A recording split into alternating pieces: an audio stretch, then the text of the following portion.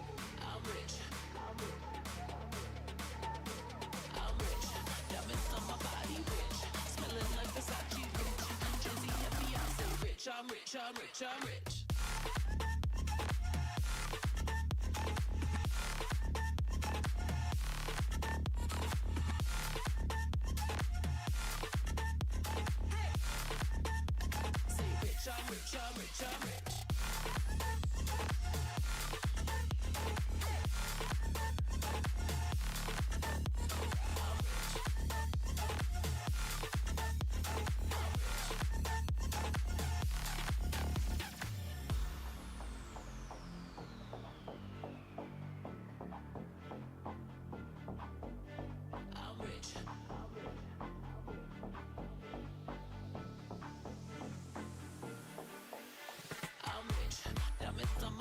body rich. Smelling like Versace rich.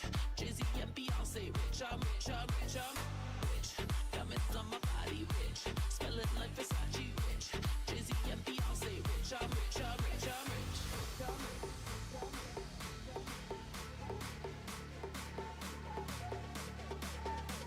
I'm rich. Diamonds on my body rich. Smelling like Versace rich. Jay-Z and Beyonce rich. I'm rich, I'm rich, I'm rich.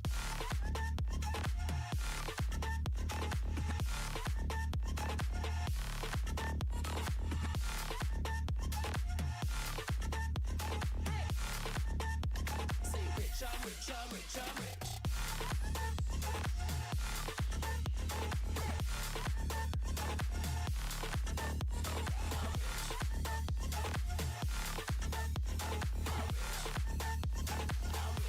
I'm rich, I'm rich.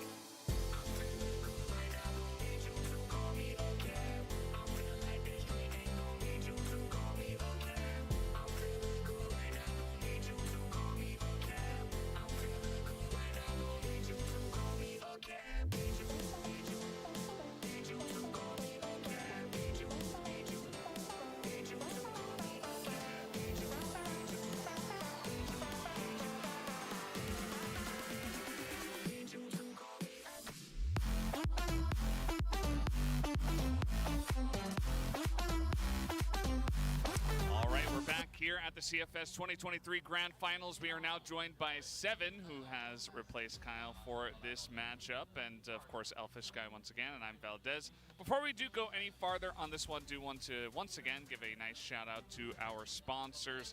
Open Minds Alienware. Alienware is supporting CFS 2023 Grand Finals with all of their devices. Thank you, Alienware. Thank you as well to Morphling for their generous support as the official gaming chair in the CFS 2023 Grand Finals. Whether you're in the midst of intense competition or enjoying a prolonged gaming session, Morphling has you covered.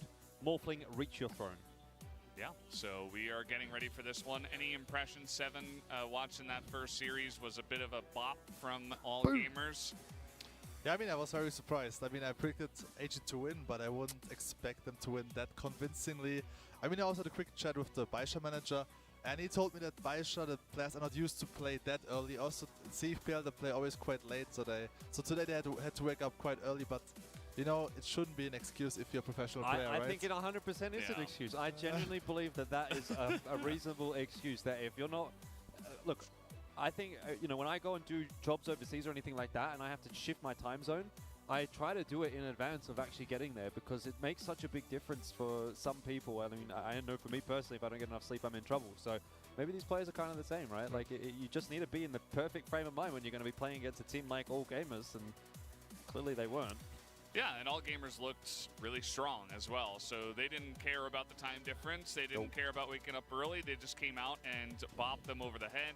And it was really one-sided, 3-0. Not what we were expecting. I was expecting at least 4 maps, probably even 5, but we did not get gifted with that. Hopefully tomorrow, if we do get Baisha in there, we could see a rematch. But it is going to be up to Vincent Gaming and Ranking Esports to first go head-to-head. And then the winner of that matchup will go up against Baisha Gaming later tonight. So a long road for pretty much any team that isn't All Gamers at this point. Yeah, more or less. I mean, especially long for these two that are down in that lower bracket round 1, because they're going to have to kick it off right here and now. I mean, looking at the head-to-head between these two teams, it is favorable for Ranking, for Vincent against Ranking, getting that 2-0 pretty comfortably. But I think since that point, Ranking have kind of looked a little bit better. They've started to kind of impress at this event. Obviously, yesterday wasn't really. Так, я тут что, представление игроков идет, да? A little bit more solid in their game against Представление команд. Ой, так. Maybe Ranking had the more difficult opponent. I also feel like Vincent is very inconsistent this tournament so far. I mean, either they win like 2-0 or they lose 0-2 or like 0-3. Так, so, yeah. And I talked to Danimal today and also yesterday. He's very confident, but I mean, if we compare the players now, так, давайте подумаем по поводу пиков банов. Это у нас BO5, поэтому ранкеды. Иголай, ВГ. Чё ВГ хотят? Они с АБС не играют просто и все. Ну да, им только с АБС банить. Ранкеды, пик. Могут БВ попробовать.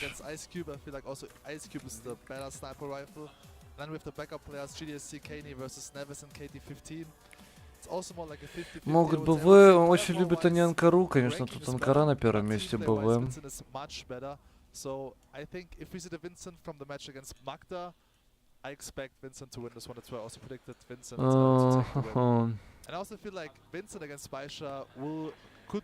Допустим, Мексика нет смысла брать, да? Компаунд нет смысла брать. БГ, кстати, есть смысл компаунд взять. Плюс компаунд. Да. Чё, какие еще карты остались? Мексика не берем. Еще одна карта у нас. Порт. Не, ну порт, вот, кстати, порт. Вот здесь вот порт может быть. То есть здесь 2 пика. Ну, дальше то же самое. Здесь БВ либо Анкара. И здесь то же самое. Остается Мексика на последнее. Смотря кто как пикает, и кто оставит Мексику на ласт. Там, чтобы сторона была нормальная. Ну да, Мексика ласт должна быть. Что-то типа такого.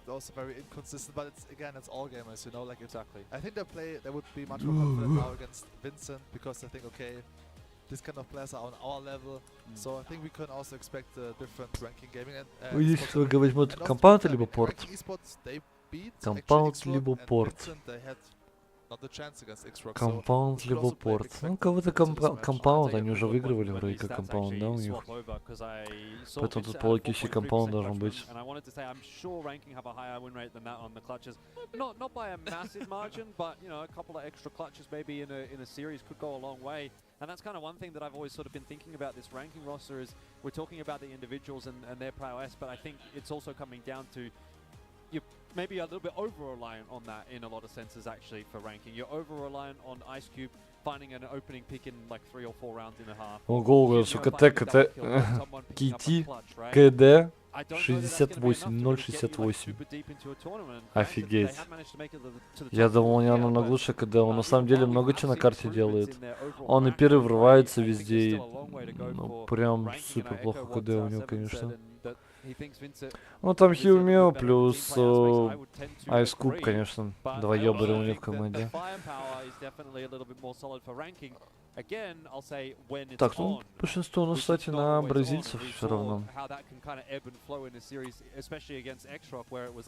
One map, Humio just going crazy. It looks like they're never even going to be coming close to losing the series, and then they just go completely missing, and they get banged out. And then the next map he's back, and it's like, yo, what happened on the last map? Where did he go? Yeah. So if you can put together 3 really good maps here, I think from ranking, then yeah, I think they can be the better team. But are they going to consistently do that? Well, I don't know. Like, what's the if you would throw in a number here and say, well, if we played this exact game 100 times. How many times would ranking win? How many times would Vincent win? Так, ну ждем. Пика банов. Ну вот на месте бы, конечно, ЛГ можно было бы взять порт.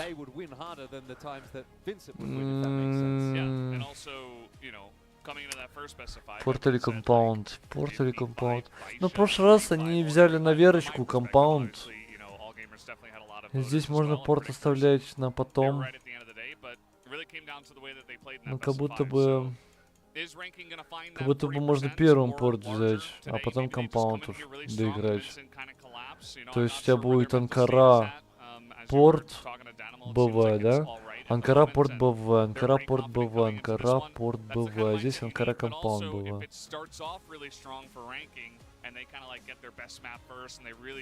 Как будто бы порт Сейвовия выглядит на самом-то деле для ВГ. На вторую карту взять.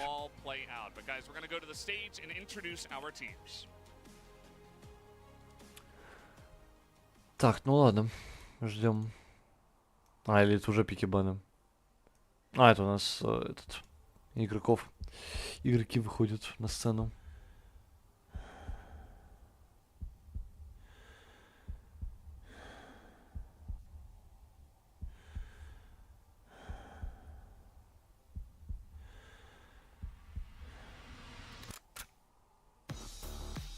Ага, против Висит надо. Ну, Висит уже против Баша играли, проиграли им. А Баш проиграл АГМ.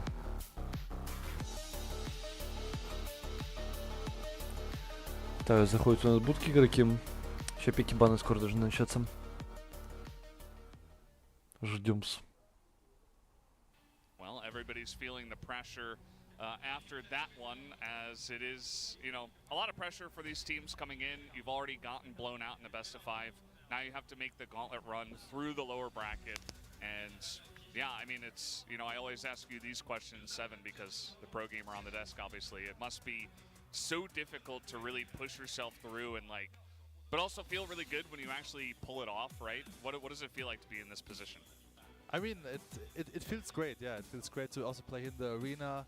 And I also want to say something. I make this call now. No matter which team will win this match, will also win the first map against Spike, because I feel like it's a big advantage playing a best of 5 right before the next best of 5.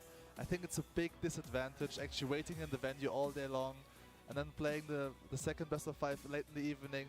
Probably also Baisha lacking some sleep. Of course they can rest now, but loud in the venue, it's obviously. It's not the same as resting in the hotel. It's not the same, and you can tell. So I make this call now.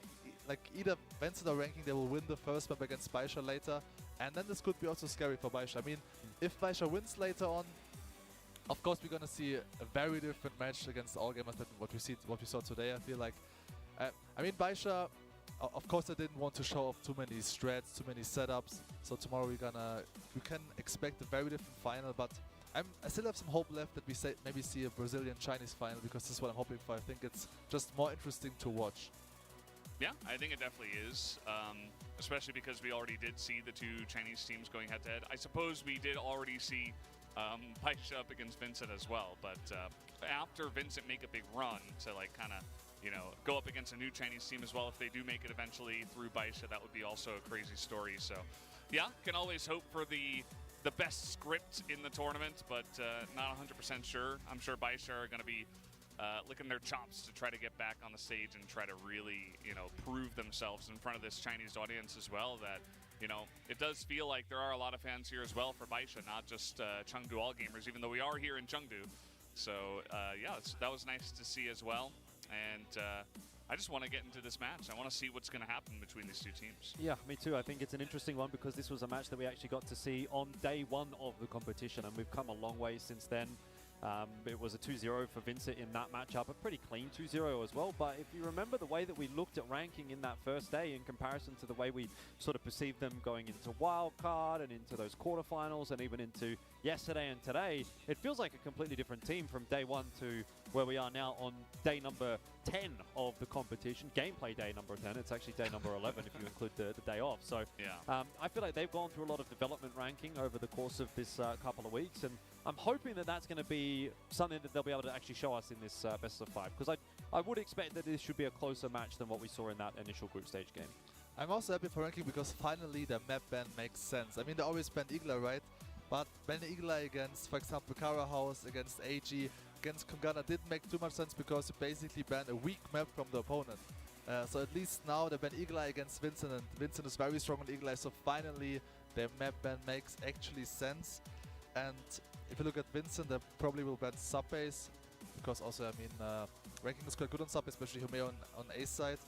So I think also when we look at the maps, I think if you look at maps, it's more like a 50-50 thing. But in the end, like I said, I think Vincent overall is more consistent, especially team play wise. That's why I still feel, like I said, 60% sounds reasonable. I would say like 60-40 in favor of Vincent is also my call. Yeah, I think it does come down to kind of the styles between the two teams as well. Like X-Rock versus Ranking was a totally different feel. It kind of felt like two similar teams kind of going at each other, and X-Rock had that kind of raw firepower, but maybe was lacking in a little bit of the team play. They were decent, of course. And then you had that match against Baisha, which is kind of like a scrap for Vincent. You don't really get to see much Ranking as well. So now I feel like if Vincent can really hunker down and just play really solid strategic crossfire, would expect them to take it here in a best of 5 especially. You're going to have a lot of chances. It's not, I don't think it's going to really get away from Vincent as it did to X-Rock, but hey, you never know. This is the way it goes here in a best of 5, and we are about to jump into the map ban pick as well and find out what maps we are going to be playing. As you mentioned, 7, a couple of them that you want to see banned out, and... Так, ну и смотрим, пики баны. В принципе, я послушал Севена, ну, думаю, он прав.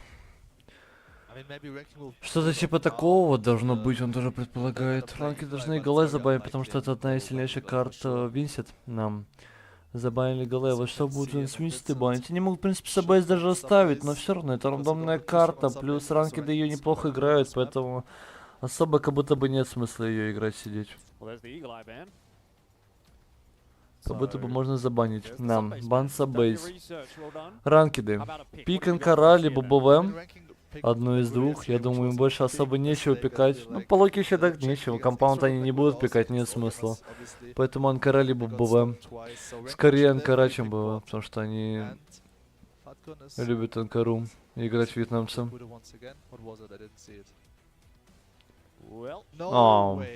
БВ. Окей, хорошо.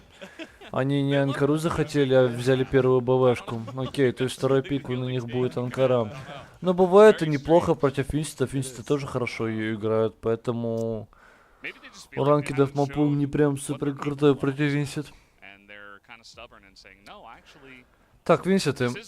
Компаунд или порт? Компаунд или порт? Ну вот как будто бы порт надо пикать, но если с сейвов играть, то можно компаунд оставить, попробовать выиграть компаунд. Компаунд просто вьетнамцы тоже неплохо играют. Ну да, компаунд, окей, допустим, компаунд. То есть здесь все же вот так вот. Получается ранкеды Анкара, здесь будет порт, оставаться Мексика будет. Винсент выбирает последнюю карту и сторону на ней, считай. Yeah, I mean that game that they played on Compound actually against ranking back on day one did actually feel like it was probably going to go to OT at one point. Анкара, ну дефолт, в принципе, все как и предвещало.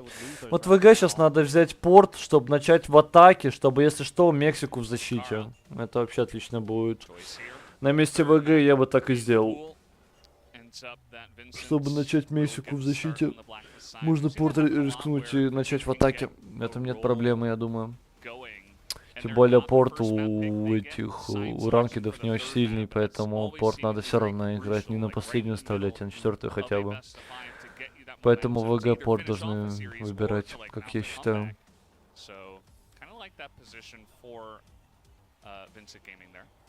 Yeah, well, I don't think it's as impactful when it's Ankara versus Port, for example. But still factor. Vincent will be deliberating on what that final pick is going to end up being. Да, порт, дефолт. Дефолт. Вот призовый фонд. Вот он, весь призовый фонд. Ну, в принципе, ожидаемые пики, прямо все, как я и сказал. Только вот здесь вот ранкеды решили первую карту не Анкару играть, а БВ. Ну, окей, давайте, удачи. Для ВГ это неплохая карта. То есть, по-хорошему, ВГ тут могут 3-1 заканчивать, да. В противном случае 3-2. Ну, ВГ супер хороший маппул против ранкедов. Как будто бы вот в самом плохом случае 3-2, ну нормально, так 3-1 как будто бы должно быть. Как будто бы Анкару должны ВГ отдавать, а остальные карты забирать. А такое вот сложилось. Ну посмотрим, как они БВ начнут. Если ранкеды готовили БВ, то... В принципе, если ВГ проигрывают БВ... Да хотя не, все равно.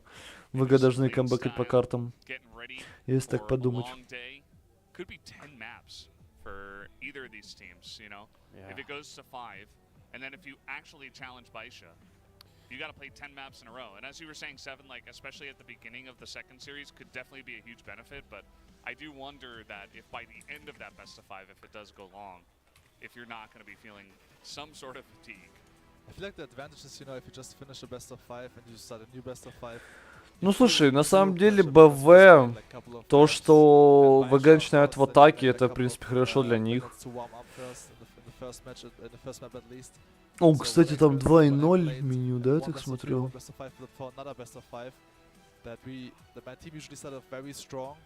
Им дают разрез на ботах, да, вот видишь, играют, сидят. Там они вон даже друг против друга играют, вон сидят. То есть они могут и на боты зайти, могут друг против друга зайти. Гуччи.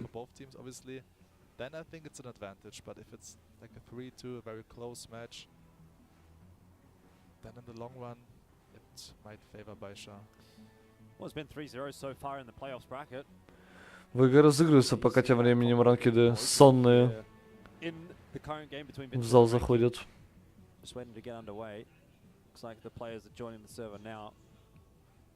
I mean, if it wasn't going to be the Baisha all gamers match that would at least go beyond 3 maps. Ты пошел заход в зал?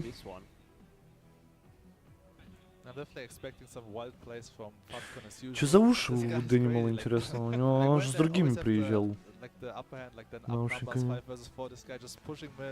Гарнитурой.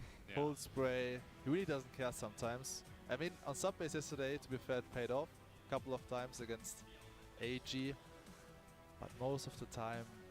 Салам Байша на голову сильнее, чем все команды, даже ГГ. В итоге порвали их АГ. А там неважный матч был. Вот финал посмотрим. Здесь не особо важный матч был. Здесь плевать, там что одна, что другая команда понимает. Они в интервью рассказывают, что тут вообще не важно, кто выиграет. Типа все равно в финале встретимся. it feels like all well executed and planned out. Or Fakan is just like, I'm gonna send it. I'm gonna do it. You can't stop me. Да мы не говорили то, что еще Байша сильнее там на голову и так далее. Просто мы говорили, что Байша выглядит в командном плане намного лучше, чем АГ. АГ в этом году выглядит хуже. Но у АГ стрельба посильнее будет. Но тем не менее, морально, да и это нихуя не решает на самом деле. Они просто Байша сыграют на один матч больше сегодня, и завтра... Завтра будут играть уже финал полностью full focus.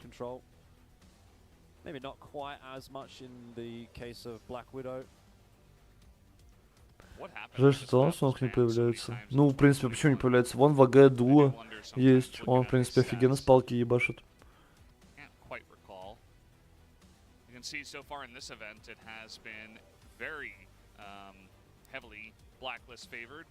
Всем привет, здорово.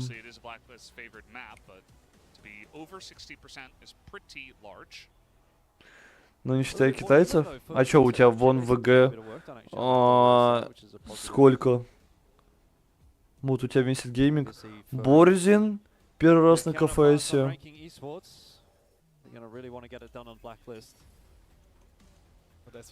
Что за КН, блядь? Вот Борзин, Иглс тоже первый раз на КФСе. По логике вещей. Вот у тебя новые таланты, которые прошли в плей-офф. У ранкедов Невис первый раз на КФСе в Китае. А вон, у него даже профайл есть. 2002 год у него. Вот. Нас удивляет Хиумеу. Круто он ебашит. У него нету, кстати. Странно, у него нет почему-то.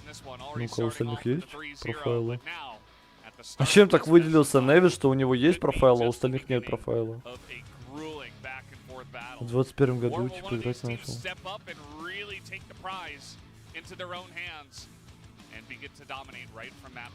Пошла каталочка. Европе, который соло закрывал бы. Дизайн, который в LCK, он в соло может игры выигрывать. Типа, почему нет? Есть все равно люди, которые нормально башат. Ванубис, например, Slayer очень круто себя показывал в этом году. Ты их просто не замечаешь. И не будет такого, что у тебя чел приезжает, как Гокин, и один играет за команду. Ну, такого не будет. В нормальной команде такого не должно происходить. Когда СНГ челом разрешал в квалах играть с Вестом, да, мечтай. Мечтай, ладно, смотрим. БВ. Ранкеды сразу же поджали подкову. Вдвоем стакуют инста.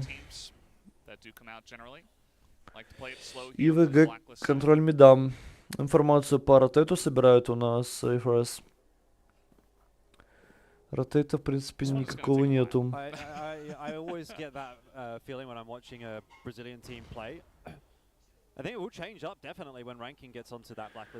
Поняли ВГ, то что ротейта нету, надо на Б идти. Там максимум двое, без хелпы, без ничего. Так, пошли на лайнапы, смог воротам.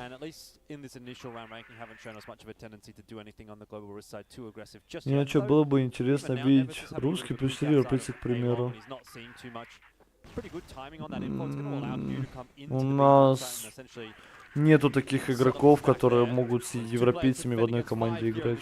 У нас нет таких игроков в России. Стенку смоков дали ВГ от рекламы смог дали, и все, и зашли. Классно точку скрыли. В итоге два игрока было, третьего на ротейте убили. Легкий раунд для ВГ. Ты имеешь в виду языковой барьер, да? Так и есть. У нас нет в России игроков, которые готовы на этом языковом барьере играть. ФРС просто пытается время выиграть. Ой, еще голову ставит. Красава. Красиво начали ВГ.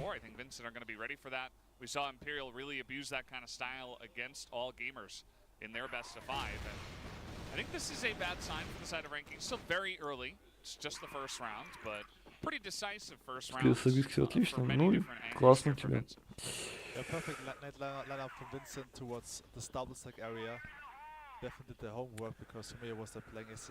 Ранкеды, свой любимый, аркады Зигим. На старте сейчас останутся. Скуп тут очень любит у нас Зик играть агрессивно. Вот, кстати, за это его и ФРС и не прощает. Аж ждал он от этого. Готовились ВГ. То, что отжал Дэниел подкову, понимаю сразу, что ранки был Зик агрессивно играть, и все. Сразу же нашли. Энтри-фраг.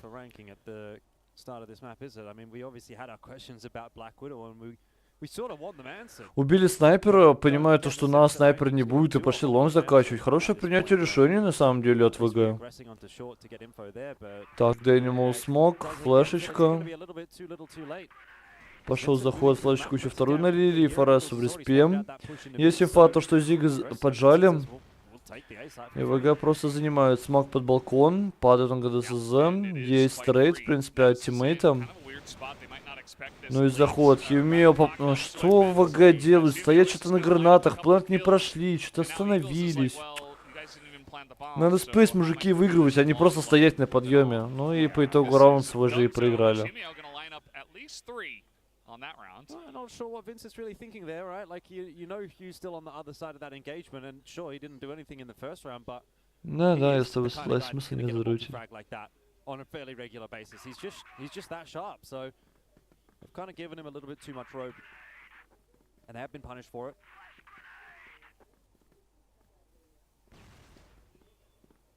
Lacy Vincent now stacking this angle. Another way to handle pressure from GR on. Так, заняли Зиг, ВГ услышали, что там подкову, кажется, аркадили. Разворачиваются, сразу же Б идут. Опять тот же самый экзекьют будет у нас ВГ делать, интересно или нет.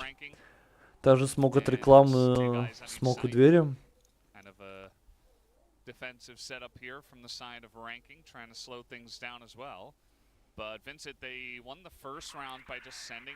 Так, полетел смог воротам.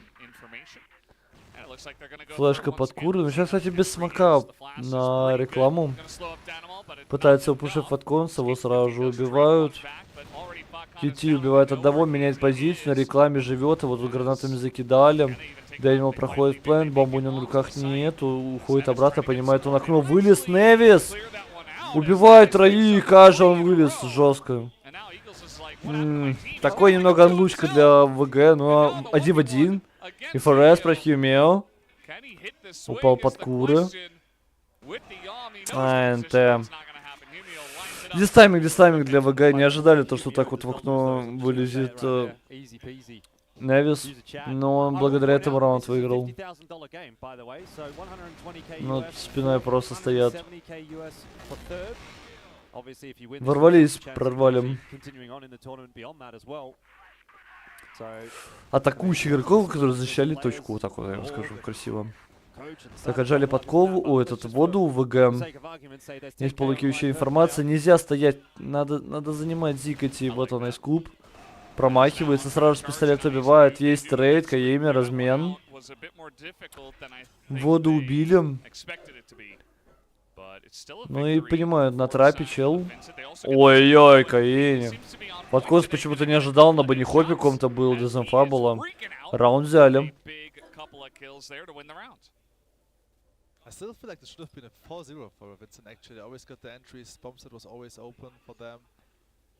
Like once, never surprised him with a good play from B window, then on A side, he went for the retake. Especially Akane stepping up to the plate, I felt like yesterday was having a rough day. He won, Kane stood up.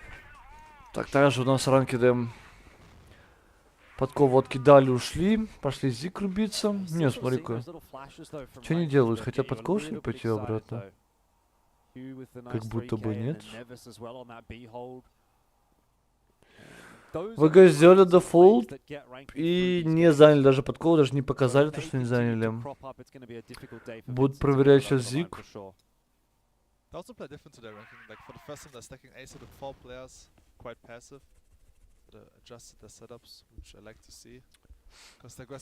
Ракеты у нас точку остакуют. На Б у них один раз получилось принять. Но стакнули из-за информации по воде. Сразу сместились, Юмео никого не видел в воду. В обратку пошли ранки достакать точку. Благодаря этому. Ну и смотрим. Солом будет УЗИ, конец к нему же тиммейты подошли.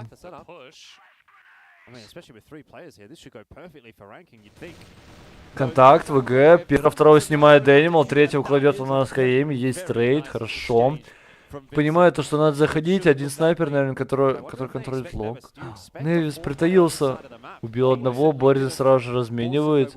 Невис уже на точку Б зашел, и последний айскуб в окне. В спину его убивают. Молодцы, Винсенты. Включаются потихонечку. У нас как и ранкеды, как и бразильская команда. Does feel like a lot of these rounds still, even the ones that ranking took, could have gone Vincent's way. The blacklist side has looked pretty clean.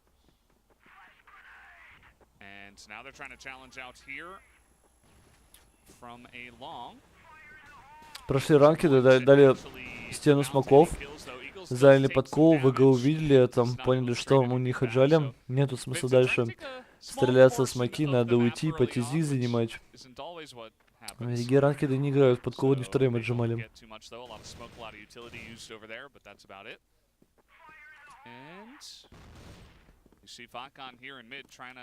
Maybe check it out, as Danimal is certainly doing the same.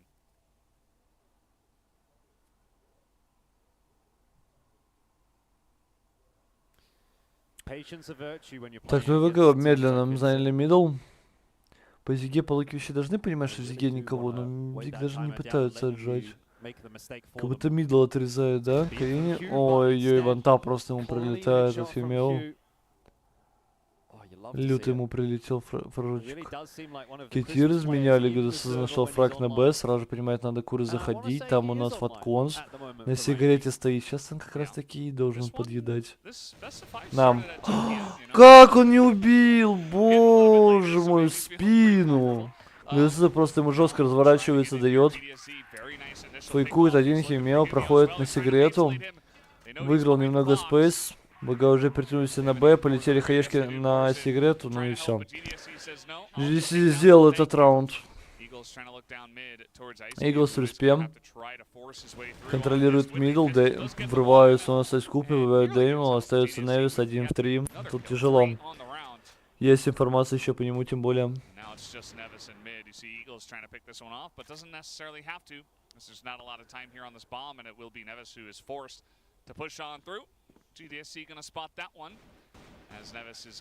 Ну, просто на время ВГ играют, молодцы. Четвертый должен быть для ВГ. Ой-ой-ой, как он снес его. Времени нет, конечно.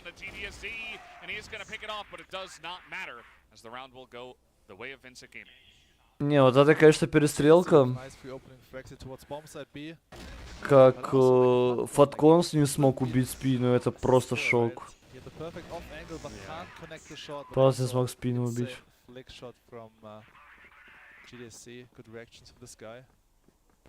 Так, флешка большая, пошла аркада воды. Ой, GDC в смог. Убивает Китим.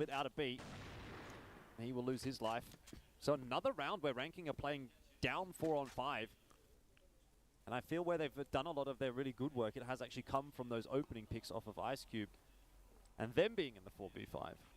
So it's kind of turning tables, and unfortunately for ranking at a pretty inopportune time. Смог Зику такой вот от ВГ прилетел. Хотя лимит, наверное, смог дать, но промазали. Смог окно-то прилетел, как будто бы. It always feels so suffocating to play against this kind of thing, although Falcon is just gonna snipe down here. Находит рейд по миду. Ну вот, смока не хватило, из-за этого Моризена теряют. 4-4 уравнивают ситуацию у нас вьетнамцы. Контролят воду до сих пор на весолом.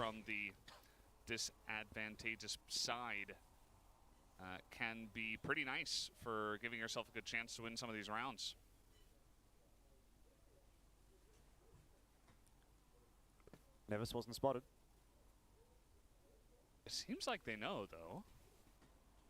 ВГ ждут, что их в респу с воды подожмут, но там ранкеды просто мапу контролят. В принципе, быстро ротейт на точку Б будет контакт. Фатконс контролит мидл. Химио лонг. Зиг заход. Упал опорник, и скуп никого не убивает. Еще Дэнимал нашел под балконом игрока.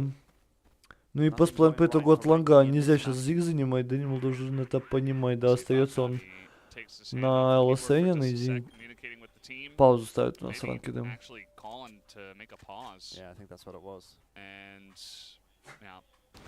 Нейс. Контакт. Ой, как фигово стреляет. Что у Фатконза, что у Нейса вообще не идет стрельба. Хотя Нейс один раунд выиграл бы, потому что просто окно выпал. И убил троих. Но ранки тайм-аут. Надо придумать им. Что-то у них не получается. А что у них не получается? Они подкову отжимают, у них на Б заходят. Они воду отжимают, у них на заходят. Они Зик играют агрессивно, ВГ это ждут. Воду аркадят, ВГ это тоже ждут. ВГ ждут всего вообще, то, что ранкеды делают. Готовы, они готовы.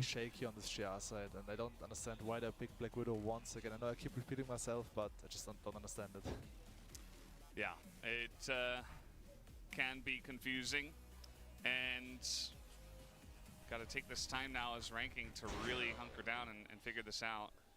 These rounds where they challenged in through Cat and just got absolutely wrecked. Definitely a bit rough for the side of ranking because you've got a good setup, but the shots aren't going your way. You're getting enteried on really cleanly. It feels like the guys on Vincent. Я даже не знаю, на самом деле, что ранки нам придумать. Они все сделали уже на карте, что могли. И закрытую поиграли, и воду зааркадили, и под флешку, не под флешку, там просто заняли, подкову строкали, Зик агрессивно играли, все сделали вообще уже на карте за эти раунды. Но ВГ просто к этому готовы. Я даже не знаю, что им делать на самом деле. Если они не могут стоять, то ну уж беги ты до раш до конца. Your big guys that have been on the stage before. Yeah, Danimal's getting in there as well, doing a pretty good job.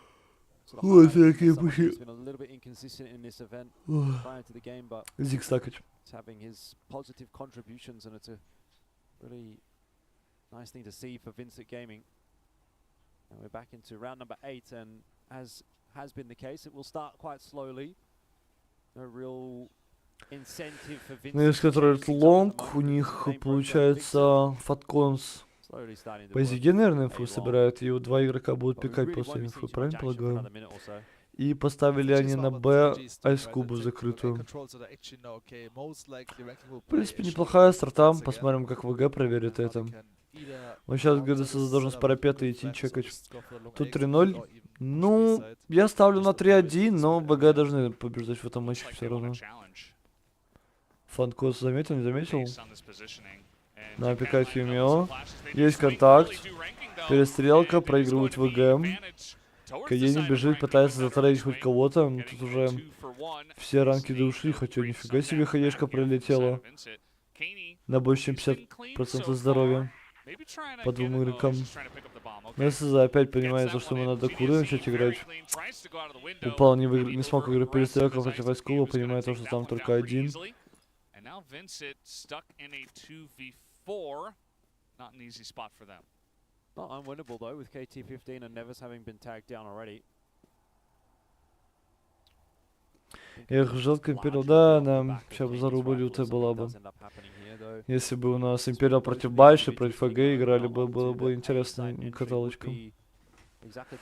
Но, довольствие тем, что имеем ранки, да вот вам 2-4 сейчас неужели отдадут? Не, Каени. Так, есть инфа, понимает под окном. Он подкаст выиграл. Плохой англ был у Каени.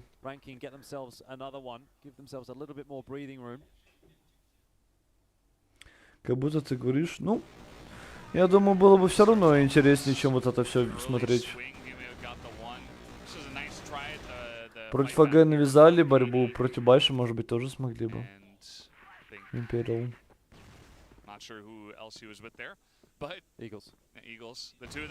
Быстро ВГ Зиг занимают. Где тут никого нет, 3 игрока делали это. Ну и все, ранкеды моментально дали, боялись за сплит точки А. Но это просто занятие Зиги.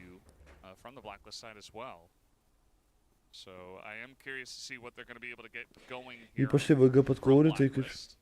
А ранки тем временем Зик ретейкнули. У них Зик отжали, и они сами Зик ретейкнули вчетвером. ВГ идут под ковом с бомбой.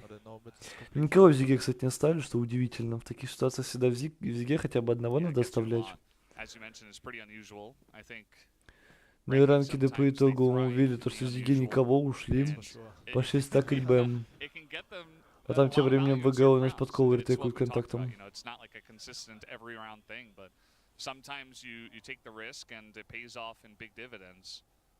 You see that what they've decided to do is essentially go back to default. I mean, they're not trying to push up their mid. They're not trying to get aggressive afterwards. They just say, okay, it looks like they're waiting back. They're not in mid, so nothing too aggressive from Так, ну закрыто, кстати, ранкиды играют. В принципе, получилось у них так один раз. Посмотри, ВГ мап-контроль. Заняли Зик, пошли под кову. Опять по Зиге информации нет, опять Зика реконтролить надо. Так, дает информацию у нас фоткон, что в Зиг зашли, сразу же у нас ранкиды пошли стакать. Что за позиции у ранкидов? Господи, они даже не знают, куда им встать, куда им пойти. Что им сделать? XSQ, кстати, М-ку взял вообще. Букити 2-7 скоро. Вообще не идет игра у него. Смог под балкон, флешка от единицы, пошел заход, Зиги. Ну, в принципе, прорвали, ГСЗ падает под балкон, дает информацию, что еще один минимум врывается. Каени вместе с ФРСом.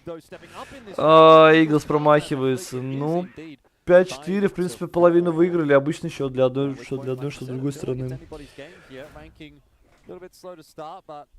They've got the ball rolling now, and they're moving on to the more favorable side of the map.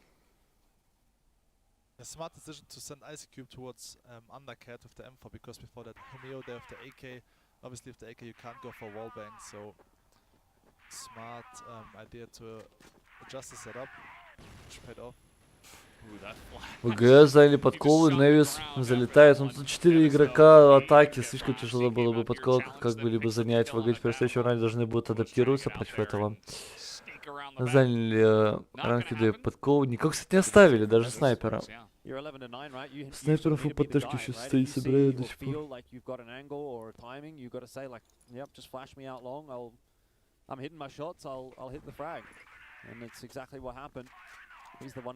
Getting out there into the thick of things, making the impact early on in the round. Like I said, you immediately get a bit of a different brand from ranking when they move over to the blacklist side in comparison to what Vincent were interested in doing. How much faster ranking looked to take control of the map. Successful in this instance. Now they have the luxury of time on their side as well. Так, ну ранки опен дали и просто сели в респе. Ждут какого-то агрессии от ВГ. Агрессия происходит, когда СЗ пошел пушить Зик. Не слышали по логике вещей это вьетнамцы. И ушли лонг контроль. Вот это сетап придумали, конечно.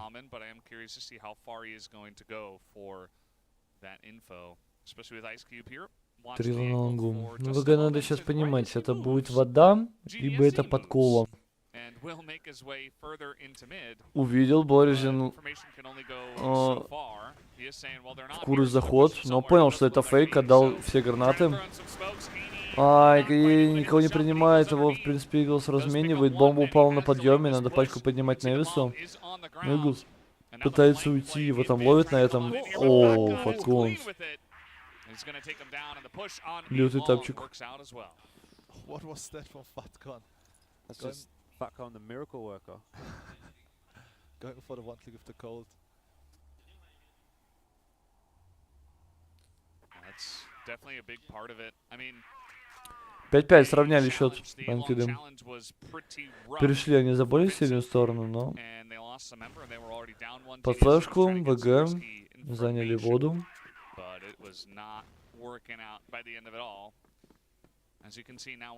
Фатконс ушел.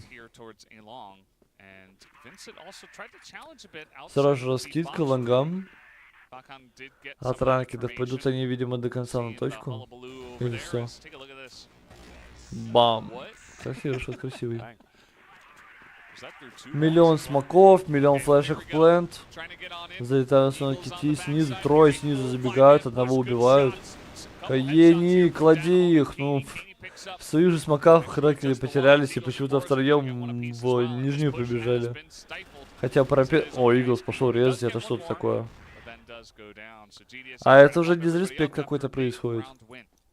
I mean, I was about to say that both teams actually approach Blacklist quite similar, right? Very reserved, very passive, but suddenly we see fast-paced execute from ranking, which is really rare to see on Blacklist, and yeah, it didn't really pay off.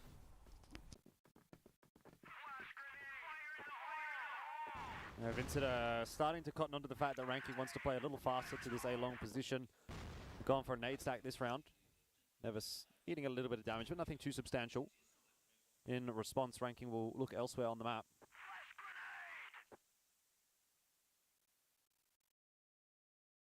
Let's see ranking. The push on A-long did not work. Vincent were able to get the info and respond to it. Now it's smoked up here on long, but they're still hanging around. Doesn't mean they can't rotate out of this one, but decently forward positions here from Vincent. If you can be forward from default, that's kind of what they're doing. Danimal's really trying to figure it out, and he did figure it out pretty quickly.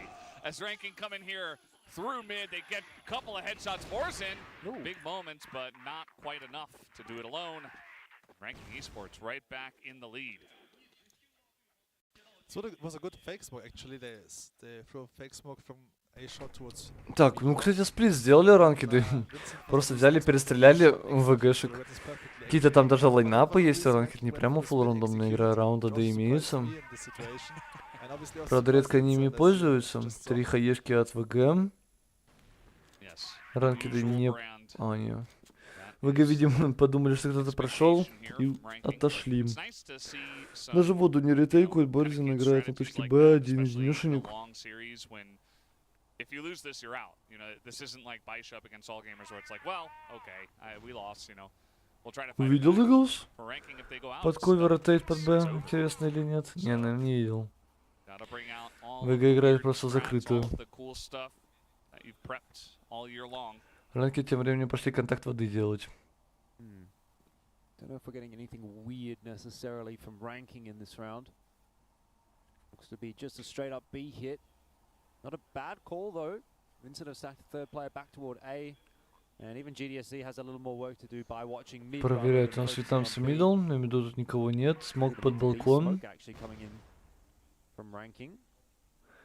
И какой-то сплит Б, да, будет у нас? ГДСЗ на приеме. В принципе, Каи не успеет помочь вместе с Дэнималом. Они тут... Да, выход мида.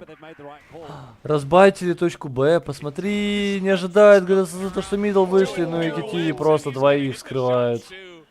Нэс остается наверх, его размене, в принципе, подкон, кстати, тоже не забегает в ворота. Могут поплатиться за это, не ожидал у нас Дэнимал этого, но и... Размен все равно имеется. 2 в 3. Бомба ставится под воду. Круто развели ранки, да хорошо раунд сработал. Ой-ой-ой, Иглс. Убивает Эскубы на воде. Сразу же не дает воду Сити запушить. Кити попытался промутиться. Да ну, они такое взять могут. В принципе, сколько, 20 секунд таймер на бомбе осталось. Ой-ой-ой, они взяли. Это красавцы. Хороший ретейк. 2 в 3 потащили. Вот этот раунд прям интересно, надо записать, пересмотреть. Ранки-то хорошо зашли, но постплент это просто дерьмо. Почему они бомбу ставят под воду и только один айскуп на воду ушел по итогу? Так, Black Widow, счет 6-6 был. Это вот интересный раунд. 3 хаешки.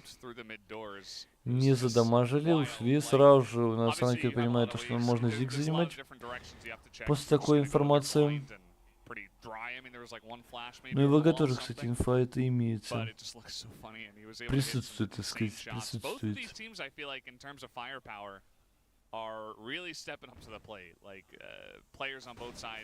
Дэнимал рискует, увидел двоих. Ай, не отпустит его. Да, не отпустил, у нас имел. Сразу же заход, лонг плюс зиг. Каени пытается принять, одного так убивает, Иглс никого не попадает. В принципе, 3 в 4 можно попробовать ретейкнуть. Но будет тяжеловато. Кити вместе тиммейта пикает нижнюю. Перестреляли сейчас, конечно, ранкеды. Дэнимал хотел попытаться ближе к Зиге занять, но там уже 2 игрока у вьетнамцев было. Поэтому не смог. Из-за этого ошибки его не простили. Сразу же ранкеды берут такой поинт. Ну, предыдущий, кстати, тоже ранки должны были брать, когда 3 в 2 постплент проиграли.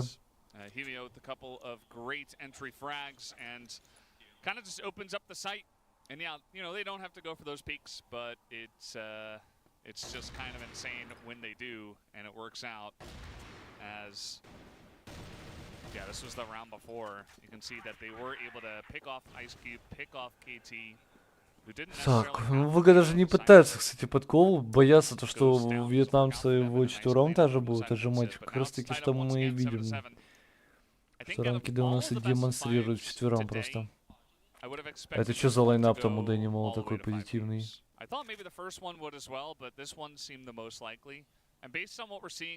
Это флешка. Ага, против Зиги. Ничего себе придумали у нас. Винсеты. Ждет контакта от тиммейта. Смок тэшка, смок мидл, ранкеды ретейк воды. Контактом пойдут, да? Да, контактом пойдут. Ну-ка, ранкеды, пойдите-ка, пожалуйста, в Зигу и зайдите на точку А. Дайте посмотреть на флеш, который Дэнимал отпустит.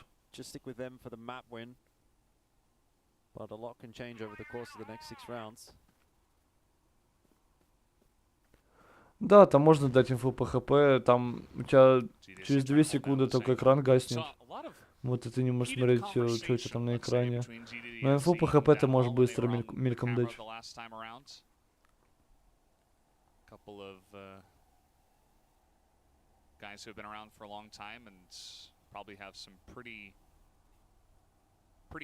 Decently set in stone opinions about what they should be doing, so it would be nice to get them on the same page and see if Vincent can pull. Ранкеды супер медленно.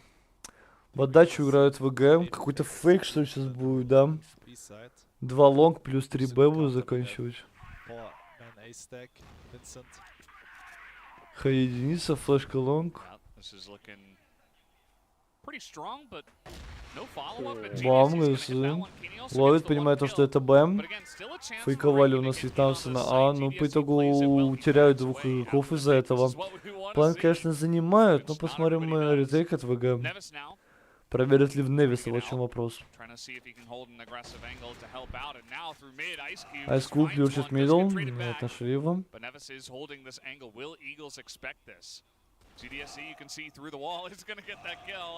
Нам просто по одному все падают. 8-й ВГ. Просто играл супер важная карта для ВГ. Если они ее побеждают, то по логике вещей тут невозможно уже залить этот матч. А для вьетнамцев, наоборот, это мапа очень важная, потому что следующий пик, который они выбирали, это была Анкара. Анкару они, в принципе, могут против ВГ выиграть. Поэтому им надо еще и БВ забирать. Привет, привет. Всем привет, ребят. Всем доброго уточка. У меня опять состояние, что меня в сон клонит. Надо кофе бахнуть.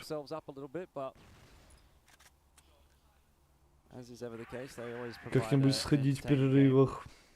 Вот, вот, вот, флешка, флешка. Покажите флешку от Дэнимала. Ну-ка. Рабочая? Сейчас узнаем. А прикинь, сейчас промажет нахуй себя флеш. Вот пиздец будет. Ну заход, давайте, ранки, делайте заход, пожалуйста, покажите.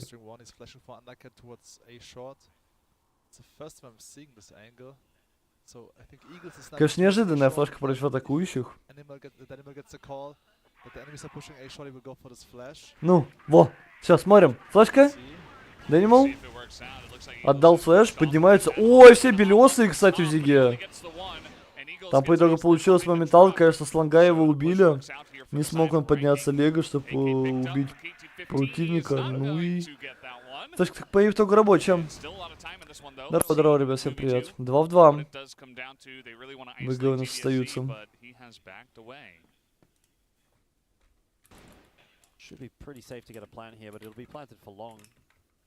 Oh, they're going to go for the open plan. Where's GDC going? He's still on B for some reason. Going for the full flank. Так, будет у нас ретейк через зиг. Бомба ставится под лонг. Да. И ранкеды просто перекрестно стоят. Ой, какая хаешка под окно.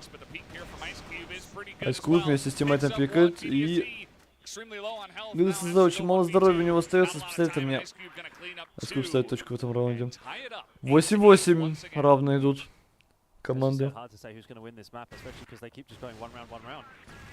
Вот она флешечка. Оп. Вот такая выпала. Офигеть, ее даже не видно. Классная флешка.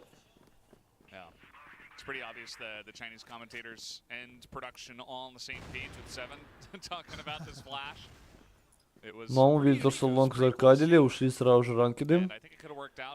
ВГ заняли подкову. Наконец у них получилось это сделать. Хотя бы сейчас ранкеды не вчетвером шли.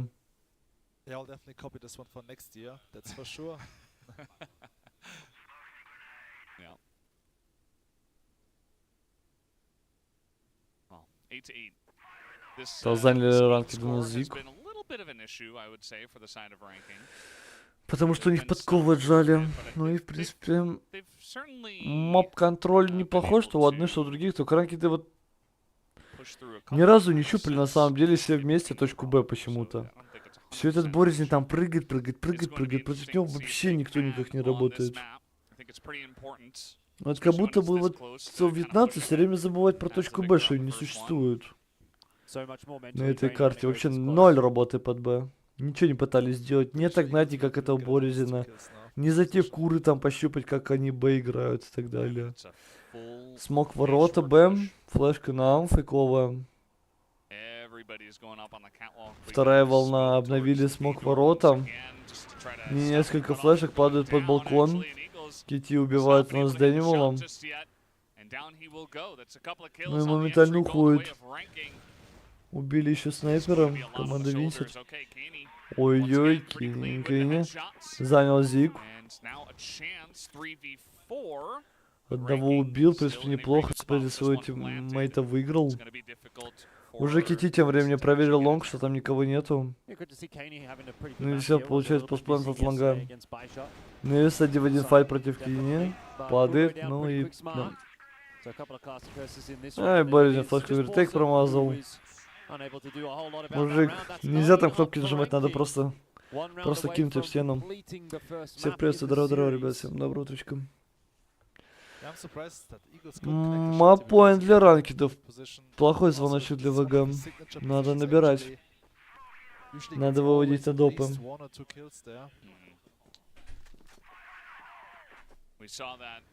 ВГ у нас пошли под флешку воду пушить. Подкон спалил все это делом. Отжали сразу же ранкеды подкову. Понимаю, что там нету никого.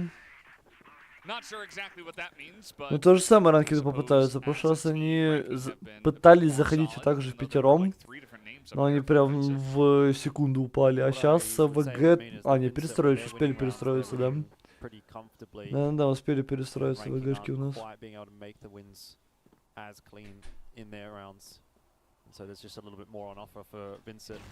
Маки подъем, Иглс попадает в ногу.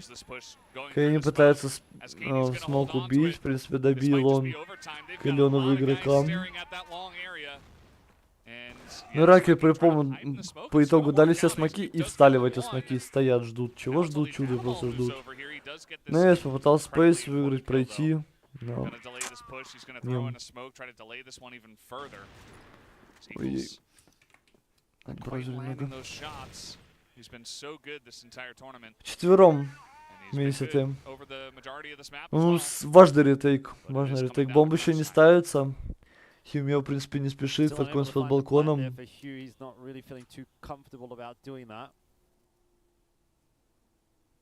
Don't think ranking playing slow here is really going to fool Vincent into anything. They've got a lot of info in mid there with GDSC, not seeing anything. Да не может сделать какой-то под балконом. Бомба еще не установилась, и ВГ просто зачилились. Ждут аркады. Ай, Дэнимал контакт! Есть, выигрывает файт, Борзин отменяет бомбу. Ну и последняя СКУ против четверых первого кладет. 30 секунд, второго убивает, а вот это плохой звоночек. 50% здоровья у него на хелсбаре имеется. Бомба не на руках.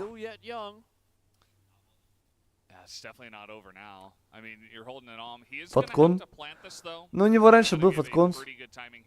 Ну, сейчас фаткон, видишь, да, у него. Я просто по привычке уже. Бомбу ставят айскуп, ну и да, отменили бомбу. Времени не хватало.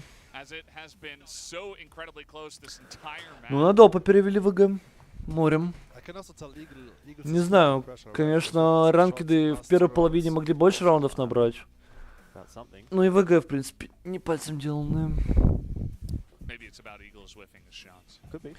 Допы. Сразу же у нас первая карта и сразу же допы. Ой, стрим будет долгий, как мы предлагаем, да? Сколько лет тебе? А сколько мне? 23 мне получается. Вроде как. Ну да, 23. Молодой? Да если бы, ребят, молодой. Года в никуда улетают сейчас.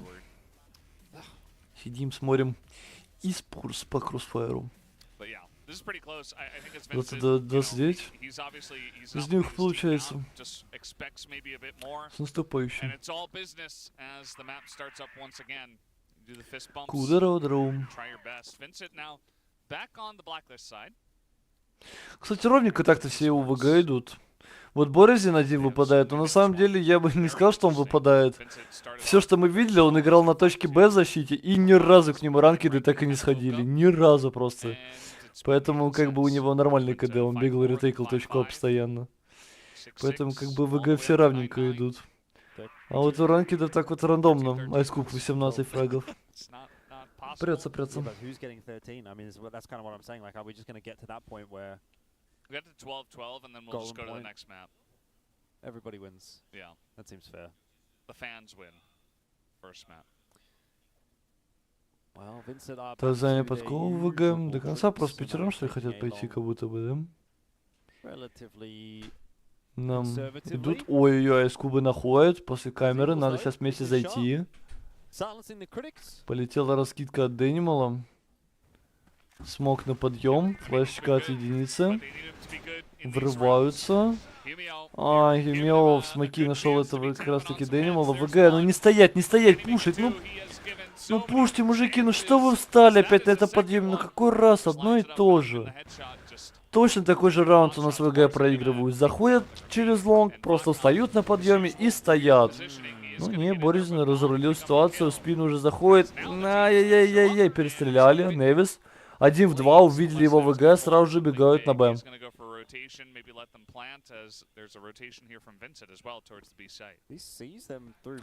Увидел Невиса, что под Б сместились. Ну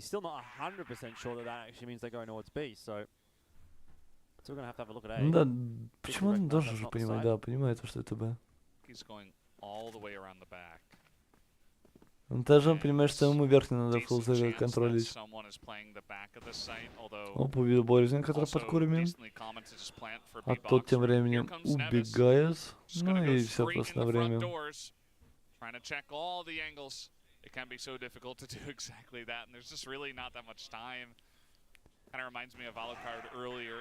Тяжело такой раунд, конечно, потащить. Слишком много времени надо, чтобы проверить все позиции. Тем более еще бомба стояла под спину.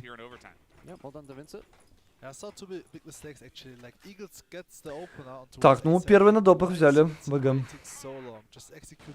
Про что я говорил, будет равная игра. Так, увидел Иглс ротейт под Б. Сразу же пятером пошли ВГ. А почему так? Интересно. Смог промазали в тэшку. Иглс нашел Эндрей по химии, который мид пикал.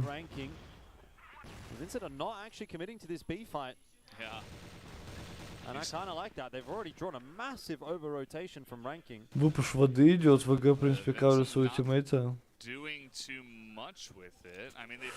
Ай-яй-яй, тайминг. Ранкеды пойдут, нет? Не, просто без так вот, видимо.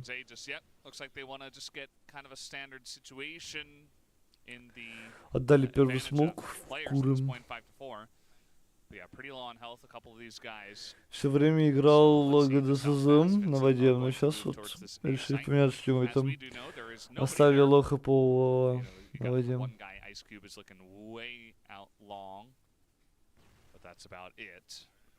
Пошел выпуш. Есть контакт, информация по двум. БГ будет заканчивать.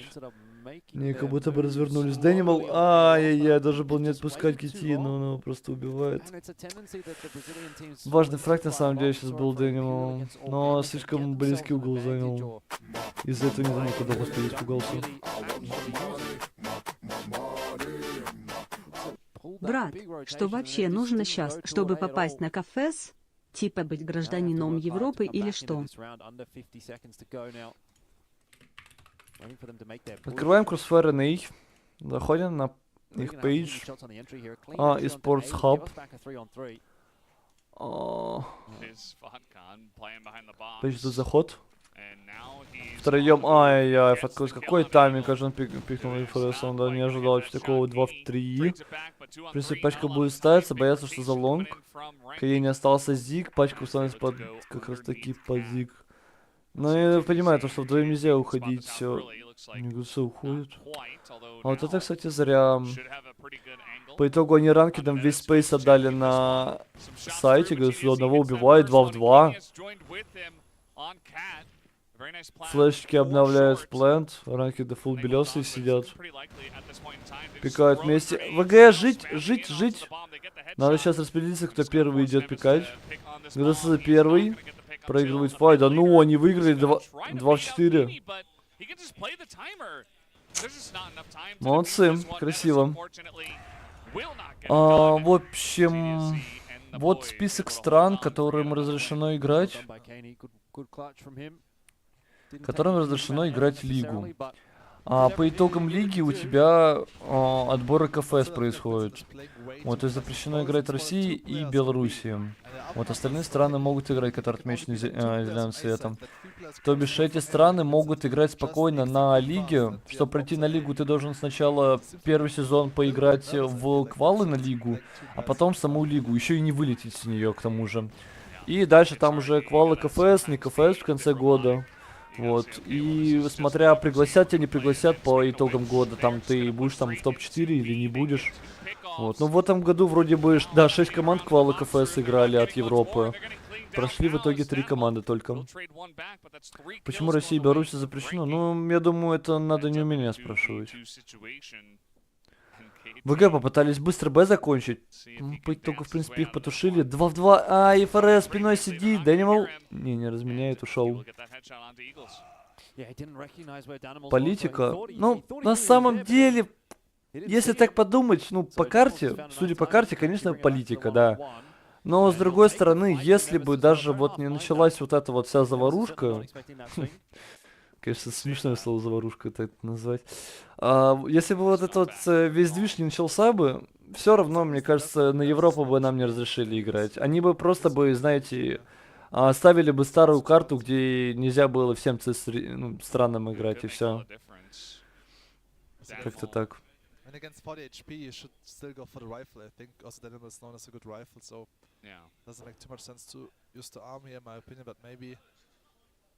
Gets the shot, let's see. Maybe just wants to hold on to this box room for a while with it and then change. Still an opportunity to do that. Да, не молоди в один. Важный раунд на самом деле. Если потащит, то в принципе один раунд защите уж 100%. Тайминг! Ай-яй, не попадает фликом.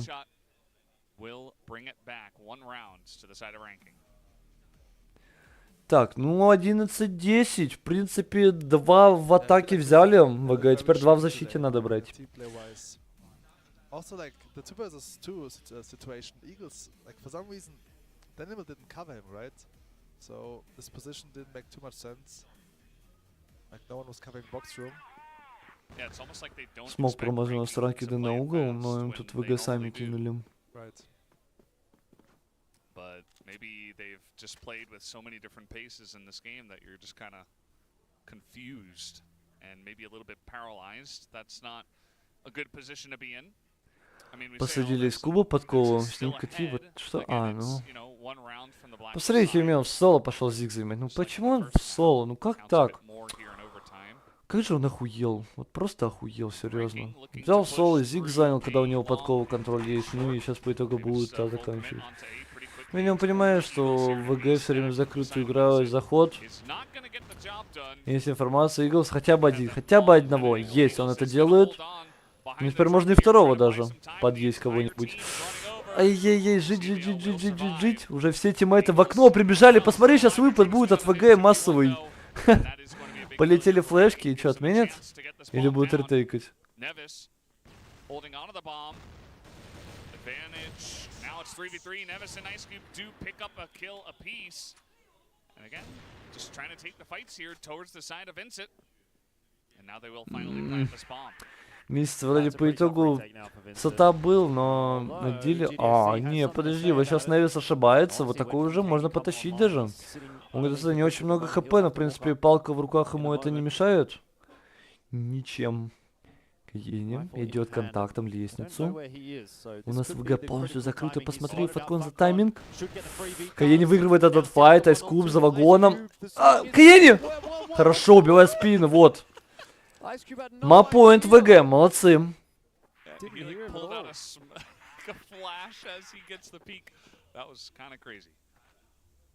And also crazy how long Eagles could survive behind the train, right? It seems like ranking was baiting each other, no one was pushing, and it was just Eagles on bomb side A.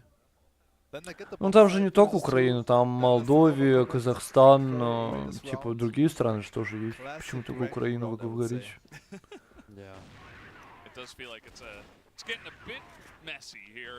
Латвия, Литва. Вся вот эта вот вся страны ближние. Ближайшие. Ну вот, рандомно полетели ранки доиграть. 2 фрага сразу же Химио сделал. И еще Дэнима убили. 4 раба. У меня есть знакомые рабы. Могу телефончик дать.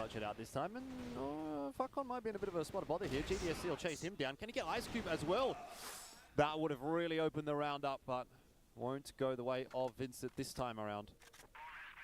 They'll still have one more chance to close this map out before ranking get also onto goal. Каени 1 в 3. Но один мапоинт как будто бы отыграли. У нас ранкидом тут нереально будет это выиграть. Да, еще Айскуб. Ой-ой-ой-ой-ой. Айскуб не справляется со своим культом. Каени его перестреливает.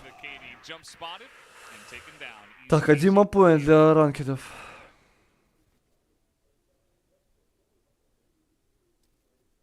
Just a very nice start to that round. Humio trying to make sure that they're not out of it just yet.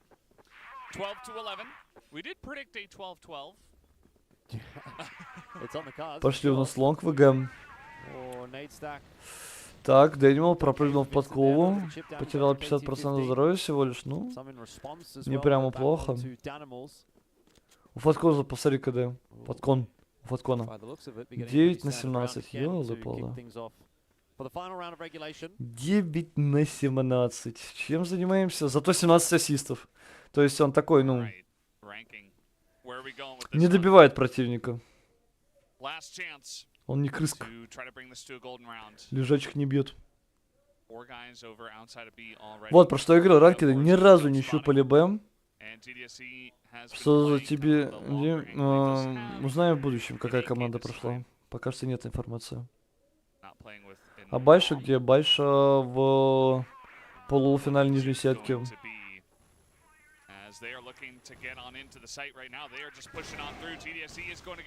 Ранки по итогу смог дали тоже так же, как ВГ делали от рекламы. И забежали на точку. Все красиво. Только смока в ворота, конечно, нету, но все равно. Golden point certainly on offer now. Kanye and Eagles. How many times it's been these 24 берут такой ретейк. Ну вот опять же, ВГ не могут вообще в защите рауна набирать. Супер тяжело им играть в защите против ранкеров. He spots out Kanye there as well. Easy information going over to the rest of the team, and that'll be that. It is 12 apiece. So we are going to go the distance to start off our second best of 5 series of the day. All the hard work that Baisha and AllGamers put in making the day quick is being undone by Ranking and Vincent. Надо, кстати, поменять. So the question is, where was GDC looking at? I mean, he had Daniel looking, like checking mid. For some reason, GDC is not focusing towards bombsite B. He had the perfect position. So this was a big misplay coming in from him, I think, and which cost him the round at the end. To be Because if he determinate. gets the first frag onto Meo, they might Так, gold round. have bombsite B. А чё по смене сторон? Да, смена сторон есть. Ой, ВГ в защите. У них... Они и так раунды еле-еле в защите набирают, а им еще и голд раунд за эту сторону играть. Конечно, неприятно.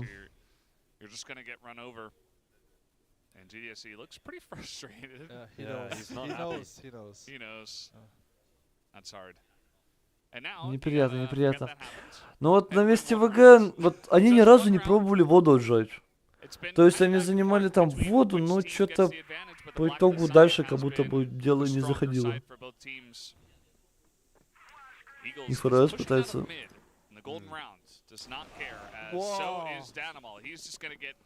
Смотри, я сам чем работаешь, учишься? Да, я работаю, мы учимся. Нашли ФРС сразу по зиге заход, ранкеды падают аж под балкон вдвоем. Из окна вылетели вдвоем у нас ВГ, за вагоном, где GDZ живет. Борозин, там очень далеко, ему никак не помочь. Но он пытается жить, но вот тут с окна уже фатком просто прибегает, который под зиг падал.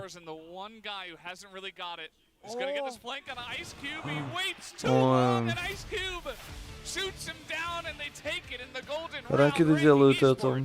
Ну, про что я говорил, если ранкиды выиграют БВ, на самом деле плохой звоночек для Винсентов, но все равно у Винсентов мапул хороший.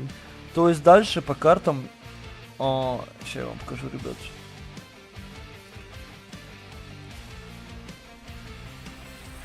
Дальше вот такие карты. Компаунд от ВГ, их пик. Они уже один раз выиграли ранкет. Дальше Анкараны, которые в принципе... ВГ готова сражаться, но это на самом деле 50 на 50, как по мне, вот здесь вот. 50 на 50. Но ВГ даже надо компаунд забирать, чтобы выигрывать это было 5. Если они компаунд проиграют, то это Габелла можно написать. Вот. И по логике вещей, даже если вот ВГ выиграли компаунд, но проиграли Анкару, да, то у них дальше хорошие карты. То есть порт. То, что они начинают в атаке, ну не прям супер плохо, но зато они Мексику начинают в защите. Поэтому, мне кажется, все равно. Вот сейчас компаунд ключевая карта будет. Если компаунд ВГ проигрывают, то, скорее всего, проигрывают игру. Но им нельзя проигрывать. Просто нельзя проигрывать. Сами отдали свой БВ. Конечно, ну... Не нравится мне, как ВГ БВ играют. Даже у ранкедов я намного более интересные идеи видел, чем у ВГ.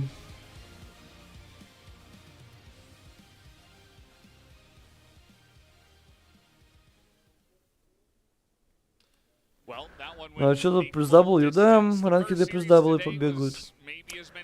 Так, ладно, 5 минут перерывчик. Пойду, может, покушать что-нибудь возьму. Пойду кофе попробую успеть сделать. Сейчас приду, ребят.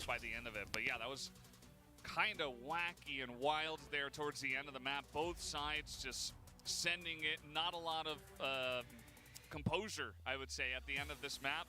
And at the end of the day, Ranking Esports does get it done. They're on the blacklist side. They're able to just kind of push in pretty quickly, and that does benefit them and push them to the win. Yeah, that is really the typical Ranking Esports map, isn't it? It's just madness, chaos, and I think they kind of, to an extent, brought Vincent down to their level a little bit in that one. And the longer that went, almost the worse it looked for Vincent as well. And you could even tell, just looking at the player cams, that Vincent especially were getting pretty frustrated with things. So I think that's a particularly worrisome sign for the health of this best of 3 series. Knowing obviously the compound is the map next, it's Vincent's choice, but it's also not one that's really out of the wheelhouse necessarily for Ranking. And if Ranking were to get another map win on the board here and pick up compound, go up 2-0, I actually think Vincent might just mental boom at that point and get absolutely smashed on the third map, but we're not there yet. Hard to really say that there was like an MVP actually here, because it was really a bit messy across the board, but I mean, you probably do just have to give it to Ice Cube based on his input. I mean, for me, the MVP was, individually, Fotgun was having a quiet game, but pulling off this fast execute in the last round, I have to give him respect for that. Because they played quite reserved, right? Very passive for Blacklist the whole match. And then suddenly in the golden rod, I go for this fast execute. I'm still questioning Boris, like, why was he not killing Ice Cube from the back? And then it's a one-on-one. I think he wanted to get the info on where the second guy was as well, but... it's too risky to wait, right? Yeah. It's one of those things where it looks silly if you don't do it, but then if you do it and then you just get traded straight away, it's like, well, why didn't he just wait? You know? So I mean, from my experience, like, if you have the chance to kill the sniper rifle from a single box position, you have to kill him. Sure. There's no way to wait. Because it's like always like, the rifle from this position is like checking like A short, and then after 1 second he will check long A, so it was pretty obvious that in like few milliseconds Ice Cube will check this position, which was the case in the end. Yeah, GDSD got the 3k behind Train, but still it was not enough to defend bombs at A. And yeah, in the end, ranking is winning the first map. Take a look at some of the matchups here. Kaney was 8-4 against Humio. We had Ice Cube with wins against everybody except Eagles, so not necessarily winning 1v1s against a sniper counterpart, but I would say that Ice Cube definitely had a bigger impact over the entire map for sure against everyone else. Just, yeah, pretty close across the board. This was a very close map, obviously going all the way to the golden round, so hard to really call out anyone or really point out anyone that did something insane. Yeah, I mean, look, I think at the end of the day, like every single player in the server there is going to look at that and go, well, probably could have done something better there and probably could have either won or lost the map based on that sort of changing up a little bit. So it's got to be a bit of a tilter definitely for Vincent, especially because it really did at one point look like they were going to be able to finish that map off in their favor, but you do have to sort of try to mentally recollect yourself here and reset going into compound and hopefully sort of start your inroads on the best of 5 there, because they would really equally feel like, yeah, we worked hard to actually be up 1-0 and kind of don't get a reward for it. But now it's very scary for Vincent actually, right? On compound, also in group stage against ranking, they also look kind of shaky, kind of weak on GR side. Now they're starting off on Blacklist, and obviously compound is very GR sided. So if ranking can shift this momentum also onto the second map, and if they lead 2-0, then it will be tough for Vincent to win this one today. I mean, for me, Vincent is the favorite overall, but ranking individually look much stronger, and I also feel like the decision-making from Vincent is really off today.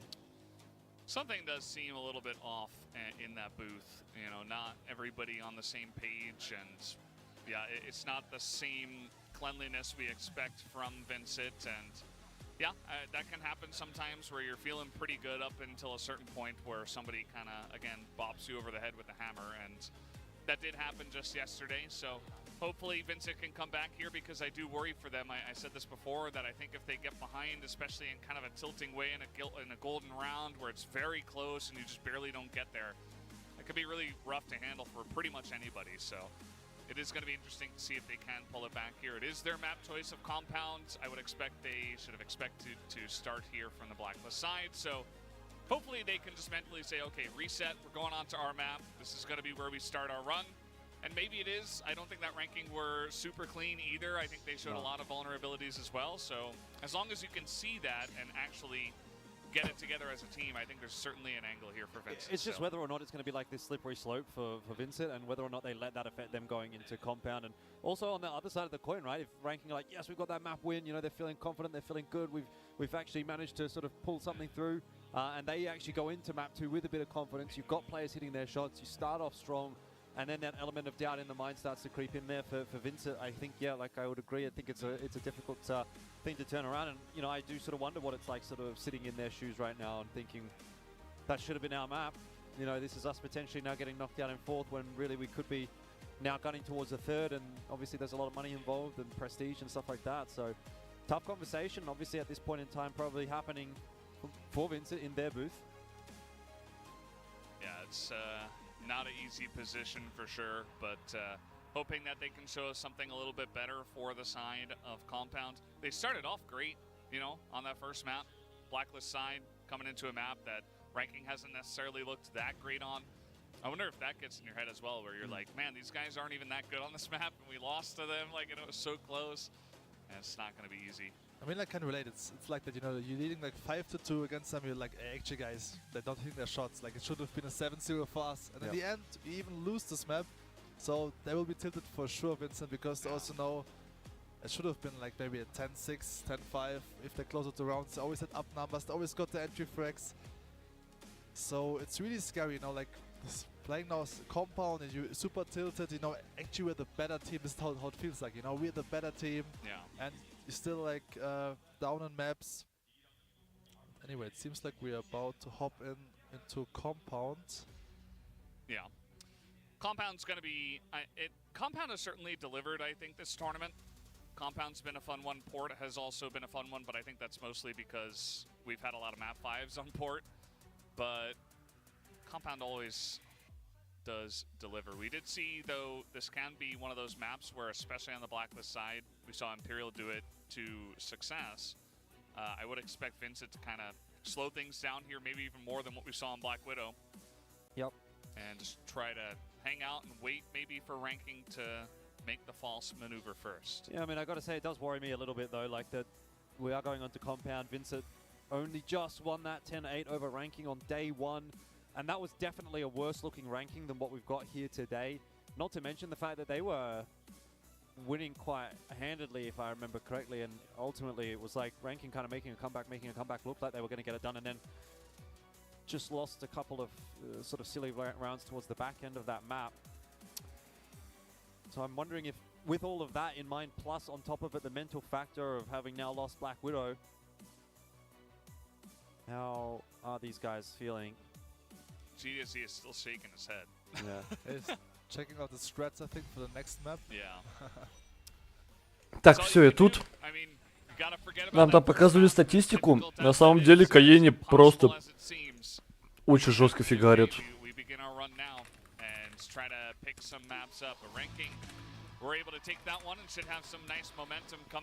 Ну-ка. Че у него по КД? Просто, например, вчера он вообще люто сосал. Че у него вообще по КД за турик?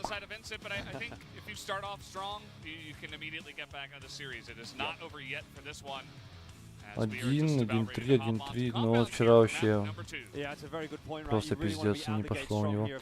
Ну сегодня нормально бахает, сегодня прям сильно бахает Каени.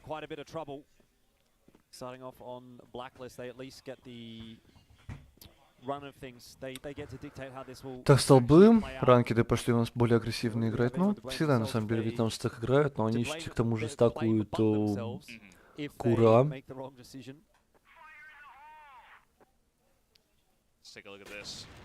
Ай-яй, SQ получает по голове, сразу же попытался уйти, но его не отпустили. Фатконс убегает. Есть инфа, можно попробовать занять скрипт. Посмотри, что делает у нас Кити. Оп, нашел спину, Тауэр, и сразу ушел. Видишь, Фатконс, Дэнимал, ну что это?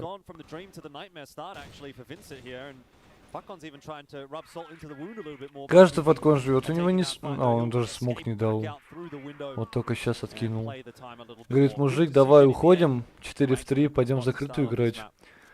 Ушел Китими с ним. Передропали ганы. Я не знаю, ВГ, ну что это такое? Ну вы заняли столбы, вы убили. Ну почему вы не погнались? Вы понимаете, что он там один? Ну что это? Почему они просто встали и стоят, ждут? Чего ждут? Ну вот их тут Химио просто трипл киллом тушит.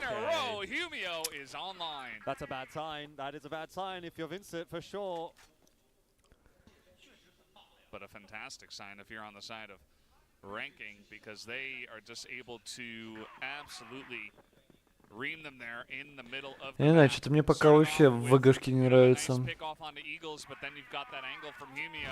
Прям супер не нравится.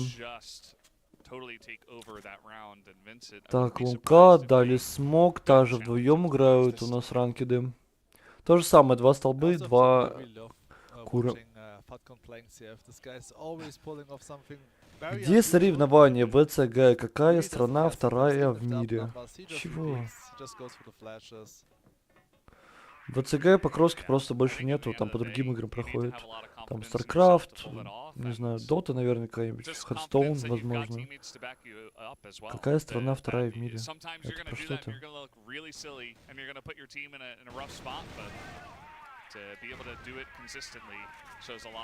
Так, вышли в мидл, БГ.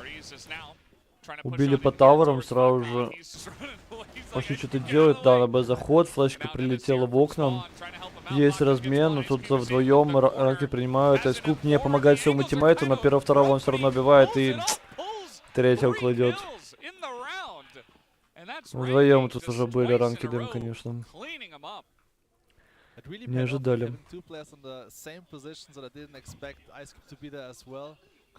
После Китая кто? Ну, наверное, какая-нибудь... Про что ты имеешь в виду? Про онлайн, я не знаю. Про компетитив, про уровень игры, наверное, если про уровень игры, то Бразилия. Скорее. Айскуб, Open на столбах.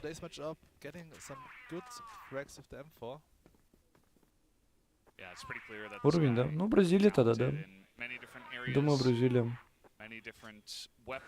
Возможно, Вьетнам, но мне в этом году вообще вьетнамцы не нравятся. Супер плохо уж они играют.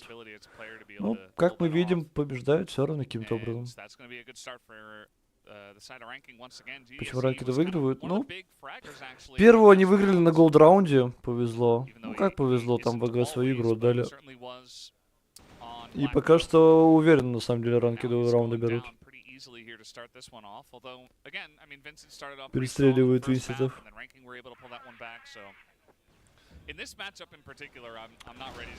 Ай, Дэнимал падает, Каене. Затрейдить? Не. Даже стрельнуть не успел, ему сюда херня все. Посмотри, что Кити делает. Ну, его даже не слышат, и фрез. Все, паузу прожали у нас. ВГ, пора бы, да.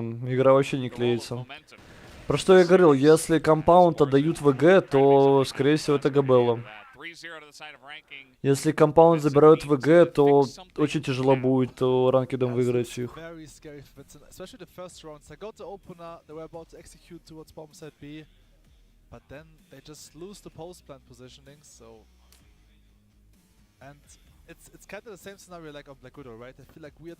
Почему отменили ВЦГ, знаешь? Ну его не отменили. Во-первых, коронавирус.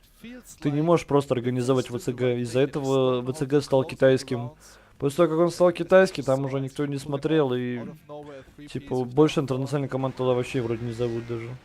Я не знаю, что-то сейчас с ВЦГ, мне не интересно вообще это. Да и сам ВЦГ, ну типа Рофта Турик.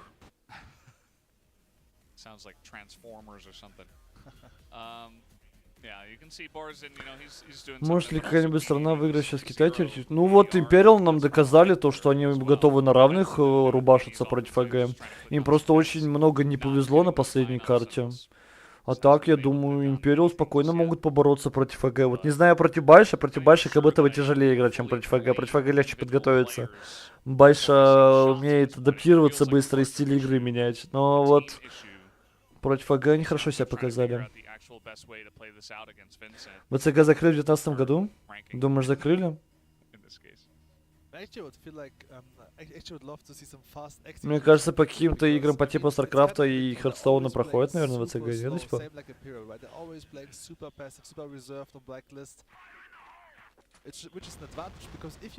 Там просто убрали дисциплину Corsair таковую, и все. Так, давай посмотрим, что ВГ придумали. Да, мы уже чекали за историк, был в 2019 году так от них. Разве? Нет, подожди. В 2019 году это мы играли. Это я точно помню. После 2019 года еще был турнир. Это я точно помню. Он был китайский. Он был полностью китайский в ВЦГ. То есть там не было интернациональной команды, потому что ковид был. Imperial могли закрыть, ага. Нам не повезло. Не повезло. Точно не в 2019 году последний ВЦГ был. Точно не в 2019. Ранкеды, кстати, засадами, да, сделали. ВГ пошли карту контролить.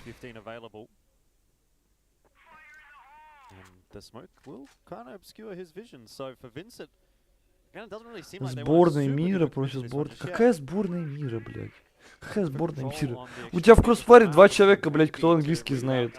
У бразильцев ни один человек английский не знает. Вон там Дэнимал, дай бог 2 слова скажет. И там у Imperial Дреф там 2 слова тоже свяжут. Это все. В Европе, окей, да, хорошо, английский много кто знает. Во Вьетнаме, ну, дай бог, там тоже один человек в команде, кто-нибудь, кто по-английски побаляка теоретически. Да нихуя это не может быть теоретически. Все это говно. Не думай даже об этом. Это, не знаю.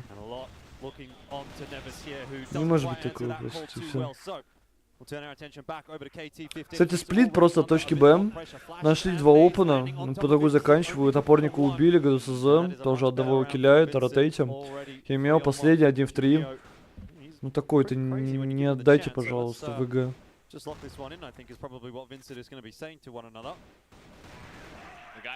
Молодцы. Перезабрали ВГ, начали контролить карту. Более быстрее. They are back on the board after a timeout. That's really good timing for them to show up. And I think if you drop that one, you might just begin to slowly lose all hope as a team. But it's nice to see them. They're still here on the server. Nice little round to pick up. Невис у нас отдал флешку столбы. И смог глубокий какой-то. Боятся ВГ, что теперь у них против них столбы агрессивно играют.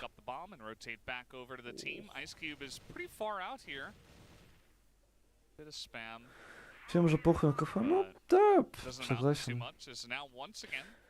Ну не похуй на кафе людям, которые зарабатывают на этом деньги, по типу бразильских команд, у которых эти деньги это просто вообще какие-то, не знаю, сверхбольшие деньги. Как для России, в принципе, тоже для России это огромные деньги. Для Египта это просто вообще что-то с чем-то, эти призовые фонды. Вот. А остальные страны по типу Европы, Америки, им вообще похуй, типа, на эти бабки. Это как будто бы для них, ну хорошие, да, деньги все равно, но не прямо, чтобы жопу рвать, сидеть 24/7 в Crossfire Only играть.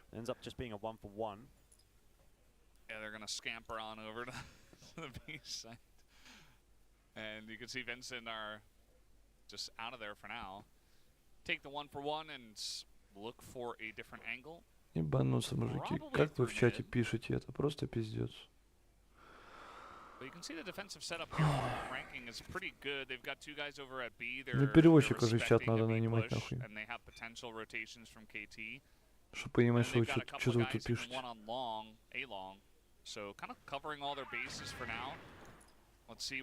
Скупо увидел то, что вышли главком. Ну опять в соло. Ну, почему все по одному против Кити? Ну Кити, каж он ебет. Вот про что я говорю. У него КД 0.68 было. Казалось бы, вообще дерьмо КД. Но вот все матчи, которые я помню, он хорошо убивал. Да, у него там мало фрагов, типа он первый везде врывает. А, подожди, стоп, что? Борезин, может такое потащить 1 в 1 против Фаткон, за 20 хп у него остается. Фаткон срывается с КТ, Борезин увидел его. Так. Проигрывает клатч. 4-1.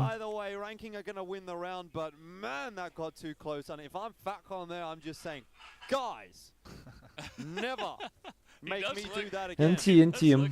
Почти потащил. Постарался, по крайней мере, у нас Борезин.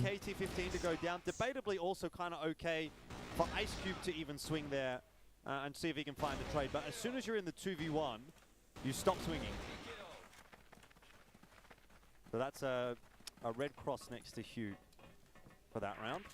But he's 6-2, so he's got lots of ticks, so kind of balances out. Yeah. Так, быстрый дефолт от ВГ на столбы. Посмотри, ранкеды как смещаются. Это что вообще просто? Змейка ползет по карте. Отдали смог, ВГ ушли. Как думаешь, сколько еще будут? Смотри, вот если ты посмотришь всякие интервьюшки, всякие эти... вот то, что перед игрой вот идет на стримах после игры, что там видео снимают какие на ютубе. Я слышу то, что там все говорят, Поздравляем КФС с 10-летием, там все круто, молодцы, продолжайте в том же духе. Надеемся еще увидеть эти турнирные соревнования еще 10 лет. Вот так вот все говорят. Все поздравляют КФС с 10-летием. Бля, прикинь, если еще 10 лет вот это вот доить будут игрушку. Ну это же вообще пиздец. Есть контакт на столбах. ВГ, контактом, лонкам. Ну тут заканчивать уже надо. Как будто бы. Если у вас такая ситуация. Я не знаю, почему до сих пор проводят этот турнир. Ну, они 100% убыточные. 100% убыточные. Ну, типа... Ну, игра тоже много зарабатывает, чтобы такие турниры вообще можно там регать. Не знаю, раз в 3 месяца даже, я думаю. Настолько игра зарабатывает много денег у него. Причем при том, что там призовой фонд половина от кого-то там, половина еще от кого-то там. То есть там не весь призовой фонд кто-то один выплачивает. Ну, деньги дают еще иногда. Так, ВГ по итогу лонка заняли, оставили одного, фиканули БМ, раскидали все гранаты, уходит, будет матч заканчивать. Химио на приемке. В принципе, разменялись плохо, скуп. Без зуба играют ВГ. Вообще ничего не получается. Просто трейды не получаются. Но только трейды не получаются. Они пытаются свои раунды сделать, пытаются карту контролить. Но трейдов нету, их просто ранкеды перестреливают. Я не знаю, что ВГ делать. Ничего не получается. И лунка сходили, и столбы сходили, все законтролили, скрип, куры, вообще все контроль имеется. И главку ходили, ну чё, вообще ничего не получается просто. ОВГ. Побежали быстро столбы, оп. Все, отогнали ранкет. 2 минуты до конца раунда. Контроль карты имеется.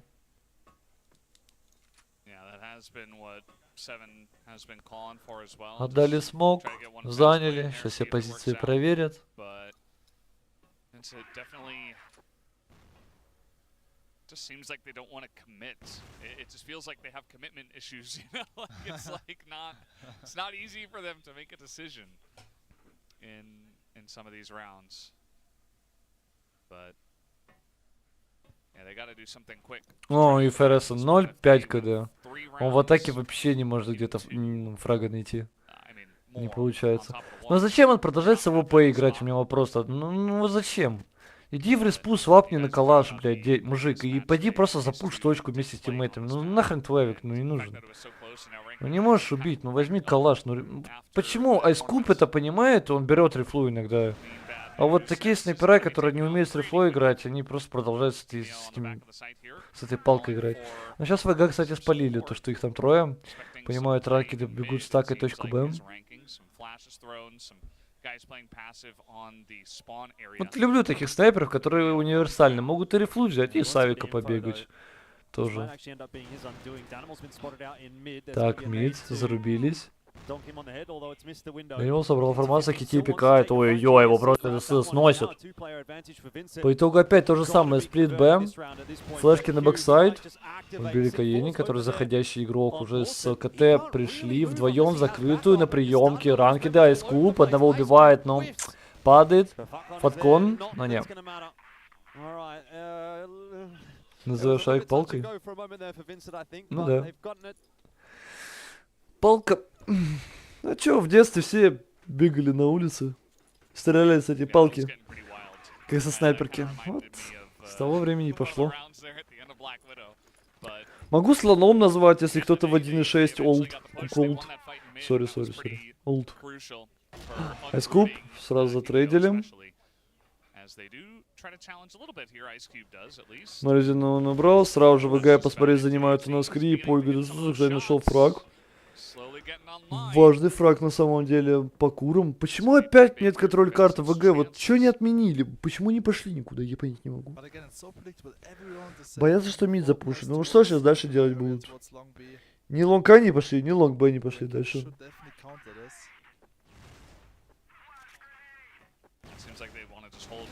Под флешку Невис. Чуть не убил второго, кстати. Еле-еле его сносят. 3 в 2. Даже не понимают, когда им там заходить надо, уже все в спине. СЗ-1, давай, давай, мужик. Нужен этот раунд. Пиздец, как нужен этот раунд. Ну, ё. Каждый кити стреляет, круто. Вот вам и КД 0.65. В лицо без шансов перестреливать. Один раунд, ВГ, хотя бы раунд надо взять.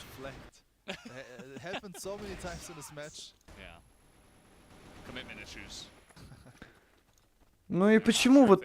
Подожди, это сейчас они были 4 в 3, они проиграли... Господи, мой бог. Нет, ВГ просто невнятная игра. 2 фрага сделали, а карту не законтролили по итогу. 2,5 минуты на раунд дается, а толку от этого какой? Братья, сказал тут 3-0, да. Как будто пахнет, да. Я сказал, если ВГ проиграют компаунд, то у них все плохо будет. Ну, кстати, насколько я помню, ВГ хорошо защиту играют на компаунде. То есть у них атака не получается, но защиту они круто играют. В гараж промутились, Дэнима уже в КТ вышел, понимают, что надо идти на точку Б заканчивать. Там один на фаткон в сайте. Заметили его. Не умереть, не умереть, не умереть, главное. Все убили.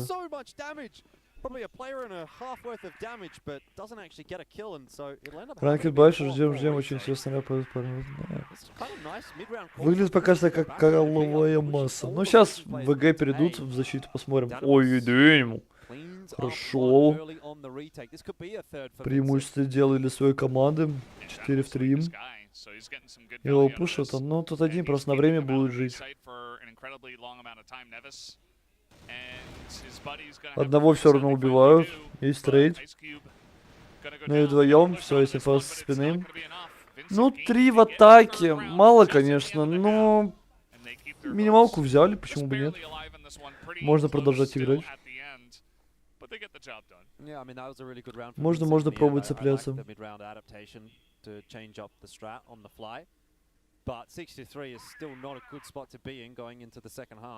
Давайте ВГ, я не хочу ранкидов смотреть против Байша, там просто в одну калитку будет.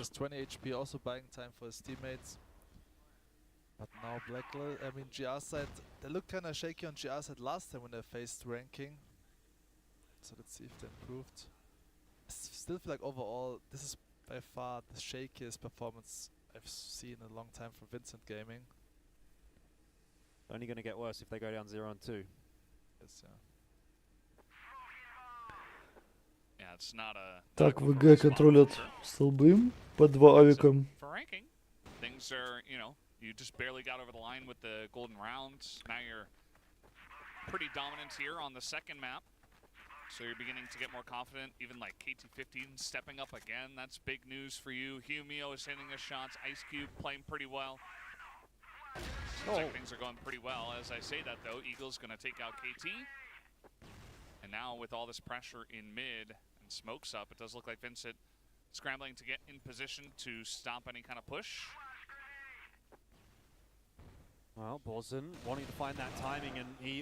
Так, сплит, ранкеды через заглавку выше заходят на Б, ГДС, если одного убивает, будет очень крутая ситуация для него, что он как раз таки и делает. Дэнима уже врывается, Айскуп его в спину убивает, нет! Преимущество теряют, но Айскуп ошибается. 3 в 2, Люркер еще со столбов шел с бомбой. Ну и сейчас Иглс понимает, что ему надо просто бежать на ноже. Каени пытается не пропустить фаткона. Химео падает! Приходит фаткон в плент. Мом ставит закрытую, боится за спину, видимо, уже.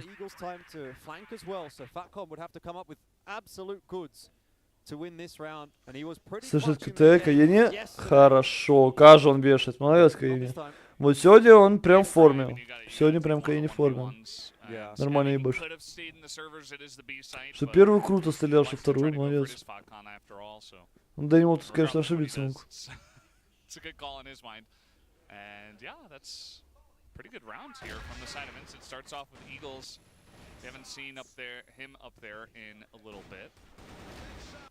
I still think it was a misplay from Fatcon, because if Fatcon crosses first towards GR base, не знаю, что одни, что другие в этом раунде ошиблись, но все равно. ВГ взяли. Так, ну первой в защите распечатались. Самое главное распечататься в защите, правильно? Ну и в атаке тоже.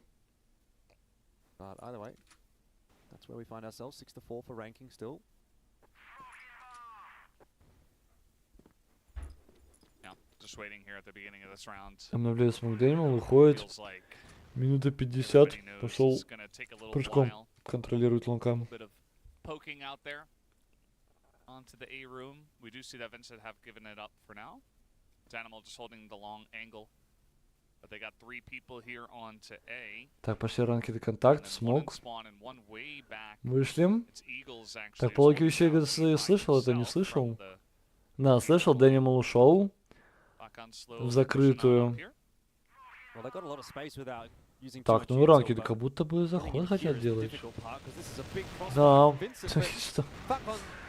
Дэниmal не ожидал такого, просто забежали на него челы и фри-точку скрыли. Просто без шансов.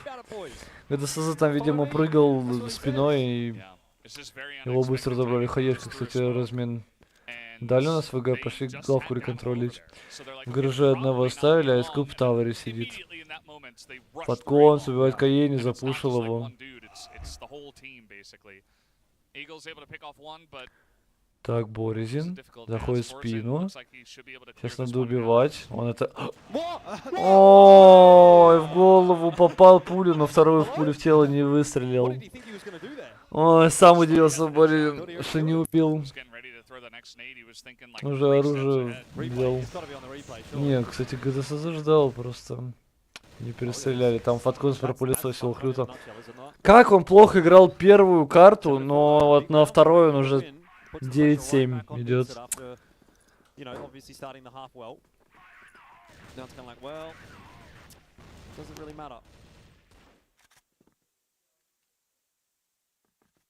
It's definitely a really big one. Love that play from ranking. It's like a typical ranking push.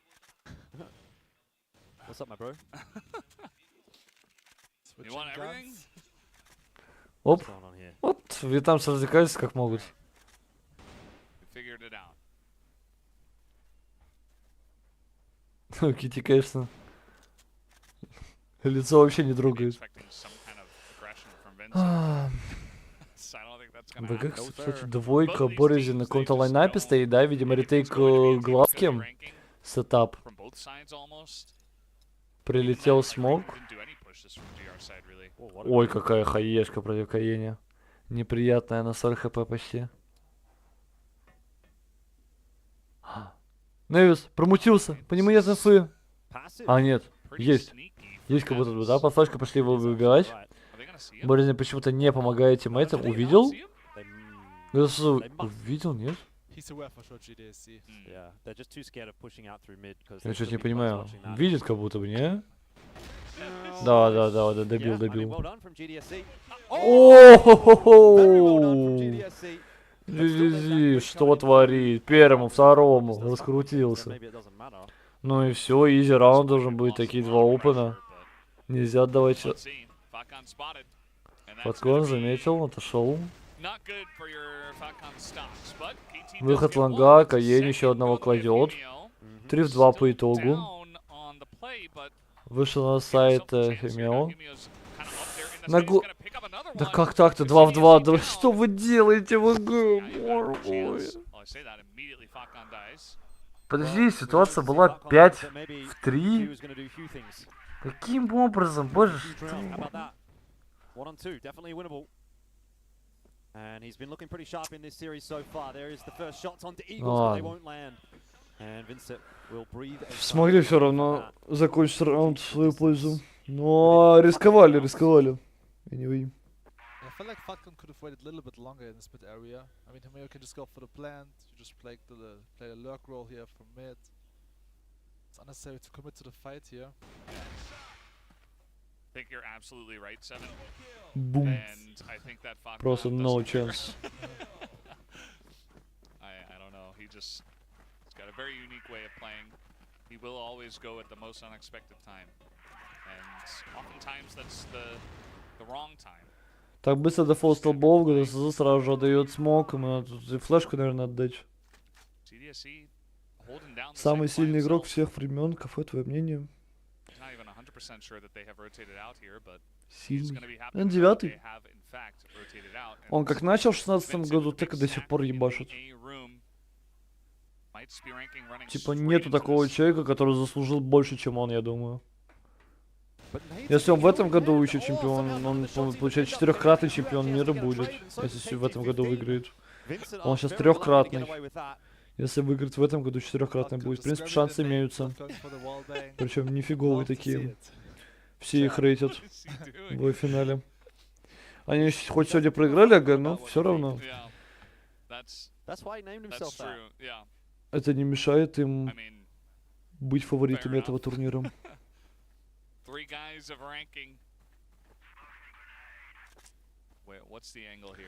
Разменялись ранкеды в курах. И обратно заканцелили, пойдут до конца. Атака на 9 это вообще легенда. Просто в 16 году первый же КФС, я вот сразу же его выиграл. Ага, их 3-1 сделают. Возможно, возможно. Я тоже хочу, на самом деле, чтобы АГ выиграли. Вот бы N9 в АГ каким-нибудь образом, за место кого только, хуй пойми. За место Ивана, если Иван уходить будет. Мне кажется, там игроки настолько опытные, что им капитан, наверное, даже не нужен особо. Могут, наверное, даже без капитана играть. Ну, Байша мне вот индивидуально вообще не нравится. Из-за вот этого Бэйби, CZOWIE, который... Ой, да, CZOWIE, который, ну, нестабильный. Xiao, который тоже фул нестабильный.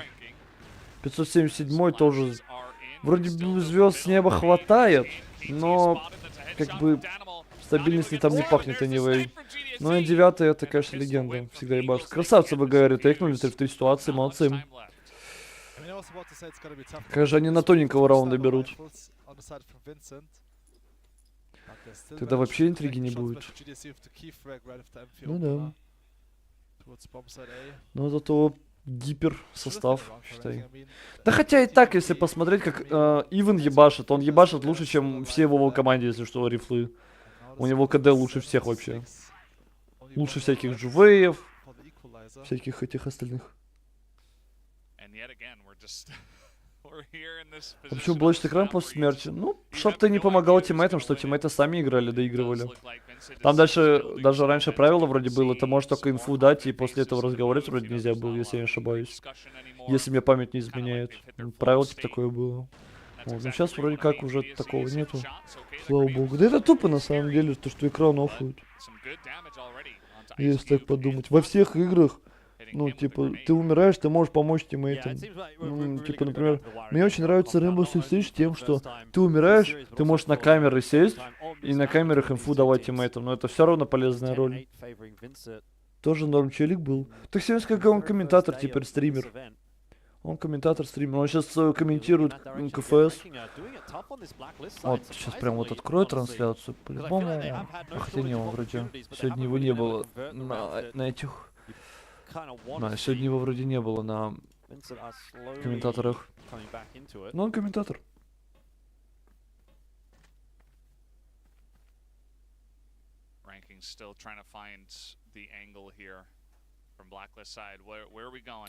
А этот 70 КГ, чем он силен? Ну, он с палкерами всех тушил. Ему ник давно нас сменит 90 КГ. Но если не больше, блядь. Так-то да. Закрыто у нас ВГ играют, и то, что... Мне не нравится вообще, как ВГ играют компаунд. Просто не нравится.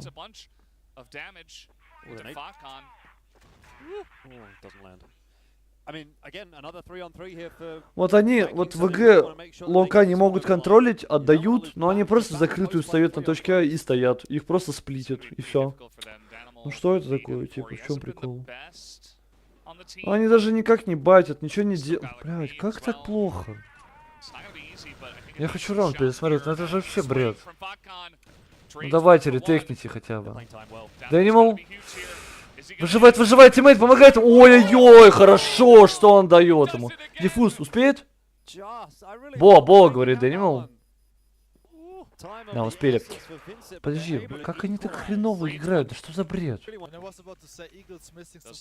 Вот, они лонка отдали, ушли в закрытую. Вот они вчетвером стоят. У них один столбы контролят. Да как, блять, они вчетвером стоят, проигрывают. А, ну конечно, у них снайпер вон. Че он занял? Подожди, у них 2 снайпера, что ли? А, у них 2 снайпера. Боже, блядь. Понятно. А хотя, подожди. Один из снайперов Бэш контролит. А нет, Б, Дэнимал. Что? Дэнимал, лонка, игрок, что-то контролит Б, какого хрена?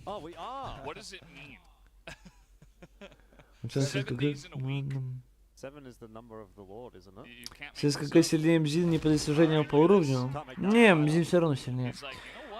У МЗИНа и достижений больше, и он в то же самое время начал играть как ССКГ и добился большего, чем ССКГ. Но ССКГ это просто легенда. Он видосы начал записывать, он мега популярный, мега медийный просто в Китае, поэтому он такой популярный во всем мире. Ранкеды и тактическую берут, не получается у них теперь манки стайл играть.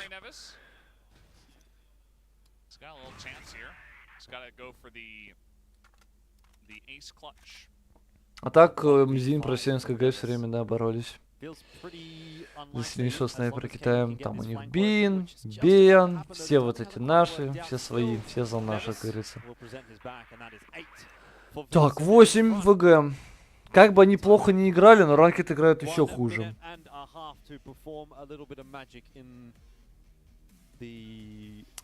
Тактическая. Ну-ка, что еще ранкеты сделали? Просто побежали, да?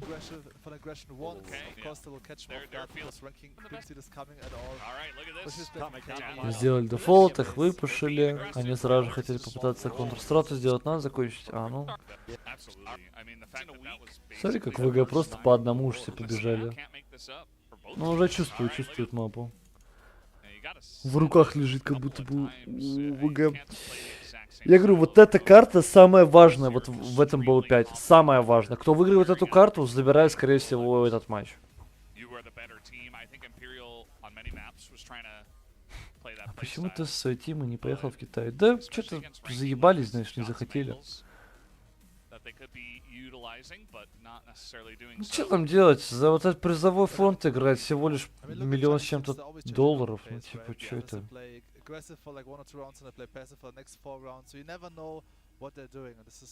Ну ладно, если без рофов, то типа мы уже давно не можем принимать участие, потому что ЦИС-регион забанен был. Сейчас некоторым странам ЦИС-региона начали разрешать, но России все равно нельзя.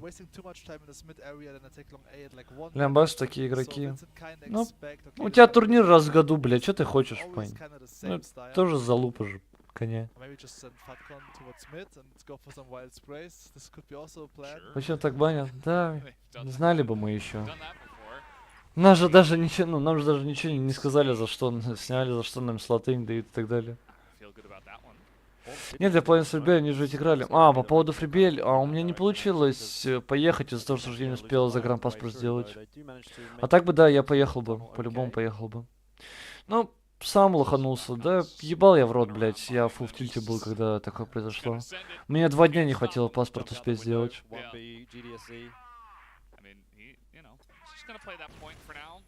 Grenades coming in, Borzen gonna have to try to hold this down. Nice crossfire here from the side of Vincent, but it's Humio with 2 crispy ones, and he's gonna clean them out. Ну да, я тоже думаю, что из-за малого онлайна. Все мы думаем, что из-за малого онлайна. Так, Ранки Гейминг переконтролировали у нас Лэш с Крипом, выиграли файт. ВГ сразу стянулись. Ну нельзя, ну что вот ты, сука, сидишь? Ну чё ты сидишь, блядь? Ну иди за пуш, что ты тут сидишь? Просто в закрытую сел и сидит. Довольный, наверное. Кайфы имеет вообще. Чё сидит, блядь? Ну что ты там сидишь? Как хреново в ВГ играют. Ну как мне не нравится это. Зачем давать слот челам, который смотрит 50 человек на трансляции, когда лучше дать еще один слот китайцам и будут лям просмотров? Да, так и есть. Couple of guys here, Humio and Ice Cube, that want to push onto B, but there's also Fodcon who's in A tunnels. Nevis, I mean, this makes sense where he's in mid and maybe look at a collapse on the B site because Есть такое, все верно. Ну, видишь, проблема в том, что нам даже на Европе не дают играть. Типа, у нас закрыли локу, но даже на Европе не дают играть. В итоге зашли на Б, Каени упал. Позиция у него, конечно, позитивная была. На прием, просто на банане за ящиком. Все. Вот, что, сука, сидела, блядь, на этой точке? Бесполезный, просто бесполезный. Я не знаю, как мне нравится его стиль, это он самый пассивный авик вообще в Бразилии, который я когда-либо видел, серьезно. Самый пассивный. Конечно, круто попадает, но какой же он пассивный? Ну это невозможно с ним играть в команде, мне кажется.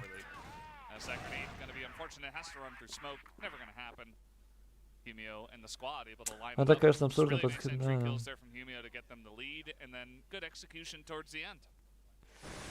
Это, конечно, печально. Все еще в 19 году думали, о, сейчас России по-любому 2 слота дадут, ерема, рулы поедут, затусим в Китае, ага. Сейчас, блядь. 0 нахуй слотов, 0, сказали, сиди, соси лапу и все. Ох, ВГ, пошла незаконная темка. Бусты начали юзать. А зачем смоки-то дали? Тут же засада такая. Ну ладно. Почему втроем стоят? Вообще уходить надо. Ну, конечно, тут дефолт столбы были, но... А с чем связано, бля? Ну мы про что тут последние 5 минут общаемся? Мы не знаем. Мы не знаем.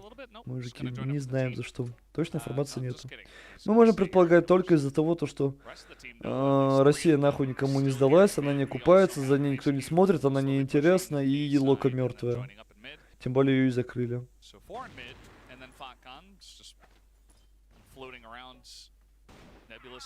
Они не любят Россию? Такое тоже, думаю, имеется. Ой, Каени принимают, хорошо, и ФРС помогает ему. Пачку упала. Уху-ху-ху! Каени, минус 3, хорошо. Фаткон. 1 в 3. Ой, 1 в 4 точнее. Ну не, его тут задушат ВГ. Какая же близкая игра, это просто невозможно. Что БВ на голд-раунде ранкеды выиграли, что тут. Уже 9-8 счет. Они не любят Россию слишком сильно. Не, Россия вообще не слишком сильная. Россия на самом деле не сильный регион. То, что мы выиграли в 2018 году, ребят, не принимайте... Боже, чуть не залили, вы чё нахуй, бразильцы?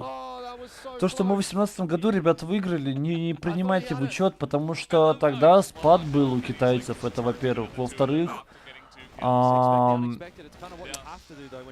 очень повезло по сетке, просто повезло по сетке. Мы попались на Best of One против китайцев, это вот легче всего выиграть Китай, это в Best of One. Вот поэтому сейчас Best of 3 все игры, если что, на КФС.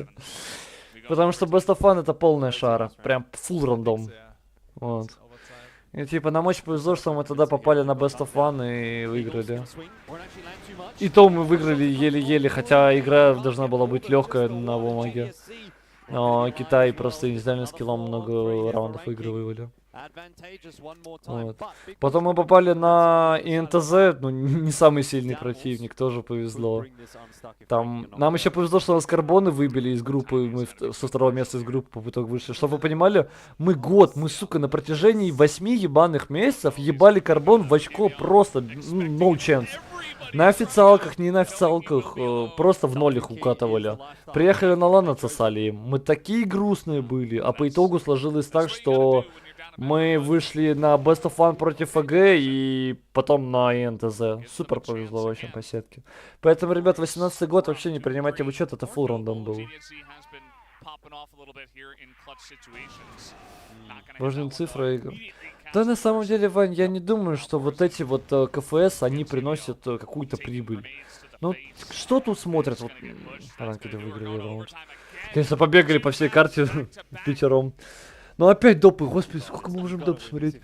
Я не думаю, что эта игра приносит, вот, точнее, турниры приносят какую-то либо прибыль. Слишком большой призовой фонд ради ничего. Я вот не понимаю, зачем вот такой призовой фонд, что Последнее место $35 000. Но это же пиздец, это абсурд. Это слишком много за последние места. Ну не должно быть такого. Но это слишком много. У тебя челы приезжают, 0 карт выигрывают, $35 000 на команду. Ну это же пиздец вообще, это ебейшие деньги. Ни за что, понимаешь? Фигня в том, что ты отборы прошел на эту залупу, тебе дают деньги. И ты еще последнее место занял, тебе дают вот такие деньги. Окей, условно там, ну, не $35 000, ну 5 мало, да, хорошо. Ну десятка, да, десятка, хорошо, допустим. По $2000 на лицо, ну окей, там, сам не постарался, занял последнее место, окей, хорошо. Но, сука, тут команды приезжают, занимают последнее место, $35 000, ну это же пиздец, что это такое?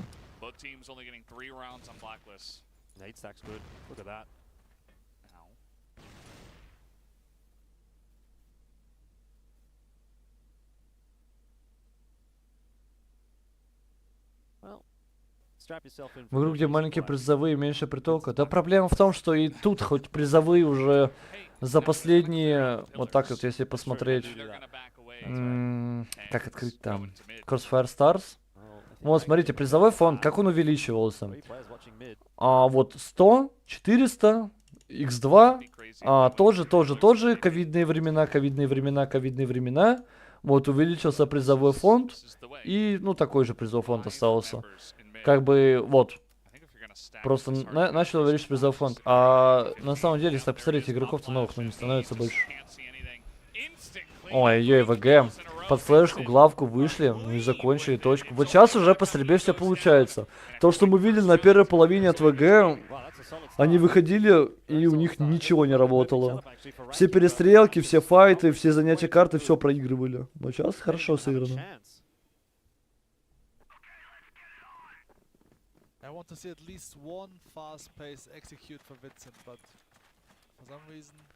Привлекать новых игроков в игру 2007 года, да, полностью согласен. Тут нету смысла привлекать. Окей, если бы ты сделал новую игру, ты бы привлекал, ну... Но... Это уже не... Ой, SQ, 2 фрага. Ну вот человек, который может просто в соло на раунды брать, надламывать.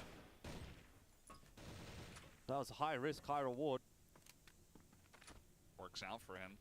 Misses that first shot. He's probably just dead. And then they're down in going into the rest of the round. But instead, Vincent Gaming gonna have to push this one 3v4. But first, they gotta clear out the pillars and then go mid. And they need the bomb as well. If they set something up. Так, ВК Контакт пытается найти рефраг. Like if they could isolate Nevis, even if it goes like 1-for-1. Ой-ой, посмотри сейчас все как классно. У ВГ просто бомбы на руках, конечно, нету. Могли бы фейкануть условно, и там Каени что-то точку А фейкует, и в этот момент двое на Б выходят против одного. Но ВГ не понимают, как ранкеды стоят. Команда, где Q9? Ну, если ты не видишь их на КФС, значит отборы не прошли, логично.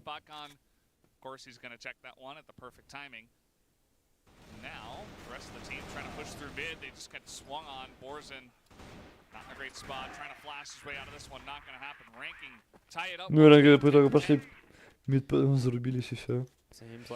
Раунд. Так, ну сколько получается? Один? Пока что только взяли в атаке, да?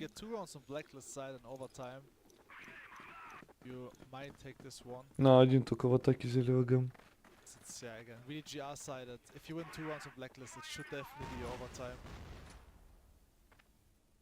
Yeah.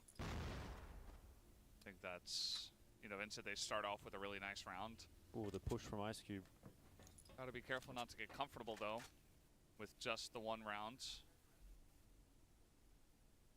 Yeah, Ice Cube is out there. He was looking for a pick. It's not gonna line up for him.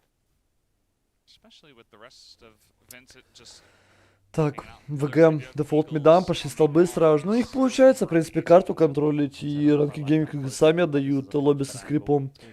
Ой-ой-ой, мутятся, ВГ, смотри. Бам! Все, заходить. Химия уже в план, конечно, пропрыгнул. Че, отменят, что ли? Бля, отменили ВГ. Еще Дэнимал падает, да ну. Каени разменял. КТ пропустили в плент, у него лоу хп, надо выпрыгивать, убивают его хорошо, прошли в сайт, смог на КТ имеется, фатконс разменивает, уже и... Иглс прилетает, залетает, помогает. Невис 1-2, спалил его Каени. Пикает по одному.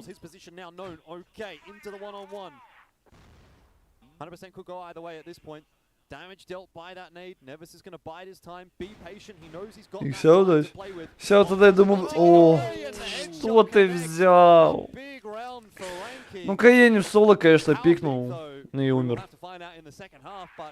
Не, он просто реально в соло сыграл сейчас. 2 в 1 была ситуация, у него тиммейт бомбу ставит, он пошел в соло. Сдох. Бля, я не хочу ранкет видеть, мужики, не хочу ранкет видеть в полуфинале нижней сетки.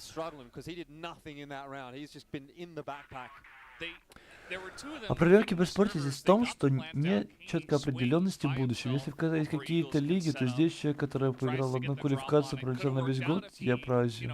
Я не праздник, ну, так-то да. Ну, 2 турнира, в принципе, в этом году, 2 лана было у европейцев там условно. У европейского региона. У азиатского региона сколько? 3 лана было в этом году.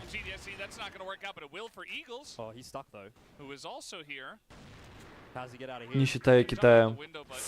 Ай-яй. Шли.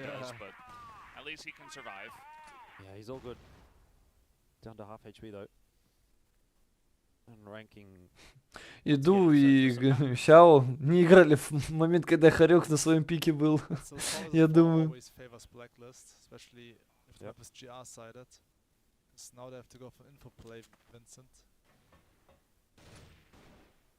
And that they are trying to hop in here and challenge in the B tunnels. Danimal has got to be careful. He's being shot through that box. He's taking a lot of damage already. And down he will go. The headshot through the box. Насис перешел.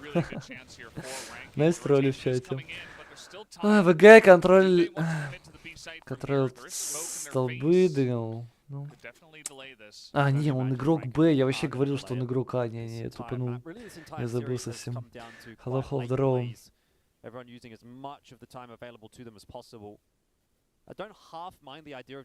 На дику играю 5 на 5, не игра с неправдам. Все равно командный рам. Выращивает под КФС 20-33. Ну, наверное, даже позднее, я думаю. Где-то в 28-м году ищите.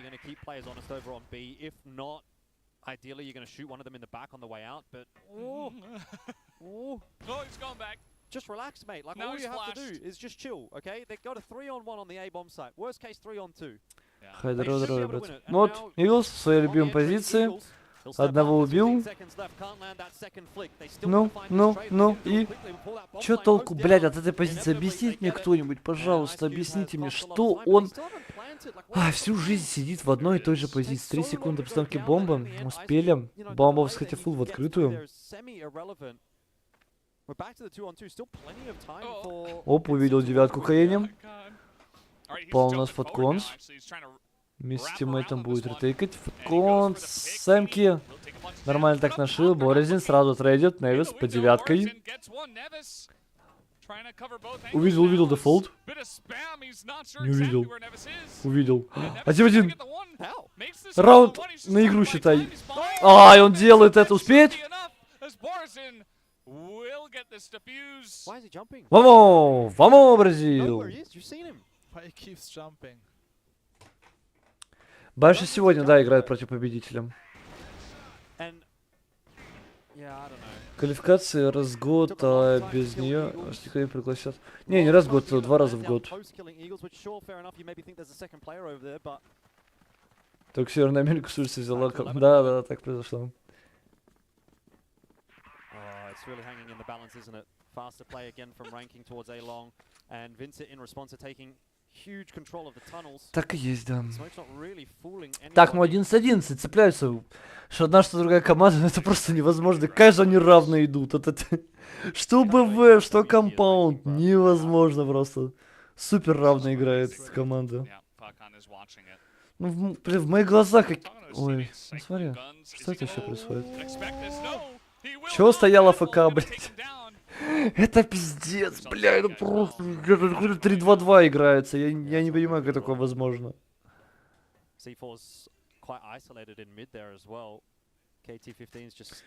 На, чтобы на лигу тебе в Европу пройти, тебе надо сначала полгода играть в бичевской лиге, выиграть $2000 на команду за сезон. На сезон длится 3 месяца где-то.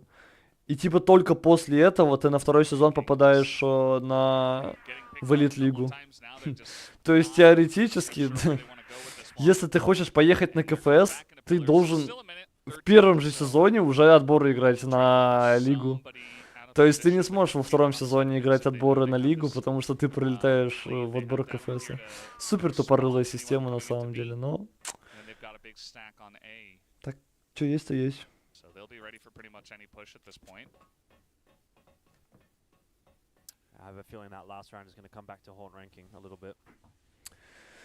Так, ранкеды переконтролили столбы, ушли, 3 в 5.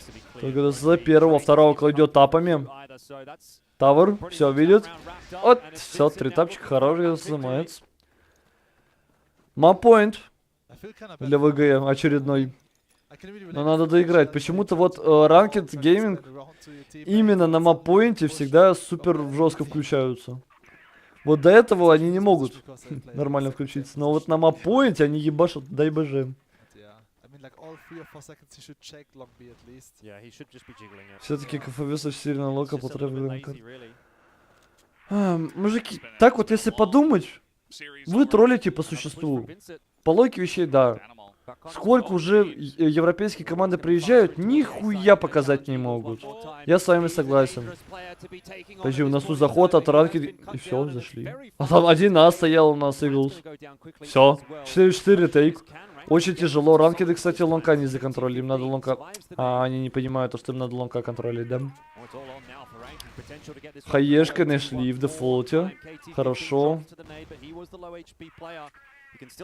Флешка в дефолт, ждут тиммейтов. Полетела флешка в плент, все, ретейк, 2 через 9, 9 убирают, хорошо, размен, под конц, 1 в 2, 1 в 3 точнее, убивают одного, есть. Ну просто играл, очень важная карта, ВГ берут ее, ну как будто бы теперь ВГ уже не проиграют, там слишком хорошая карта для ВГ следующие. Уже не должны проигрывать у нас ВГ, могли залить, но не залили. Вот, по поводу тролля... Так-то, да. Тролль, типа, существует, приезжают, по полкарты еле берут, какие-то непонятные раунды и вся фигня, но, с другой стороны, давайте... Вы берете в результат учет то, что команды, которые приезжают от Европы, они первый раз приезжают на лан, и играют первый раз на лане за год. Играют против Китая, который всю жизнь на этих ланах сидит. Играют против Филиппин, которые в компьютерных клубах всю жизнь сидят. Играют против Филиппин, которые... точнее, против Филиппин. И играют против Вьетнама, которые за весь год на 3 там ланах были. И буткемпах нескольких. Ну, как бы, мужики, вы тоже, блядь, типа, говно с палкой путаете. Уровень все равно, да, не показывает европейская команда. Слишком много ошибок. Плохо играю, да, базара нету, но... Все, что могут, все равно делают. Плохо адаптируются, потому что у них просто нет опыта против... они играют весь год против одних и тех же ебучих европейцев. Как они и сами. И потом приезжают на интернациональный турнир, тут вообще другой стиль игры, другой клиент, вообще все другое. Тем более ты приезжаешь на лан, где у тебя пинг единичка, а ты всю жизнь играешь с пингом, сука, 70. С пингом 70. Ты прикинь, какая разница у тебя, когда ты на лан приезжаешь. Так у тебя просто глаза открываются, у тебя другая игра совсем становится с пингом 1. Ну, типа, поэтому, ребят, Надо это тоже в учет брать, когда мы говорим про то, что европейцы хуй сосут, когда приезжают.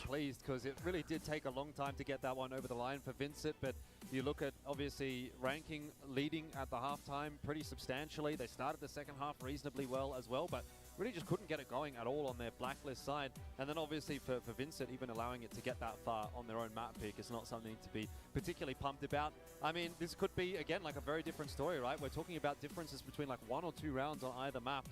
You could have a 2-0 either the way of Vincent or the way of ranking at this point. Защита от нубов. От нубов ты даже был написать. Пинг 0 как сделать? Да даже на лане пинга 0 нету. They always got bombs at A, but for some reason they always lose these post plans. Ну туда еще ЗПН катаюсь. Да, да, да. Ты, если что, на вот этих компах, на КФС, ты даже в интернет выйти не можешь. Ты даже браузер открыть не можешь, если что. Так что забей. Там ничего не разрешено. Там ты даже ничего не скачать. Ты даже картинку себе скачать не сможешь просто на компьютер, чтобы на рабочий стол ее поставить. И даже с пингом 0 умираю за стеной. Да, и минус 33, и за стеной, и минус 23. И граната не дамажит в упор. Все это имеется. Это наша любимая игра Corsair, ребят.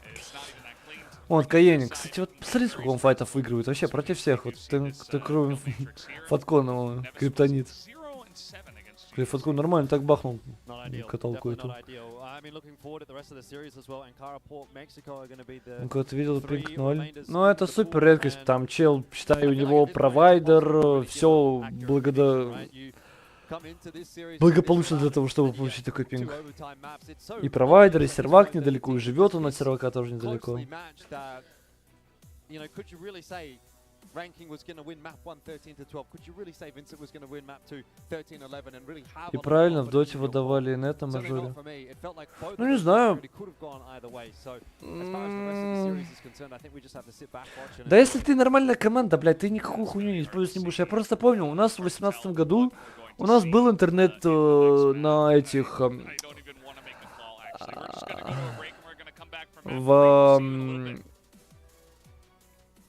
как это правильно называется? Ну, в комнатах, где компы стоят. У нас был интернет, и мы могли просто сидеть разминаться или сесть там, открыть стрим, посмотреть стрим, как там и остальные команды играют, пока разминаемся. Типа, ну... Понятное дело, скачивать ничего нельзя, но все равно. Хотя бы там просто браузер открыть, посмотреть стрим, тот же самый КФС. Ну, хотя бы должен быть доступ, я думаю.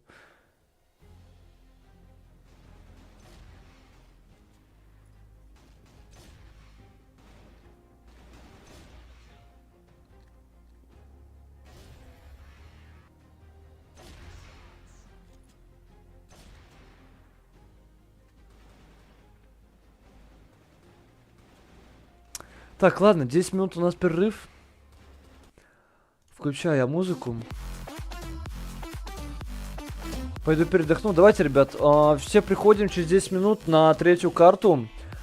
Вот я вам показываю карты, которые дальше. Вот про что я и говорил. Если ВГ отдадут вот эти 2 карты, то это ГГ. То есть, то это GG. Но если они возьмут хотя бы одну из этих карт, то ВГ по логике вообще уже проиграть не могут. Вот смотри, дальше Анкара, пик Ranked Gaming. Это, в принципе, комфортная карта для них. Они готовы ебашить на этой карте. Ну и ВГ тоже готовы ебашить. Здесь, как я говорил, 50 на 50 игра будет. Вот. А дальше порт. Тут ВГ должны забирать порт. И Мексика. Тут Мексику тоже ВГ должны забирать, потому что посмотрите, у них сторона какая начинается. Поэтому супер крутой мап-пул у ВГ, если бы они хотя бы одну из этих карт забрали бы, что они как раз таки и сделали. У нас счет 1-1 по картам. Поэтому игра супер равная, но сейчас как раз таки уже будет как будто бы в преимущество для ВГ уходить. Даже если типа ранкеды вот так вот возьмут, 2-1 сделают, то у ВГ супер карта. То есть порт, Ranked Gaming очень плохо порт играют, ВГ должны их обыгрывать, даже если они начинают в атаке. И дальше Мексика в защите. Ну, супер комфортный мап-пул. Вот. Поэтому, как по мне, ВГ с таким мапулом не должны проигрывать. В общем, ладно, мужики, собираемся через 7 минут. А то все 3-1. Ну, я тоже так думал, что 3-1 ВГ должны забирать эту игру. Все, давайте, ребят, через 7 минут приходимся на третью карту.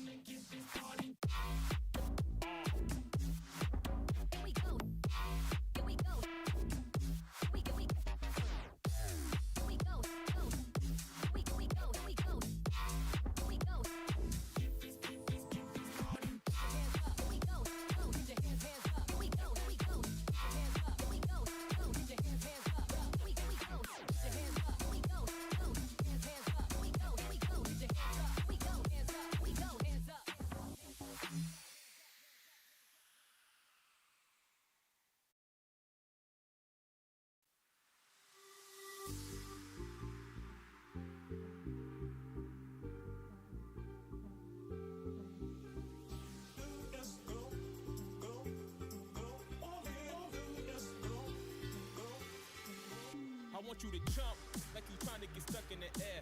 If you feeling so lit and don't care, shorty beating her face in the mirror, up in the air. I want you to jump, jump, jump, jump, jump, jump, jump, jump, jump, jump. Up in the air, I want you to jump.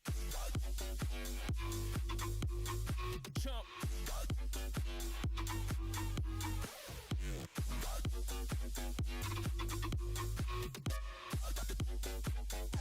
Like you trying to get stuck in it. In the air.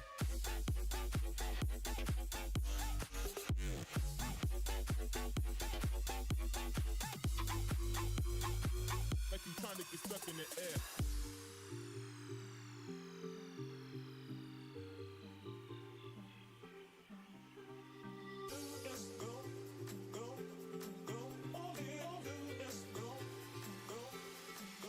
I want you to jump like you trying to get stuck in the air. If you feeling so lit and don't care, shorty beating her face in the mirror, up in the air. I want you to jump like you trying to get stuck in the air. If you feeling so lit and don't care, shorty beating her face in the mirror, up in the air. I want you to jump. Jump. I want you to jump, jump, jump, jump, jump, jump, jump, jump, jump, jump. Up in the air, I want you to jump, jump, jump, jump, jump, jump.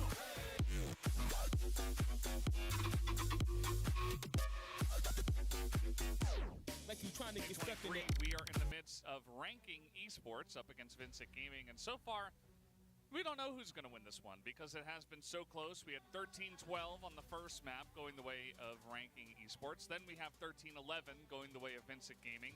Overtime in both maps. Now we are moving on to the next one. I kind of forget which is Ankara. Yeah. This is Ankara, Port Mexico. Who That's wins the next this? three. What's happening? Don't ask me. You may as well just ask anyone. 7? I think at this point, I don't think anyone knows. That's the thing. Like, look, 7's going to be like, yo, well, I'm an IGL, I know stuff. But, like at the end of the day, like, you've got a 13-12, you've got a 13-11. Like, you're going to come in here and tell me this is going to definitely happen. It just seems like, at this point, anybody's guess, as far as I'm concerned, which way this series ends up going. I mean, I have an idea. On paper... see, there we go. I have an idea. I have an idea. On paper, I would say Ankara is definitely the map for Vincent, whereas Port might favor ranking. So I think there's a very high potential this will go into full distance today. And yeah, I mean, they faced each other on Ankara, right? In the group stage, scoreline was 10-6 in favor of Vincent. And also ranking didn't look too strong on Ankara against all gamers. So I think Ankara should be the map for Vincent. But I mean, after watching the first two maps, it's super hard to predict. I mean, I feel like both teams are playing very inconsistent today. Yes. They both have like, okay, Vincent, they have like GDC stepping up as well as Eagles, and on ranking we have like KT15 multiple times as well as Romeo.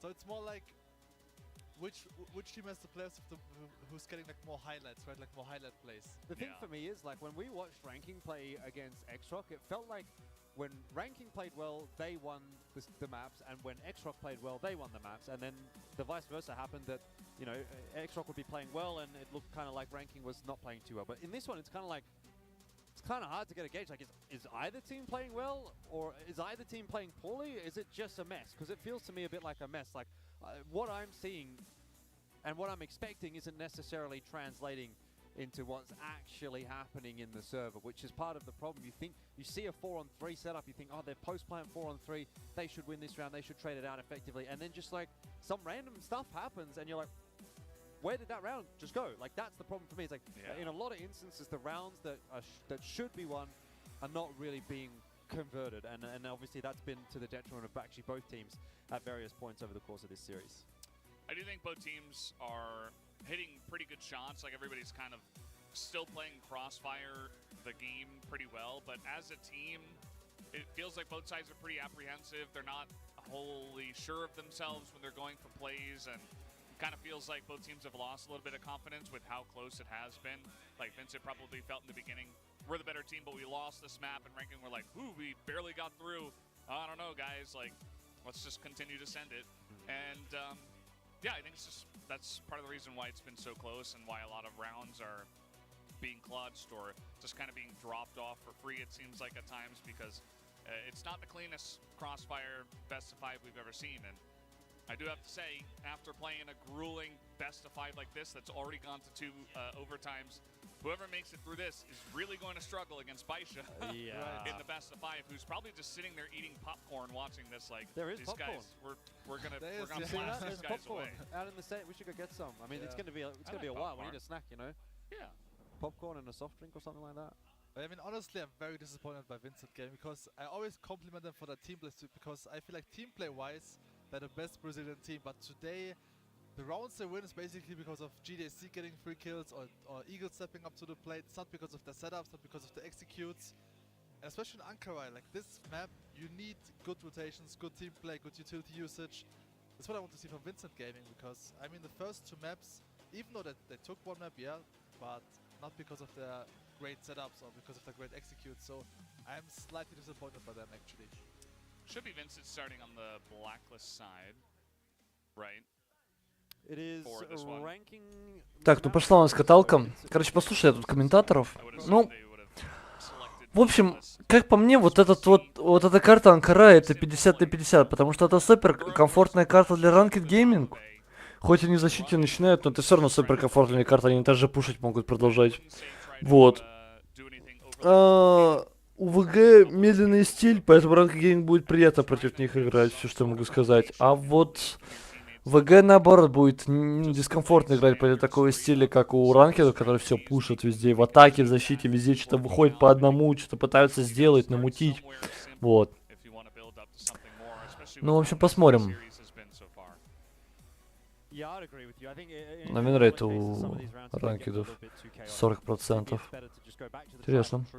Try to trade your way into sites, and I've always kind of felt like that was where ranking actually did a lot of their best work. They felt like a team that when things were kind of chaotic. Когда постарался Г 3-0 побеждали больше, как так-то. Ну, на это не смотри, там неважный матч был, что для одной, что для другой команды. Они понимают, что они встретятся в финале, все равно гранд-финале, поэтому они страты не полили. Так просто бегали, перестреливались.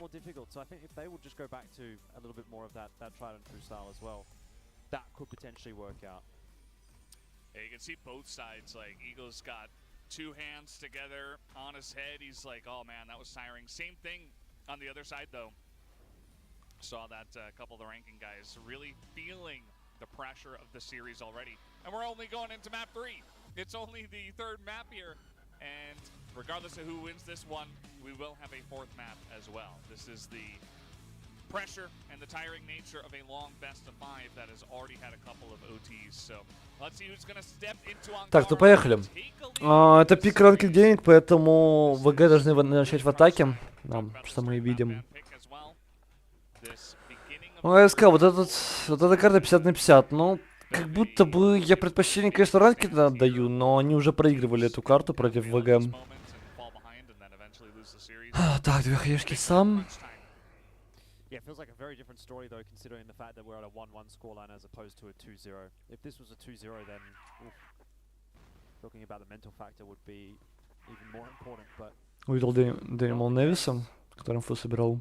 And it will indeed be Vincent to start off on the blacklist side. A little bit slower of an approach again from them, just taking outside of A. They're going to probably relax there for a little while. Ranking not really up to a whole lot either. It's very standard stuff. ВГ могут больше обыграть, как будто бы они КФС в 19 брали. Там от КФС состава в 19 году 0 человек ровно осталось. Поэтому даже не думаю. Это просто тег уже считает то, что он побеждал чемпионат мира.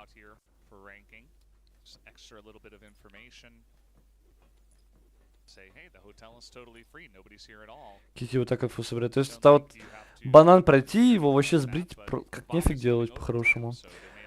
Бар занял, Борис солом. Ну и буду заканчивать, как будто у нас бы... Да, увидели внишку. Айскуб дал инфу. С точки, кстати, ротета никакого вообще нету. Прилетел смог, поменялся тиммейт. А зачем Калаш пошел в нишку, а Авик наоборот на подъем встал? Ну, глупое решение от них по итогу. Оба, вообще в 0 просто раунд. Оп. Иглс увидел то, что один КТ пропрыгнул. Бомба ставится под подъем.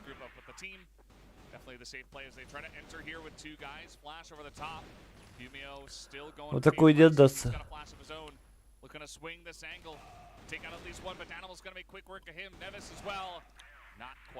Первый ЗВГ, уверенный.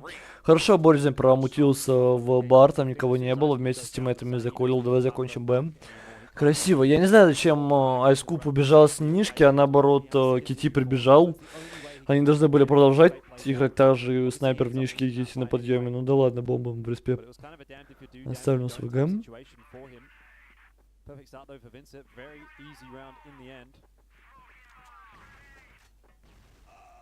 Ой-ой. СЗ убил тонкую Айскубу, зная то, что Айскуб любит пикать. Ну и изи фраг. Правда, теперь в 2 века играют. Надо, чтобы и ФРС поменял. Да, побежал менять ганы. В респе. А, не, он уже не сможет, что ли? Что произошло? Он стрелял? Ну, теперь в 2 палки играют. Может, сами просто не хотят менять палку. Подкове остался, будет от аркаду лонга ждать. Вчетвером пошли в ГМ. Бар занимает тут нишку, уже проверили, ранкеды никого нету. Ближняя флешка от упоров. Все чисто. ВГ заняли бар.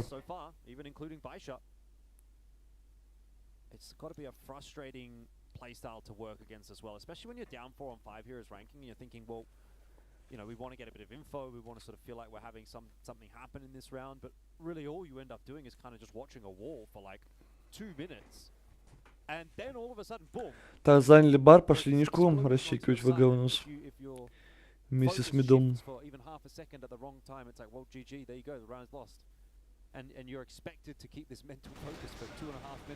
Никто не хочет отказаться в финал, но это скорее про китайские команды, чем про какие-то другие. Китайские команды должны сейвить страты. Логика пива. Да. Остальные команды тут вообще на фул потеть должны. Но про какие китайцы могут и так от коммуникации играть. Я думаю.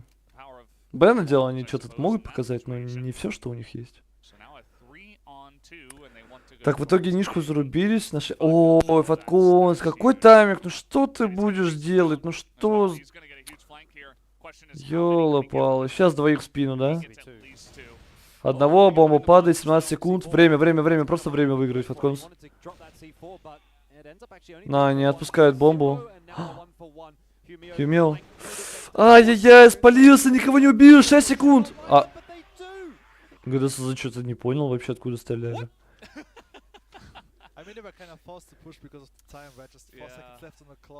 Игре 10 тысяч лет статы. Не, на самом деле новое появляется что-то. Не, каждый год появляется что-то новое, но на какой-нибудь, не знаю, БВ, Анкаре, что-нибудь, на какой еще, на порту. Вот на Сабейзе уже ничего, миллион лет не меняется, соглашусь. На Мексике, ну, Мексика пока что еще команды не дошли до уровня 18-го года Мексики, 19-го. Вот только китайские команды дошли, но вот остальные команды пока еще не готовы. Ну, бразильские, наверное.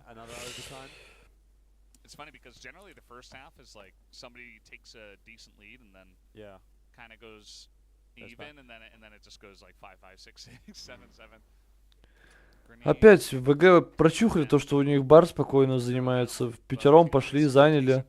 Ну и заканчивать будут. Полетели смоки. Смог попали, надеюсь. Да, смог попали. ВГ. Хорошо разменялись. Там нишка еще одного потушить. Тут уже просто все ранкед гейминг в сайте. КТ, патрона нет, убегает, троих убил. Ну, как же жестко тут стянулись у нас ранкеды. Супер быстро. Вот что, вьетнамцы вот на такую фигню так моментально стягиваются. Это просто шок. Неплохая идея была от ВГ, но спейса мало кто выиграл.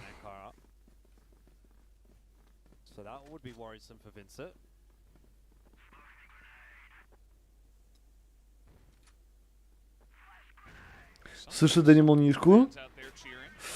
А ей убивает. Сейчас его разменять должны. Да, в голову попадает. Его сразу тиммейты трейдят. Помогли ему. Забрать этот файт миду. Ранкеды у нас по итогу в толстую прошли. По информации нету, скорее всего, в ВГ, что в толстую ранкеды прошли. Ну я про что и говорил, для ВГС супер неудобно будет этот стиль рандомный.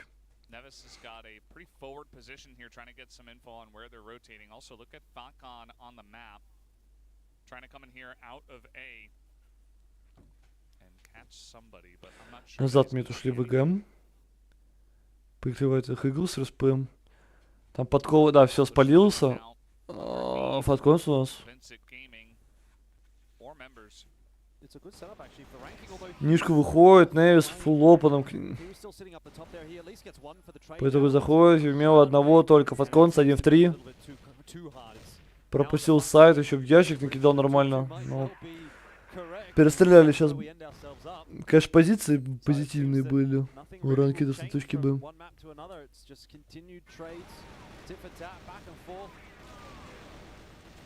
Both teams really struggling with consistency between rounds. Yeah, the positioning from Nellis was really off last round. I mean, it was kind of obvious that they would push tunnels, and this angle was way too aggressive. Так, Нишка засада от ранкидов. I like this setup, though, from ranking. The bait and switch, though. Ушел GT1. SQ взял, ушел чисто потому, что Дэниел, видимо, пропрыгнул. Да, он его заметил, наверное, я думаю.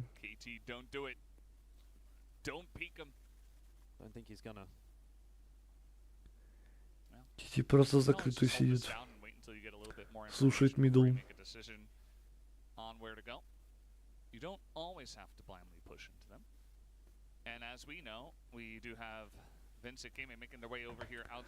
Ушли на АВГ, заканчивают точку А, да? Тут 2 игрока всего.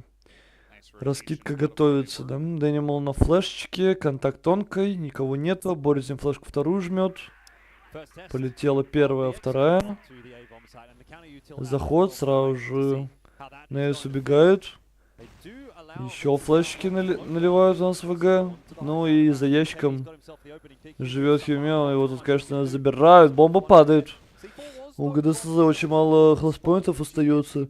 В принципе, ранкиды могут даже на ретейк играть. Посмотри, где уже КТ. Они этого убивают. Спину. Я ждал он этого. Врыв сразу же от КТ. Понимая то, что всего лишь один игрок здесь в сайте. Иглс. Ай-яй. Проигрывает как бы снайперскую дуэль. В скобочках нет.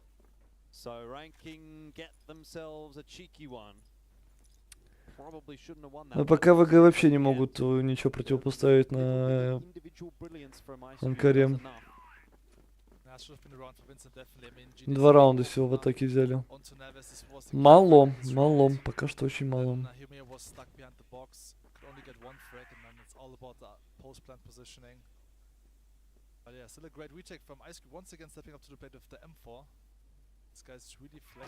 Какие он тайминги ловит, этот X-Cube? Убил Иглса, Дэнимал мидл вышел, разменял тиммейта. Дальше что будем делать?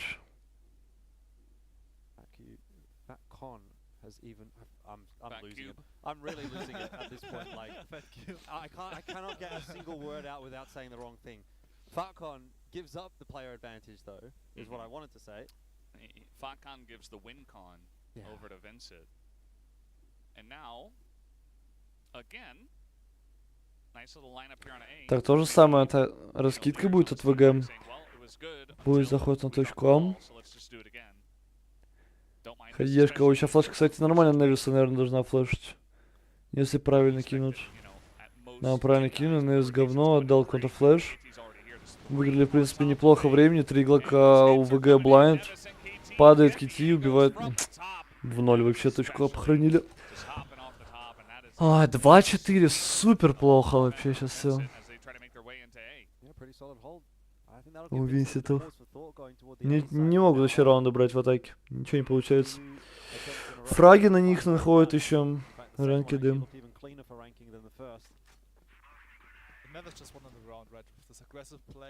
В толстую пошел фатконс, есть прямая информация, сейчас должна уже быть.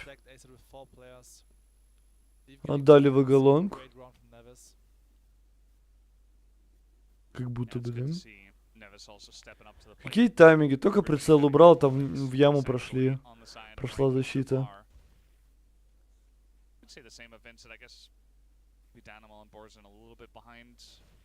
Такая позиция у Кити. Нормально рабочая, ребят, на оценочку. У Полукищи, кстати, Вообще неожиданно, если так подумать. Ну-ка, это надо прямо смотреть от первого лица, как вот его распикивать будут. Пошел, пикнул мидл, никого не увидел, пошел пуш на бане, хопе вообще летит. Да куда он прыгает, господи, чел. Он какой раз уже на бане хопе умирает? Взяли ранки до мидл, запушили, их приняли. Неплохо. Под кул, кстати, как-то этого года там цепанули.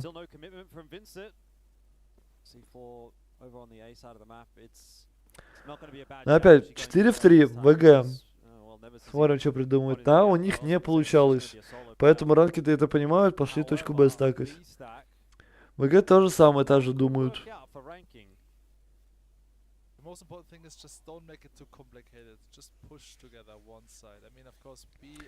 Когда они контролят, пойдут нишку контактом или что, мидл выйдут? Не, нишку пошли. Увидел. Отменить должны ВГ. Ну что делают? Почему не отменяют? Должны были понять, что тут минимум двое. Надо бежать на ноги в руки. Ну. Опять 4 в 3 отдали. Да ёлопало. Ранки-то все забирают. Молодцы. Круто сыграли сейчас ранки на самом деле. Понимали то, что они точку А жестко принимали против них и ВГ не пойдут там. В итоге приняли решение застакать мид и Б. Что и сработало. Супер мало ВГ в атаке взяли, супер мало. Нишка разменялись. Ну как ты промахиваешься? Сразу же пытаются закончить ВГ у нас с Б до конца. Кити тут опять вообще вне позиции. Да что с тобой не так, Кити? Айскуб трейдит, убивает сайт. У Борисона очень мало хп остается, ему нормально так Химео накидал. Айскуб собирает инфу про проходы в плент. Борисин пропрыгивает. Сейчас его хаешкой. Хаешкой его взорвал. Кстати, по киллкаму должны понимать... Серьезно? Нету киллкама, то что он побежал в бар? Да ну... 1 в 1, Айскуб. Калаш свичнул. 1 в 1 против Авика. Время, Айскуб. А зачем пикаешь? А зачем сейчас снайпер команды ВГ пикал?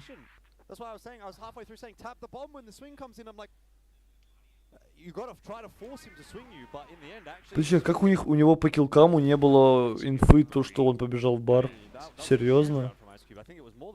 На КФСе нету вот этого киллера, который убегает? Видимо. Ля, какой он раунд взял? Это пиздец, 1 в 3.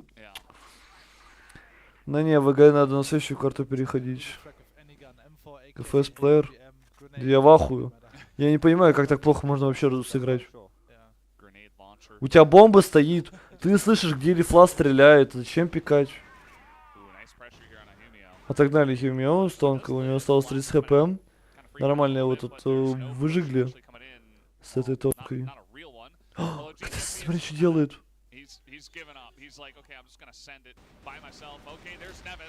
Вверх убил.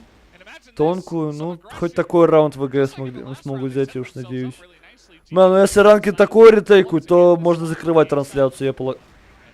Ладно.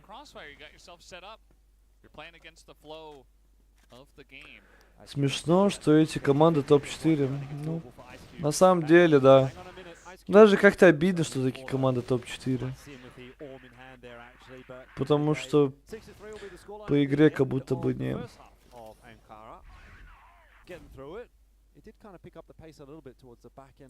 По игре как будто бы тут даже близко не топ-4. Ну ранкеды, кстати, на самом деле хорошо играют. Рандомно, да, базара нету. Но коммуникация, согласитесь, у них супер классная. Они быстро принимают решения, быстро перетягиваются. Типа, хорошо прям действуют. Что не скажешь про ВГ. Мидл вышли, ФРС. Блядь, ну как ты промахиваешься? Ёб твой рот, блядь! Господь мой бог, ну что это за снайпер, блядь? Как я горю. Ну это пиздец, ну что это за снайпер? Ну он вообще на лане не попадает, ну это пиздец. Какой шот уже вижу от него, но попасть не может, дефолтную хуйню. О, мой бог. Это вообще еще что за жало, да еб... Как все плохо. Ну, самки ладно, самки тяжело жать, базара нет, я бы тоже не зажал. Химео 1 в 2 по итогу берет. Почему не пропрыгнул просто в окно, Дэнимал бы не отменил бомбу? Ну, X-Rock сами затроли против Ранкеда, да. С удовольствием здесь бы посмотрел Империал и X-Rock, вот серьезно, с удовольствием бы посмотрел.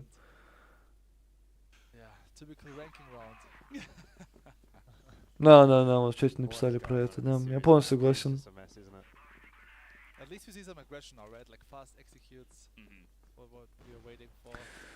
Ну, ВГ первый взяли. Ну, защите. Ранкеды попытались быстрый раунд сыграть. Так, если фа потолстый, ранкеды ретейк. Спалили его резину, уходит. Да, взяли, ушли. Химео уже вместе с Невисом выдвинули за ним. Дэнимал. Хорошо. Еще в голову второму дает, ничего себе. Неплохо.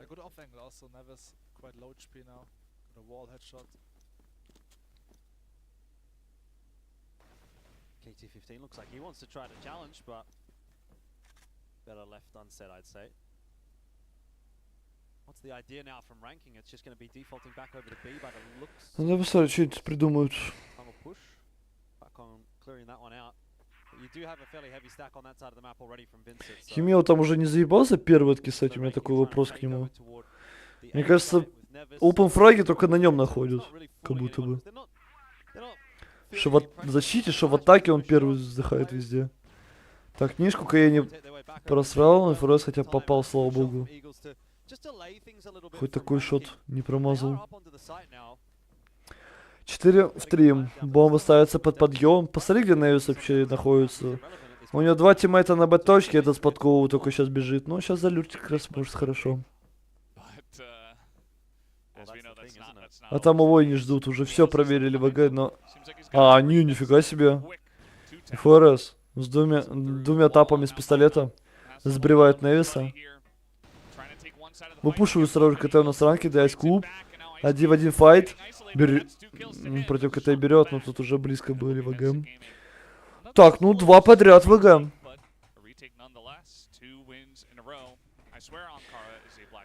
Камбэщик, как будто бы хотят. Вот как тут Дэнимал, он накидал нормально. И еще в голову Невису фиганул.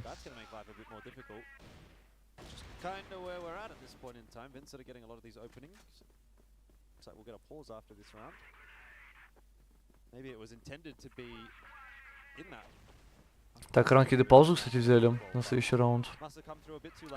По логике вещей. ВГ заркадил лонг, никого нет, ушли. Оставят кого-нибудь вообще? Что, даже никого не оставят, что ли?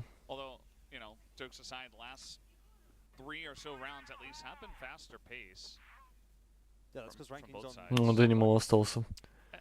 Только по толстой инфо никто не собирает. ВГ встали в КТ, понимаю, что надо идти на Б-точку, закрытую хотя бы встать.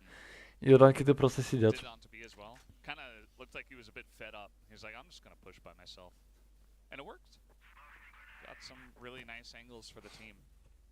А куда пошли-то, мужики? Вы шлонг запушили. Куда вам бар-то? Зачем? Это, конечно, поплатиться могли, если тут засада была бы. Ладно, бар перезаняли. Оп, горшок у нас старт бара занял. Не ушли в ВГ, понимают, кажется, тут лонг ретейк происходит. Втроем на пошли. Дэнимал пока полностью контролит. Спалили его. Да, он увидел, ушел. Смог тиммейт кинул. 50 секунд до конца раунда. Так, раскидка от ранкет.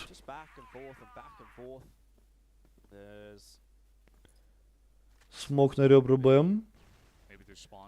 Флешечка в окна, вышли двое мидл. ФРС одного хотя бы сбривают. Неус Тауэр поднимается, нормально ему тут прилетел. Это вообще от кого? На 50 хп через что? Тауэр, понимаешь, что Тауэр? Рези убивает ребра, ну и Тауэр последний, Неус остается. Вообще в атаке у нас ранки-то ничего не могут сделать. Как, в принципе, и ВГ тоже. Как так?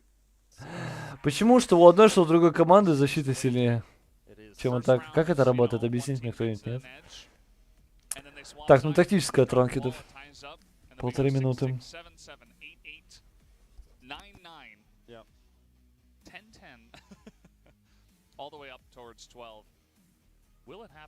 Ну так, если подумать, посмотрите, как равно идут команды. На всех 3 картах. Просто супер равно. Сейчас, конечно, первая половина хорошо закончилась в пользу ранкедов, но ВГ уже откомбэчили.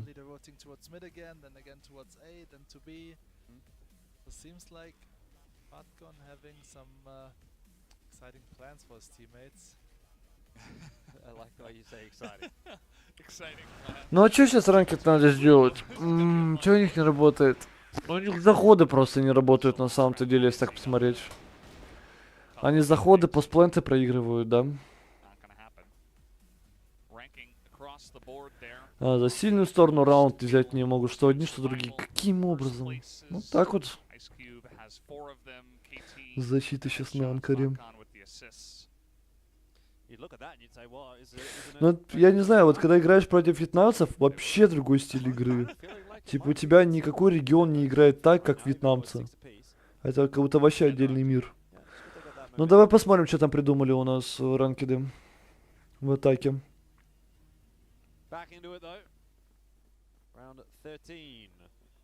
Опа, ВГ, кажется, баллон каркадить. Вот я только подумал по поводу, сейчас ВГ пойдут баллон каркадить.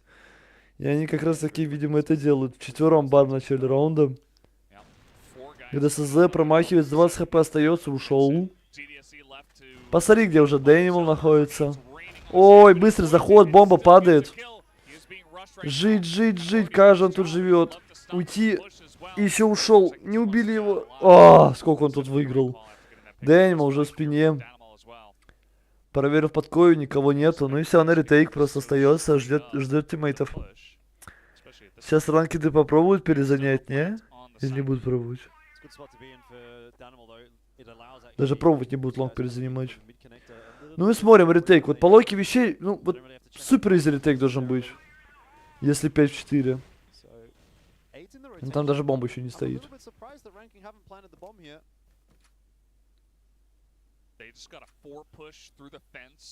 А что произошло? Почему с КТ ушли? А зачем, мужики? Зачем все вместе со спины? Вот только сейчас ФРС зачем-то ушел, назад вернулся. Ну ладно. Разменял тиммейт, убил КТ, пошел ретейк с тонкой. BENQ умел, боже, как же ты плохо стреляешь сейчас. Ну да. Легкий ретейк от ВГ. 7-6, повели. I mean, although they lose this round, it was the right decision to push A side. GDSC was low HP, just one player on A. But once again, post-plant positionings are not on point from ranking. Yeah, definitely a big issue. I mean, it shouldn't be that easy to just roll on up, throw a couple flashes, and basically go 4 for 1. Так, лонг аркада опять от ВГ. В принципе, у них вообще все работает. Все, что они не делают, все работает против вьетнамцев. Посмотрите, макаки что делают. 2 нишка побежали, что-то. 3 мид стоят, а из куба тут не пропускают. Есть информация, понимаю, скорее всего, да, то, что в нишку забежали у нас ракеты. Оп, подъем уже есть. Борезин за бэксайтом живет. И ФРС, вот такая вот флешечка четкая для тиммейта. Живет за ящиком, ВГ тут уже все в план проебежали. Ну и вместе сейчас пикать надо, у него есть посмотри какая позиция. is just likely to end up being an 8-6 scoreline, and IceCube was certainly cooled off as well. Nevis is going to try and make sure that there's still something to be said here for ranking, but they have to get rid of Porson, and he's... Прошел Невис Тавер, убил одного. Еще один ПП. Да что это такое? Ну, ВГ, да вы впятером здесь, да как так-то?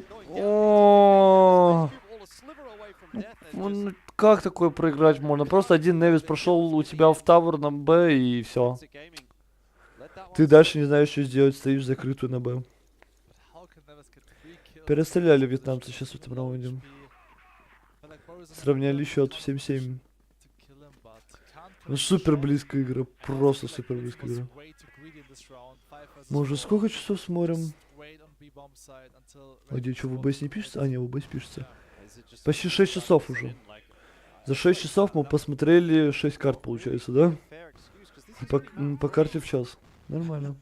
В среднем стриме. Понятное дело, тут быстрее, мы там стримы открытия, смотря все фигня. Так, ранкеды заняли толстую. Разоход будет на точку А.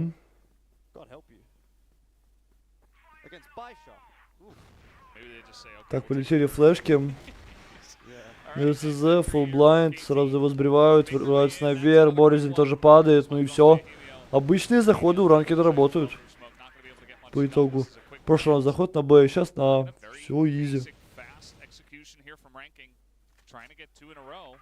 See, this is what I mean about this matchup, though. It's like, first of all, 2 rounds ago, I'm like, yeah, Vincent's looking pretty good. I think they might close this out. And then, Ну, кубал стоит у нас ледяной куб. Бам, раскручивается, одного убивает, второго промахивается, затрейдил сразу в ВКН. Ну, 1 в 5, такое, не берется.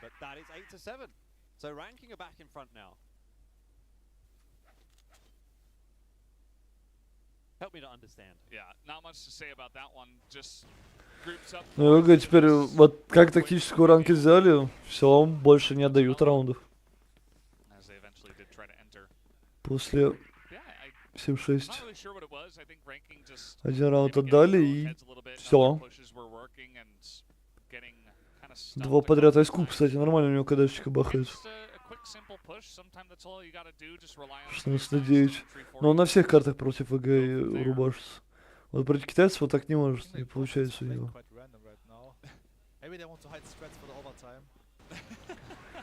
Ранкет, контакт бара, заняли бар полностью. Дэнима на хпшек не очень много остается, ушли.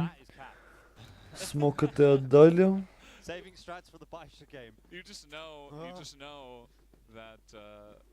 Both sides are like, okay, we're just going to overtime, so let's just wait. Yeah. Let's see what we can do in what overtime. What if we just started the maps from OT, like? First to 4? Just said everyone was on 9 rounds already. Так, меня уже вырубает, ребят. О, сейчас усну как будто скоро. Ранкед реконтрол карты. 2 у нас опорника на точке А. Хелпы, кстати, нету никакой подам. Ну тут выход, видимо, просто будет до конца. БГ уже начали нишку пушить, спине они быстро будут. Если это на заход. Но не, они отменили, ушли. Ушли в обратку. Ну тоже все пятерка понимает, что ему надо ближе к А идти. Так, заход на А, GDC одного убивает. Второго тоже кладет. Как-то Хиумио там вообще не позиция какой-то был, фулфушенный, возможно. Флешку отдал, ушел. Иглс взял большую лестницу. Ну, красиво. Хороший раунд. Просто заход, и как будто бы должен был получиться, но что-то в коммуникации у вьетнамца пошло не так. По одному как-то вышли, все умерли по итогу.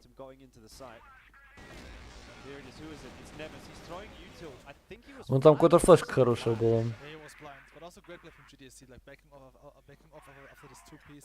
Like most players were just committed, right, for the third guy, but he's backing off and even getting a 3rd kill at the end. It's a great hold from GDSC. Yeah, you know who's also good at that is Danimal. We've seen it a couple of times, but GDSC does it the most because, you know, he's putting up bigger numbers. Just really good understanding of playing the overall round state rather than just playing for, you know, yourself or lining up multiple kills. You don't have to win the round with one play. You just get an advantage and then move on to the next play. Here comes ranking. Так, ранкеды, нишку. Контактом. Тут Дэнимал на приемке. Ну-ка посмотрим, флешку он будет юзать.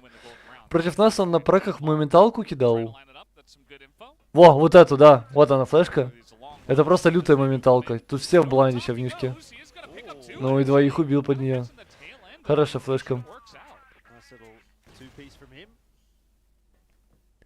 Сработало.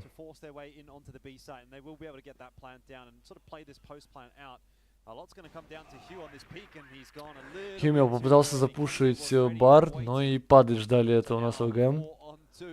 4 в 2. Ретейк. Хаене проигрывает файт. Борзи не успел к нему прибежать, затрейдить. Уже 3 в 2. Бомба стоит. Флешки полетели на подъем. Ждет еще ГДСЗ, который к нему приходит. Иглс еще налил флешку тиммейтам.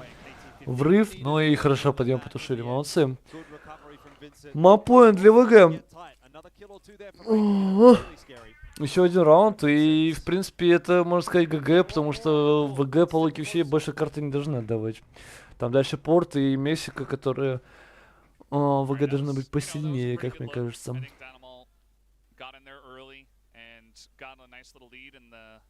Rest of the team played it out pretty well from there. GDSC really stepping up when they need him like every single map. It's kind of incredible how consistent he's been when they need it most in these clutch situations. Ну и ранкеды. Вроде как бы и работали простые раунды, а сейчас резко перестали. Так, ты большой, никого не видит. Так хотят закончить, видимо, да, у нас? Вьетнамцы. Пошли в тонкую. Невис на лайнапе.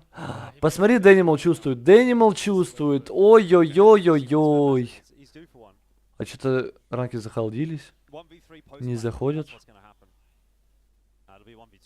Не-не, заход пошел. Тонкая, контактом. Никого нету.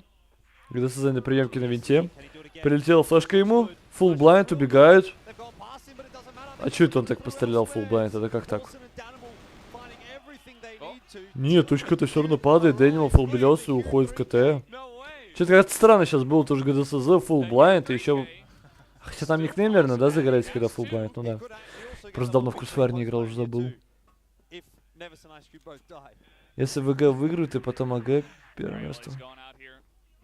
Ну да, это будет легкий финал. Если ВГ обыграют у нас Байшу, но это нереально на самом деле. Слишком на голову выше китайские команды в этом плохо. 3 в 3. Важно ретейк от ВГ. Пойдут вдвоем с тонкой. Убивает винту, выпушивают КТ. Иглс, надо файт выигрывать. Одного он убивает, Юмео, 1 в 2. ХПшек не особо много, диффузит. Красава, Кенни. Взяли, молодцы ВГ. Какие же близкие карты. 2 карты на допах. 3-я карта 10-8. Ну, как я и говорил, если компаунд забирают, то тут, в принципе, Габелла. Но, как и ожидалось, как будто бы 3-1 по картам. 3-1, 3-2 в худшем случае, я говорил. Ну, и пока что все к этому идет. Дальше Порт. Пик команды Vincent Gaming. Одна из самых слабых карт Вьетнама. И даже если ВГ каким-то чудом проиграют ее... следующее будет Мексика, где ВГ начинает в защите. В общем, ладно, ребят, 10 минут перерыва берем. И, ну, не 10, наверное, 5 минут перерыва берем. И заходим на 4-ю карту. Это БУ-5 противостояние. Бразилия против Вьетнама. Все, давайте, жду через 5 минут.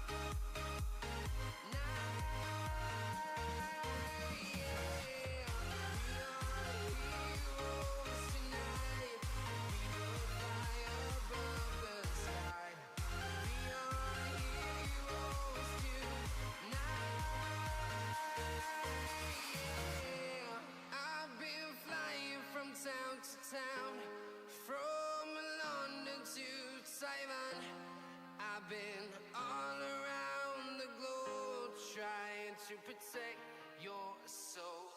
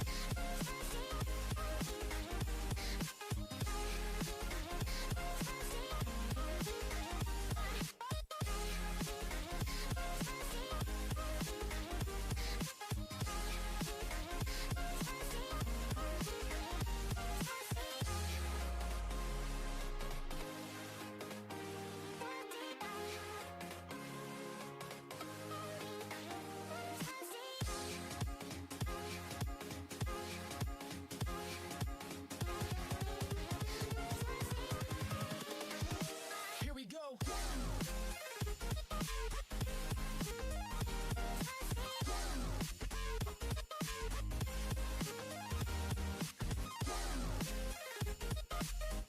If we win this, we gotta play another Still one. got 2 to go. And even on the side of Vincent, you know, Так, алло, все, меня слышно? never easy. Ну, переходим на 4-ю карту. Порт, одна из слабейших карт Вьетнама. Правильно сделали Винстон, на самом деле, что ее пикнули, потому что последняя Мексика начинается в защите для них. Супер круто. Ой. То есть они выбирают 2 карты, но на порту начинают в защите. I think it's going to be like 10-6 or 10-5, and then it's going to be really close in the last match. Так, сейчас я чатик открою. I reckon ranking's done. Surely you're done after that. Yeah, I mean, Vincent have to start on BL. That hasn't been easy. True. And you can see that they overall don't have as strong of a port. So Well, yeah, we're getting deeper into the map pool. I mean, both teams should actually be feeling less comfortable going into the last couple of maps here. Еще карта, да. The earlier ones, though. I've always sort of thought Еще минимум одна карта. on Mexico, so I think if they can actually push it through here on port, then maybe something's on offer. absolutely. Well, Ну, смотрим. Запускаемся на порт. Порт должен быть интересным. ВГ в атаке начинают. Посмотрим, что они тут сделать смогут. Will the mental fortitude be there for the casters as well as the players? We'll have to wait and see how long we can last on this very long day. We're getting into ports, map number 4. It's a gaming on blacklist. Так, ну смотрим, что тут у нас ВГ придумали. Их пик по логике вещей, даже, наверное, себя комфортно на нем чувствовать. Ранкеда гейминг немножечко будут, конечно... А, у них даже спавнов нету, там заход на А сразу же. Там даже ранкед ничего не откидывает. СКУ просто троих фазумами тушит. Иглс. Один. Вот, сбривает Невис. Против ГСЗ последний в кишке, есть инфа, ну... Очень жестко, конечно, СКУ просто фазумился там. Тяжело на такого заходить без флешек. Попытаюсь быстрый раунд сделать ВГ. Не знаю, глуповато, конечно. Должен кишка, из-под кишки флешка-то кидаться, а не вот так вот фулл в опене. Ну, нормально там, конечно, сбрил.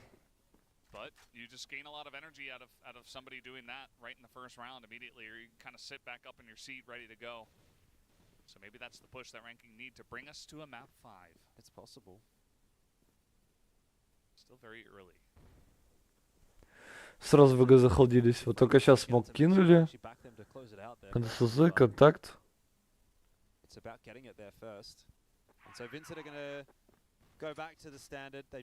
Никого не видел. Ждут аркаду, у нас контролируют карту, но тут Ранки Гейминг отдали полностью куры. Невис проверяет кишку, под кишкой никого нету, остался вместе с тиммейтом, который лонг. Как это делал у нас сегодня ZOWIE, 577. Айскуп ушел вообще мост пикать. Там никого нету. Невис падает от Борзин, который с Авиком смотрит контроль. Лангам. В 2 века у нас ВГ играют. Ну, опен сделали. Привет, здорово. Если ВГ выиграет этот противостоящий по раскладу, дальше у нас полуфинал нижней сетки и завтра финал. Сегодня полуфинал нижней сетки. Вот сейчас 2 команды борются за последний слот туда. Байша их там уже ждет. Они сегодня отлетели от АГ. С треском, можно сказать. Could potentially cost them this round, and as we know that the rounds on the blacklist side of Port are worth their weight in gold. Every single one is going to be valuable here for Vincent. Айскуп на приеме, ранки дестакуют точку Б. Опять же, та же самая логика. Типа, они в прошлом раунде приняли люто точку А. Сейчас уже они Б стакуют из-за этого, но все равно не угадывают. ВГ идут на точку А. Айскуп убивает одного хотя бы. И вот тут приходит с мида вообще убивают. Там даже ранкед мид не контролирует. Как играть на если у тебя даже тиммейты мид не контролируют? Нереально. Ой, хорошая КХшка наверха. Минус 50 хулспоинтов по ночному, ладно. По мосту проходит уже КТ, промутился. КТ... Что? А где позиции? ВГ, куда вы 2 на спину ушли? Что за бред? Вверха отдали. Ну ладно, хотя бы трейдит его. Кити, ближе пушат. Ну, что-то неуверенный постплант от ВГ.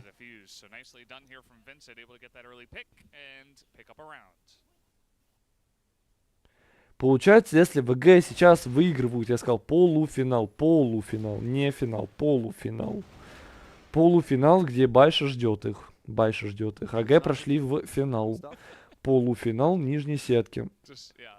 Обычный полуфинал сегодня игрался, Байша проиграли. Полуфинал нижней сетки сегодня еще будет играться. Странно, что они, кстати, в один день сделали. Так, верхний у нас занимается атакой. Химео будет отдавать. Нет, он первому, второму вешает в голову, уходит. Ну, вот этот ФРС, который сидит в этих решетках, что-то непонятно, чем он там занимается. Чем там непотребным, понятное дело, конечно же.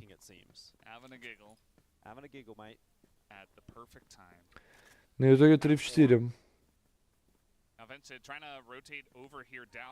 ВГ попробует фраг найти. Тут айскуп на верху.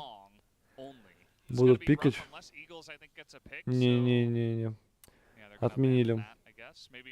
Не хотят против снайпера лонг пикать. Опасно это занятие.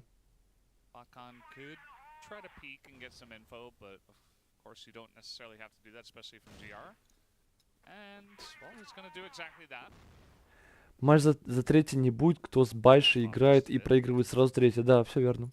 Вот, можно сказать, сейчас матч идет за 2-3 место. Нет, подожди. Нет, не за 2-3 место, за 1-3. То есть минимум ты себе 3 обеспечиваешь, если вот этот матч выигрываешь на КФС и, ну, увеличишь свой призовой фонд на $50 000, потому что разница с 4 местом $50 000. Так, паркуры прошли у нас ВГ, нашли фраг на 7-ке, ушли в нишку, понимают то, что убили игрока Б и побегут до конца заканчивать Б-сайт. Химео, то сейчас будет пикать, 40 хп у него имеется. Рискует, одного хотя бы убил, 30 секунд до конца раунда, Невис уже пришел в сайт, одного убивает, Боризи, надо разменять, он делает это, айскуп 1 в 1, клатч против Боризина. Он делает это, 15 хп у него остается луком.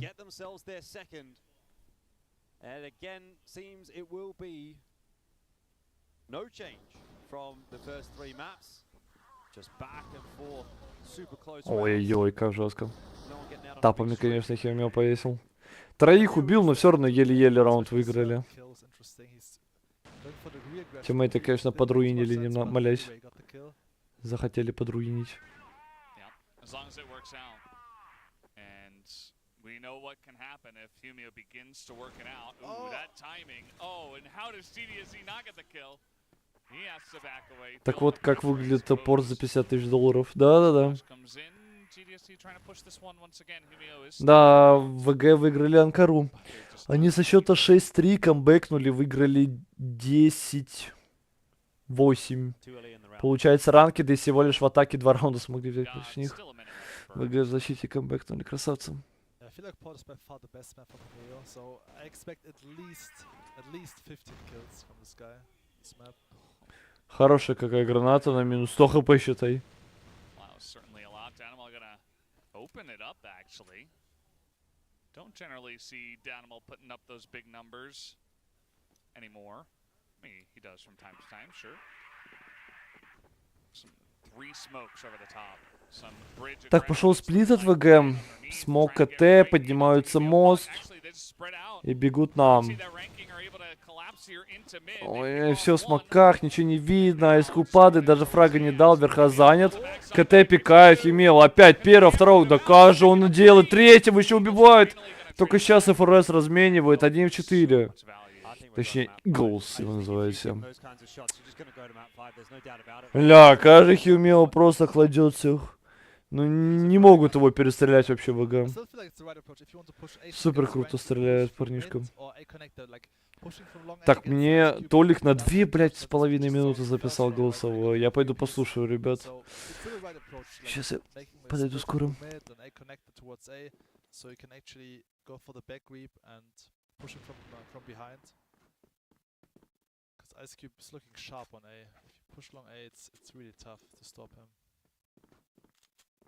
Yeah, I'd say probably don't go for that at this point.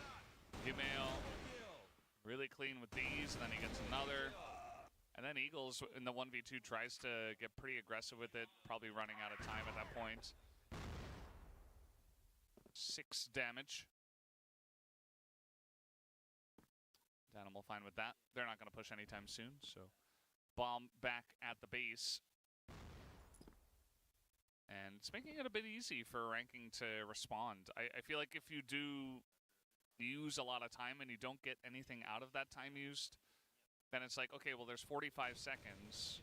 We see that there's 1 guy in mid, or 2 guys in mid. Okay, they're probably pushing A. And it just becomes a little bit easy to respond and to rotate quickly, which, you know, it's already pretty strong from the GR side, but if you're getting early reads, that's going to make it even easier. And smokes over the top. They want to push mid again, it looks like. Seems to be the right idea. An area of the map that is being given a bit of space by ranking. Borson is able to take down the danger man of Humio, but this time Nevis is arriving. Doesn't quite get the quick switch out, and it ends up being a 3-4-3. Fuckon in the right position to make the difference. He'll lose his life, though, to Kaney. And now it's on to KT15, who also suffers at the hands of a trade. Ice Cube now tasked with the 1-on-2 clutch. Started the map so well, has been a little bit quiet since then. Could be the 4th on the board for ranking, though, if he gets this one. Vincent have no idea where he's coming from. Well, now they know. And it's going to come down to a 1v1. Ice Cube is looking so good so far, but Kaney looking good in this round. He's backing all the way up, waiting for a defuse. He's going to play the clock. And Ice Cube is going to... He's thinking about pushing him. There's really not a lot of time. He's going to try to hold it, actually. Will Kaney get the timing? He wraps it, and he does. As he expects the hold from there. Ice Cube just knowing that pushing into that. And then diffusing is almost going to be impossible. Ой, то, что мне Толик рассказал, это полный пиздец. Я не буду это рассказывать, но там все хуёво сейчас происходит на КФСе. У пацанов египетских. Блядь, не дай бог нахуй такое. Я в ахуе. Так, еще одну голосовую еще приду. А, не, все нормально. Так, что тут? ВГ пытались какой-то сплит сделать, по итогу клатч вроде выиграл, да? У них игрок 2-3. ФРС, контакт против Химио. Да как он перестреливает? Это просто пиздец. 2 КД. 2 КД Химио. Как же он ебашит на этом турнире, красавчик. На самом деле он в прошлом вроде году ебашил, если я не ошибаюсь. Но в этом он прям люто раскрылся. Он против всех круто стреляет. Ну, наверное, кроме китайцев, я думаю.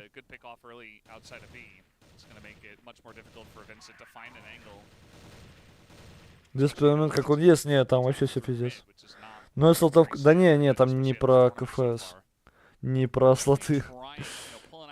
Это не... Это и так понятно, что 0 слотов на КФС.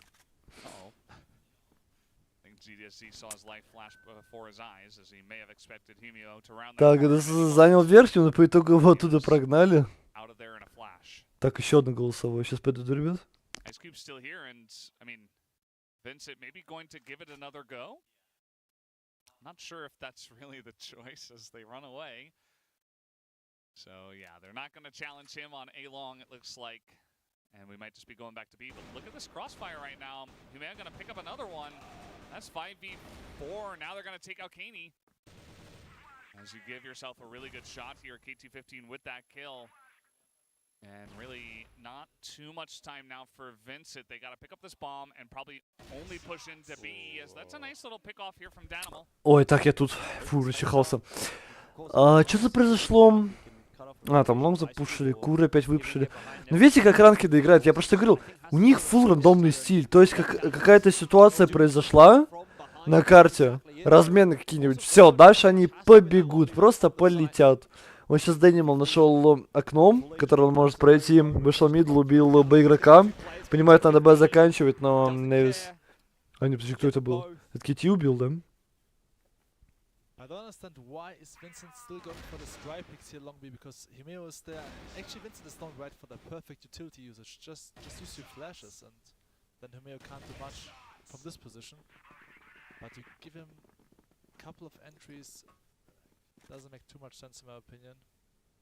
Absolutely agree, especially against a guy who's playing really well. Так, ретейк верхний от ВГ. Но тут ранкеды отдали полностью карту, сразу же смещение моментальное. После информации по двум флешкам в куру. Но лонг не выпушили, китайцы бы сейчас уже пошли лонг выпушивать. Surprisingly, Himeo is on A side this round, so they're changing up the setup, which I like to see.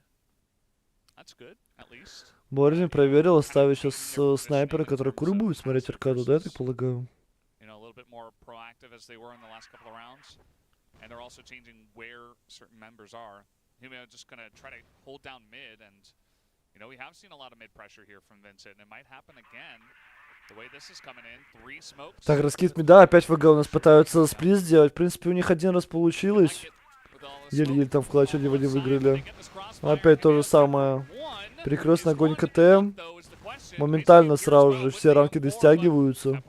Инфа 2 по КТ. Ну, вообще, кстати, не можешь ничего сделать. Это именно опорник точки А ни одного фрага ни разу не дал при таком сплите.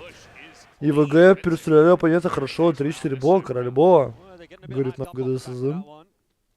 You can see a shift in mentality for Vincent, I think, a little bit based on how this game is going in comparison to what we saw from them earlier on in the series on Black Widow, on Compound. It just seemed like there was a lot of frustration there, but now there's kind of an air of maybe excitement. And Vincent are going to try and make it happen. This is the flashes that you talked about. Так, быстрый дефолт лага Б. В принципе, перестреляли. Там еще в нишке этот люрки тоже был быть и ФРС, который отрезает, ротает. Дал информацию, то, что один нишку прошел фаткон, его убивают. И понимаю, то, что последний где-то либо мидл, либо на точке Б. Ну, играют на верочку вместе, просто сидят. Будут регруппаться и ждать. Надо какого-нибудь скаута отправить, у которого меньше всего ХП. КЕ не падает, как раз таки, про что я говорил. Не очень много у него хелспоинтов было, и все, понимаю, то, что надо заканчивать. Полетел смог на мост. Айскуп 1 в 2 пытается. Да, увидел то, что один игрок прошел, спалил свою позицию. Ну, из КТ сразу же... Ретейк? Не пошел. В принципе, может такой даже брать на самом деле Айскуп. Рейпер наш. Smoked off, he's going to have to push through it. Orson hasn't spotted that, and Eagles will swing in the end. He was dead either way. Ну хорошо, 4 в атаке взяли, неплохо для ВГ. This is what I'm talking about. This is a completely different looking Vincent in the booth in comparison to how they were acting earlier in this series. They've got all the negative emotions out of their system and they're ready to win.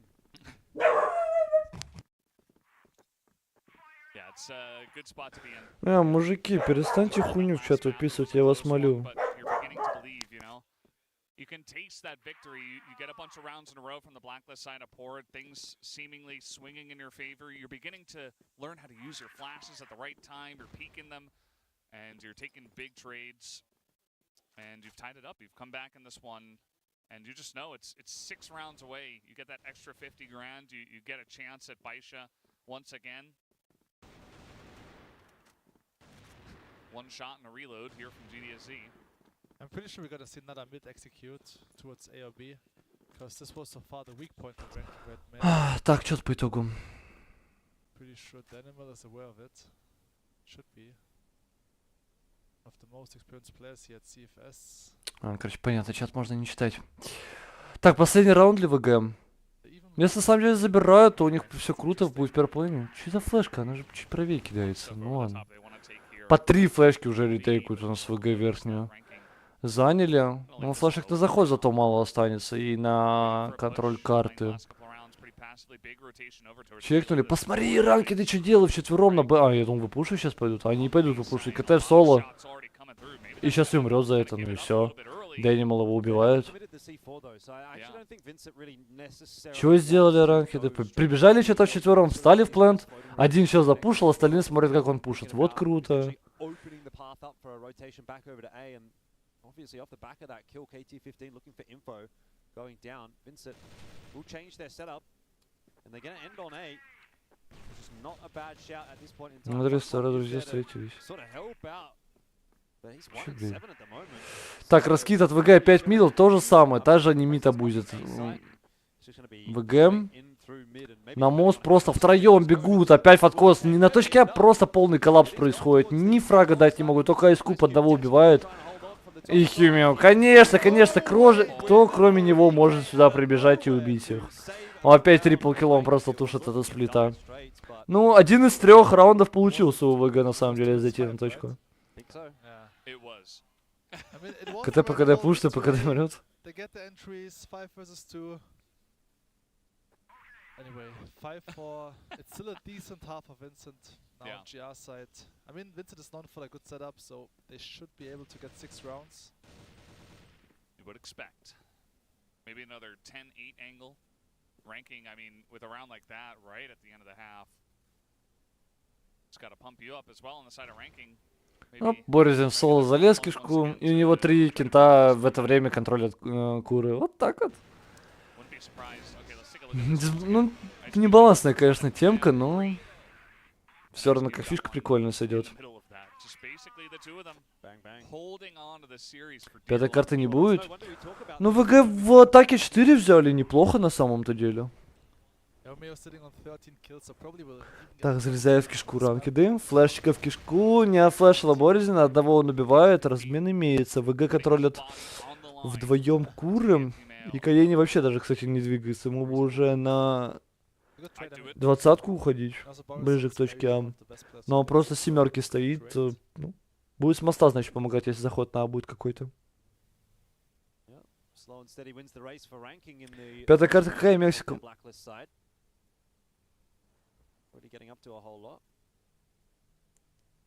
Still waiting for some clutches for my boy Fatcon. We saw the last. I think you'd be waiting for some kills at this point, not just let alone a clutch. Like, come on, let him take like the stairs instead of having to jump up over to the second story first. Дэнима ушел на камеру, вы спалили, интересно, нет? То, что он уходил. Он вернулся, что-то обратно решил. А что тогда смысл от ГДСЗ, который... Да, вот только сейчас он это понял. Смещаются ближе к точке А. Ну, как будто бы надо астакать. Да, ВГ это понимают. ВГ пошли астакать. Дэнимал до сих пор продолжает верхнюю контроль. Сейчас проверит, никого нету. Все, будет понимание, что это да. Вот ФРС бы позицию поменять, конечно. Но ему надо наверха убегать, да, после контакта. Каени, одного убивает, бомба падает, 19 секунд. В 2 волны ранкиды. Один вышел и 3 стоят. Вот супер заход. Просто 10 из 10 заход. Ну и... Химион нам, конечно. Во, вамо, Бразил.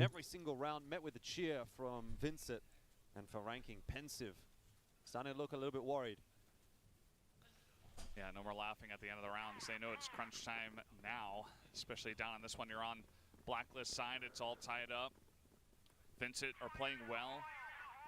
A lot of grenades through. It looks like ranking maybe want to challenge in here. 3 members of Vincent. but yeah, they're just. Если честно, ты меня заебал. To go elsewhere. Push on A didn't work, so I like Vincent going over defending B, saying, hey, you don't get any free entries, no easy access into our base. Borzen is here again. How many is this just gonna be the same? Так кишку у нас ранкеды занимают. Oh, it's 3. What if he gets all 3? Вчетвером, посмотри, сейчас быстрый заход будет. Тут Борзин. Не убил никого с эмки. Зачем он эмку берет, если он в кишку хочет залезть? Сразу же ранкеды на А до конца идут. Вчетвером, у них еще люркер откос на миду имеется. Не, очень много флешек наверха откидали, еще ротейт отрезали. Супер классно получилось на самом деле у ранкедов.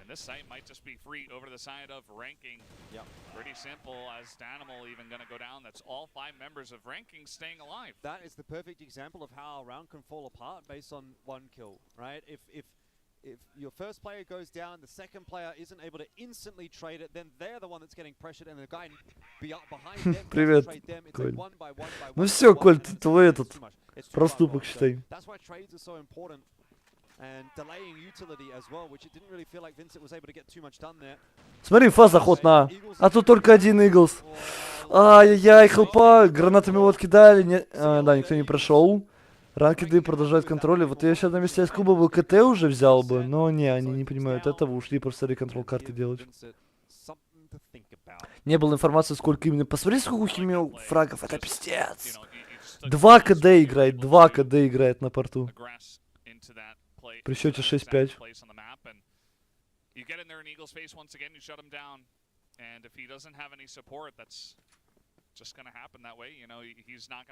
Да ты, Вань, тоже будь умнее, не обращай на эту хуйню внимания. Чё ты ему тоже отвечаешь? Ты же его наоборот уже подразниваешь. Ему от этого только лучше. Это что, это реплеем показали? Но это все равно хотят заканчивать. Посмотри, где у нас уже Дэнимал. Под кишкой взял Каени ему контакт. Одного убивает, хорошо. Дэнимал. Ну хотя бы одного. Флешонный сидит. Убили сразу же Каени, еще флешка. Да что это такое? Что за флешки у вьетнамцев? Каким образом они фулл-тайм белые сидят на... Паузу ВГ поставили. Ну-ка, что происходит? Почему так? Они какой раз уже заходят на А, все время белесые. Что там произошло? Чья эта флешка летела?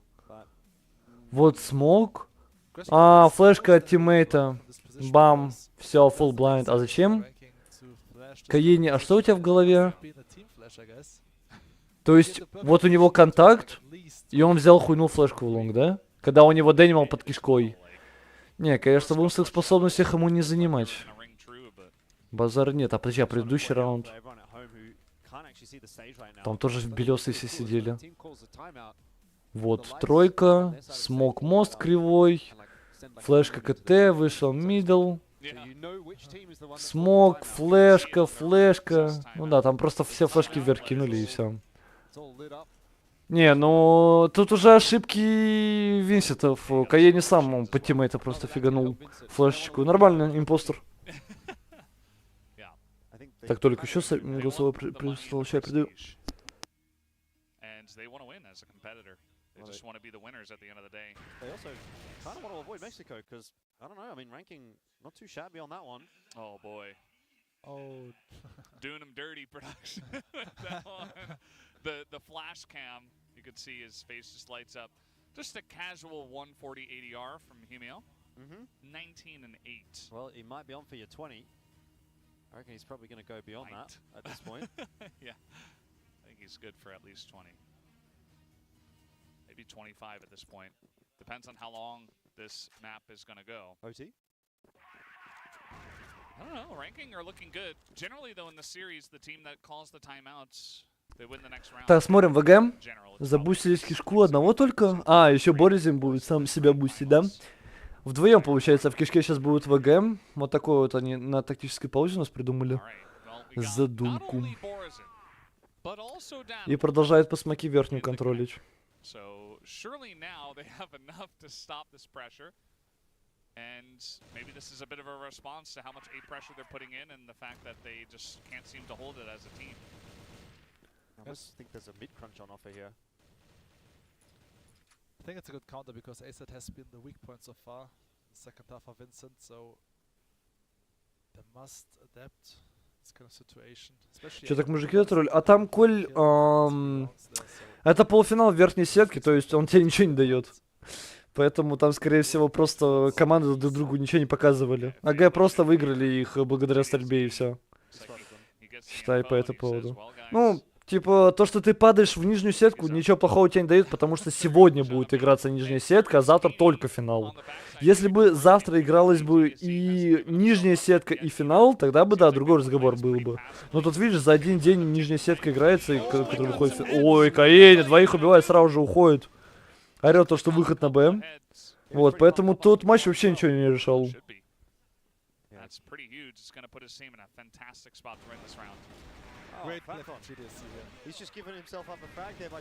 Ну я в курсе, ты забыл? Да, я помню эту залупу. Вот. Ну тогда, если не ошибаюсь... Хотя нет, тогда ничего не было, да.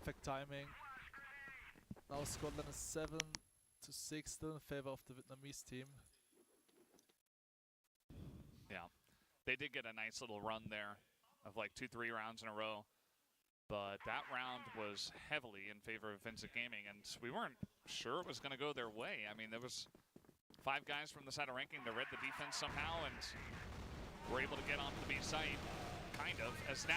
Так, быстрый дефолт от ранки до Б. Сразу хотят закончить, что ли? Лоу хпшные выбегать будут. Тут Каэни на приемке, флешку откинул, выживает, ему тиммейта тут еще флешами хелпует. В принципе, ранкиды вышли в сайт, но дальше что они будут делать?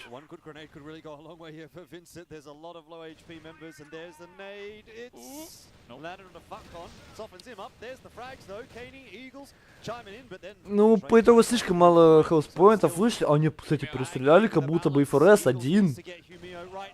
Убивает, хорошо. Невис 1 в 1. 3 хп, 3 хп. Есть информация по этой темке?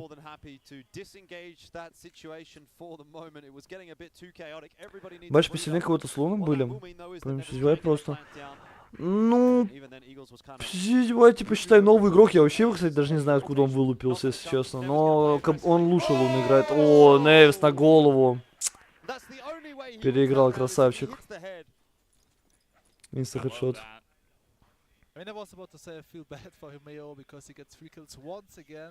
Эта идея только Тупорылова. Ну, понятно, на кого гнать можно, да? Бочку.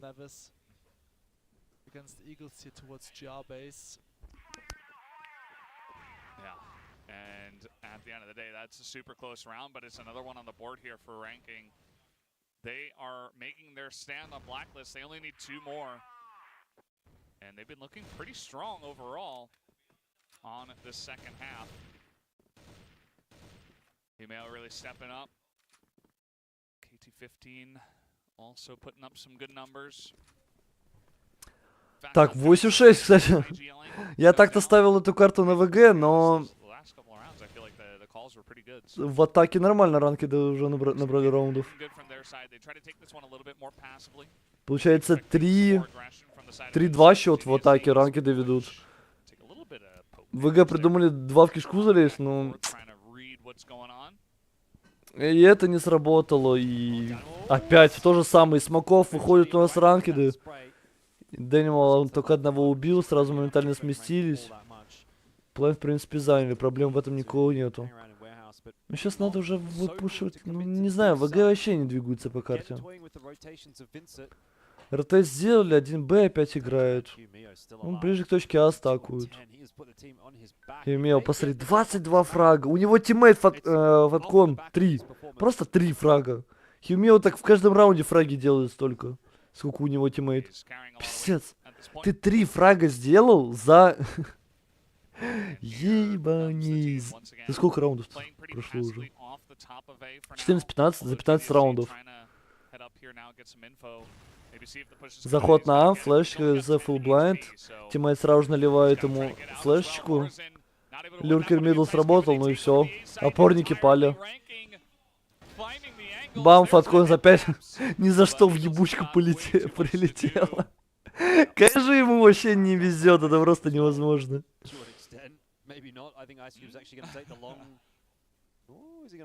ФРС 1-3, нет, так они берут самопоинт для ранкедов.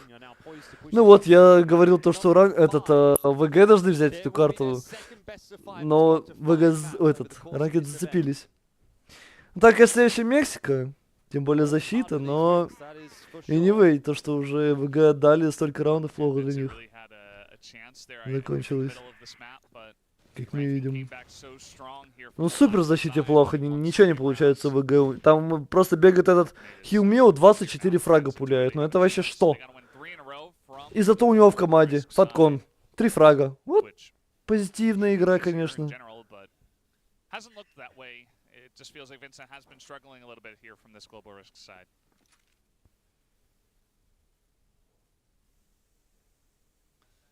As we wait for the next push here from ranking, they have really backed off for now, and this has been working, you know.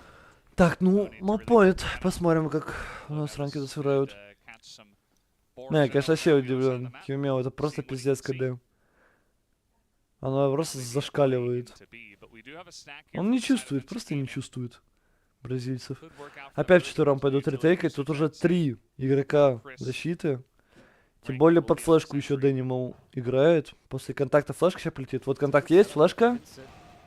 Флешка имеется, бам, full blind.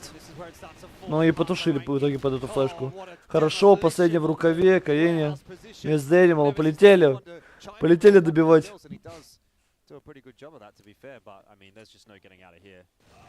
Нормально. Так, один маппоинт отыграли. Ну это красиво. Поняли то, что против них постоянно лонг-бэ ходят, то занимают проблему у них. И вот сейчас ВГ решили застакать. Сработало. Теперь ранки должны понимать, что вот... они быстро в итоге побежали, да? Быстро дефолт, прилетела флешка, ГСЗ, одного убивает, флешка флешила, 2-3, там, не знаю. Каени живет, тоже full blind. Дэниел, посмотри, где уже находится. Одного убивает, уходит. Бомба упала. Он с Борзиным тут был, то есть они вдвоем еще это делали.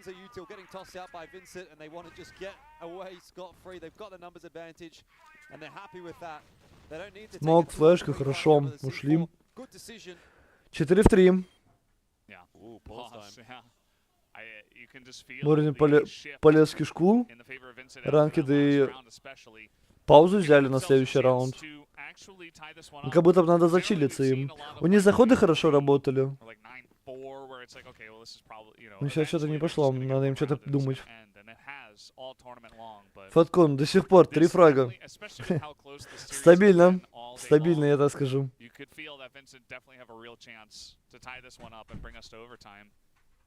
Let's see if Humio has something to say about that. They have called timeout, but still a chance. Оп. Каене. С двойки увидел выход. Есть инфа. Посмотрите, тиммейты вообще не стягиваются. Что это такое? Алло, инфа есть? Почему так плохо все? Зачем еще Дэнимал стоял на КТ? Ему надо было на семерке стоять, чтобы ближе к Б помочь. У него, потому что тиммейт в кишке. Так, ну ладно, смотрим ретейк, 3 в 3 ситуация.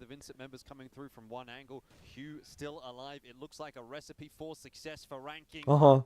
Стрельнули ему, куда флешку кидать. И ФРС, флешечка, Фаткон с фуллблайнд уходит. Убивают Айскуба. Неплохо. Дэнимал, красава. Отыгрывают. Еще один маппоинт, молодцы. 8-9. У ранкедов тактическая.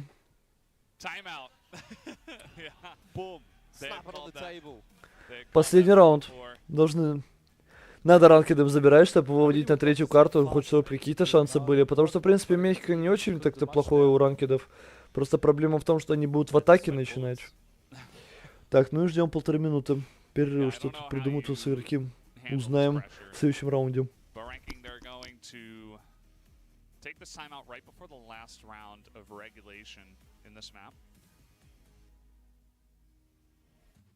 So, Seven, if you're the IGL on this side, you say, okay, well, Eagles has been a little bit weak. Let's pressure A. I mean, the issue is, I think, obviously, Vincent, they must expect an execute, right? Because the big executes in the last couple of rounds didn't work out for ranking. So, I mean, I would try to go for info play first, take long B control, Так, ну на месте ранкет. Что у них не получается? Во-первых, они ни разу не пробовали ретейк делать через нишку, то есть с мида. Все время ходит свой балонг. Ни разу через нишку не попробовали. Вот, контроля карты у них тоже такового нету. Постоянно там в кишке сидит этот Боризин, пытается их тушить. Фаст-Б тоже не работает. Надо сейчас что-то в ВГ тоже придумать, на самом деле, против них. Понятное дело, Куру... на самом деле, вот ВГ, вот прям вот чтоб вот all-in, можно вообще в закрытую ставить. То есть откидать и уйти в закрытую стоять на Б. Потому что у ранкет все равно заходы дерьма. Ну, реально, заходы дерьма. По локе вещей можно, ну, отдавать карту. С этим не будет никаких проблем. Вот. И играть просто в закрытую. Вот такая хае. Втроем заняли кишку, никого нету. Буду заканчивать. Не подумали, что их спалили или что? 25 фрагов. Фаткон, кстати, один фраг еще и дополнительный дал. Хорош, красавчик.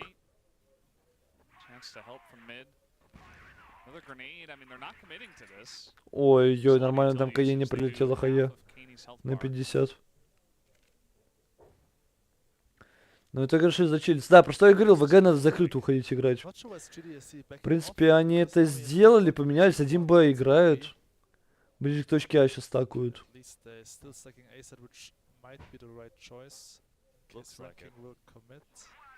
I don't know that that's really going to do enough to draw a rotation. Throwing one smoke on B, is that really fooling anybody at this point?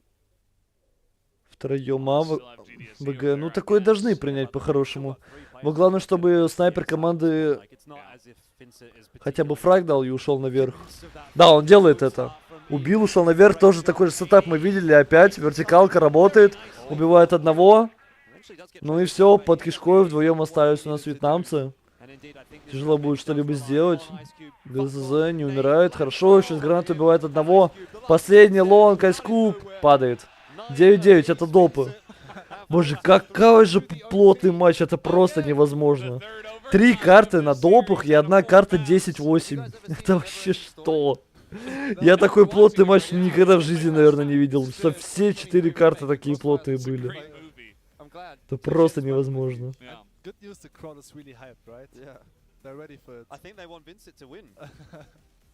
They want to see Baisha. Yeah. It's understandable. That's what they're chanting. Give us Baisha. Yeah. Well, they could feel the energy, you know. They knew that push was coming in, and Vincent with that first kill. It brings us into the overtime round. Gives Vincent to end this one 3-1 potentially. It's got to feel bad as ranking. You know, you took a timeout on 9-8. You were also at 9-6, don't forget. So that's 3 rounds in a row going the way of Vincent Gaming. Так, ну и смотрим допы. Смена сторон, ВГ в атаке теперь. Добрали они сюжеты. Маппоинты. Мне кажется, было бы интересно Мексику посмотреть, но я хочу, чтобы ВГ здесь закончил, чтобы мы пошли уже смотреть игру Байша против ВГ. Не, ну что одна, что другая команда, конечно, настроена. ВГ нормально собрались, да. Супер близкая игра, флешка от вне. Как мы его завали-то, господи, я уже забыл.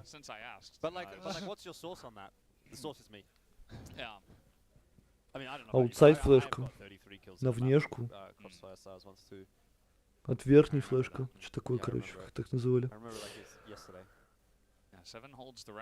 Так, ну все, ВГ мап-контроль имеется, минута 30. Дэнимал собрал информацию, как там на Б играют. Защита.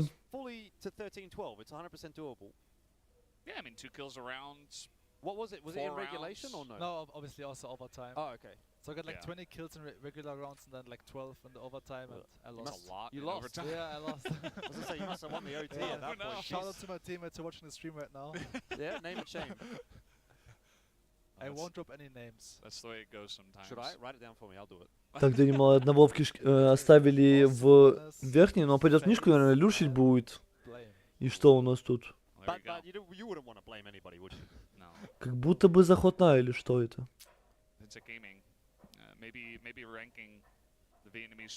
Солнце готовится заход под Да, видимо, да? С бомбой идут. А, это не сплит наконец-то никакой. А то ВГ уже достали с своими сплитами. Сколько они раз попробовали? 4-5? 5 раз, наверное, да? Или 4 где-то. Фейканул Дэнимал. Его убили. Тем временем заход на А. По итогу 4 человека, можно считать, у ранкет было на Б. 4-4, постплант. Ну, бедолага Фатконцева можно за игрока не считать, его тут нет на карте. Он, в принципе, не зашел на сервер поиграть. Когда СЗО, ретейк идет с КТ, видит, прилетела флешка ему. Ой-ой, Хити, троих убил, и ФРС, последний, слонга, ну... Вот и все. Просто массом полетели с КТ. И сработал такой ретейк. Против ВГ не были готовы. Вот опять, у ВГ тоже самая ошибка, постплан. Почему никто не падает вниз? Или-то нет, там вроде кто-то был. Потому что это... Я не знаю, короче. Супер плохо. Они второй раз уже постплан на А проигрывают.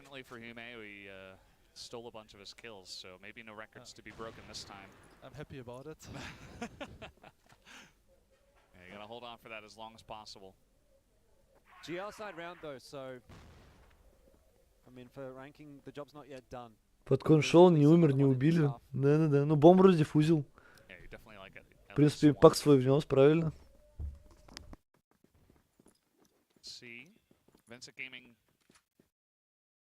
Blacklist side, do we try for B now?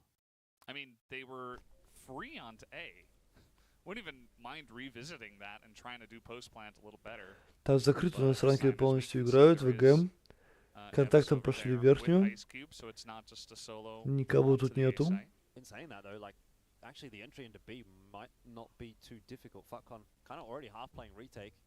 No one else is really there. They're all watching. Ну как так? 4-4 постплант. Ну что это такое, ВГ? Ну что это такое? Позиция супер дерьмо. Они сразу же на ломку ходят зачем-то. 25 фрагов, да, 25 фрагов нафигарил. За 19 раундов 25 фрагов. На Б заход. Тут, в принципе, 3 игрока защиты. Будет тяжело на такой зайти. Попытались дропнуться. В принципе, размены есть. Он проходит. Хорошо. 7 фрагов уже дает. Уху-ху.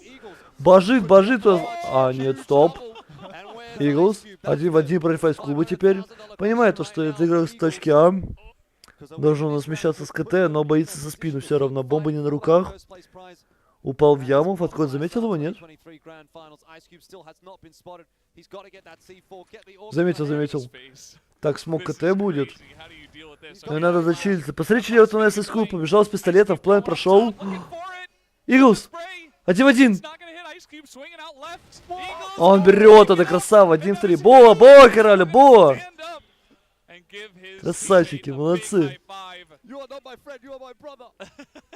But I can't believe that Fatcon getting 3 kills and they still lose this round. I think we should stop questioning Fatcon. Вот он, наконец-то, Фаткон расчехлился. Сколько у него было? 4 фрага, да? Он 3 фрага дал, 3 фрага дал, но команда проиграла. Ай-яй-яй. Теперь он недоволен, я думаю, командой, правильно? Думает, ну и команда бомжей, блин, 3 убил на Б-точке. Проиграли раунд все равно.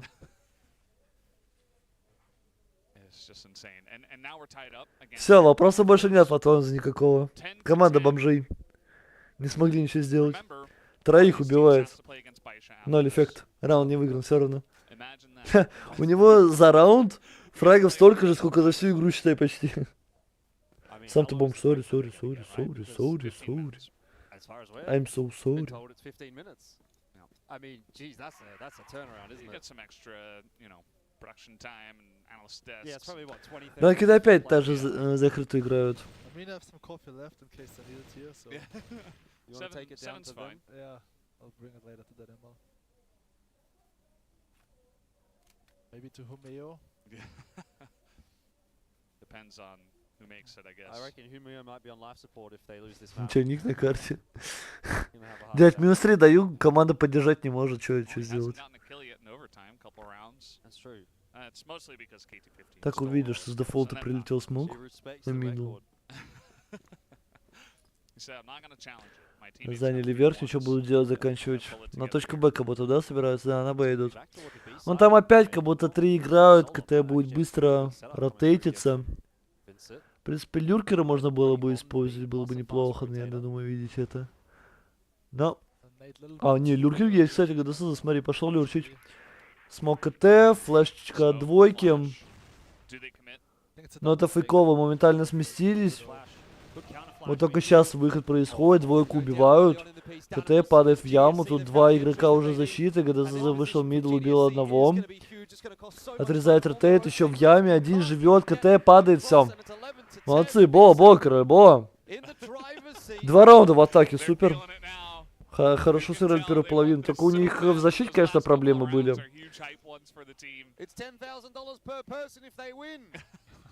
Plus potentially a chance at more if they can beat Baisha. Yeah. Of course they want it. I want $10,000. Can I have $10,000 if they win? Yeah. Just go and join them right now. Oh man, this is crazy. Anyone know any Portuguese? I don't. Так, ну и ВГ надо 2 раунда и плюс $50 000 на кармане. Сразу же, инста просто. Просто инста. Hello guys, I'm having breakfast with Viana. He taught me this one for an Instagram story. Nice. Так, прошел.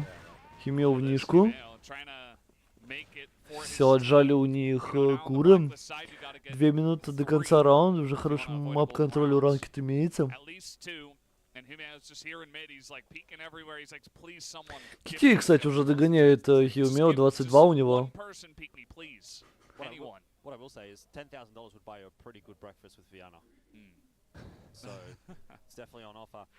Два раунда за полтос неплохо? Да, неплохо. А когда 1 раунд за полтос будет, вот еще лучше будет.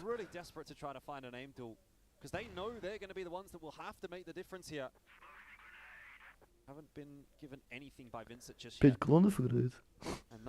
Вот такие вот притчи. Все азиаты на одно лицо, да? Так, какой-то сплит готовится от ранкет. Полетел фейка. 2 флешки отдали, но в итоге это заход на Б через мидл. Побежали 7, убили КТ, но тут еще Борзина не ждут. Убивает он одного, Каин ему помогает. В принципе, все равно прорвали оборону. Точки Б опорники там вообще не справились. Тяжелый ретейк сейчас будет. Еще Люрсев от Конс. Нет, его находят. Хорошо, 2 в 2.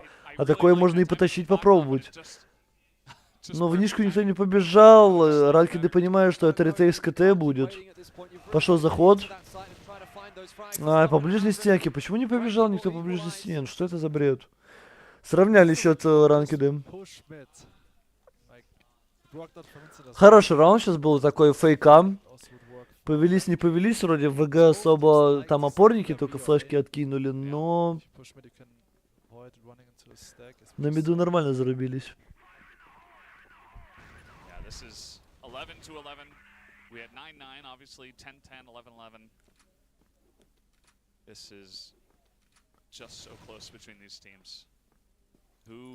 Who is going to make the big play to push it over the edge? Hugh.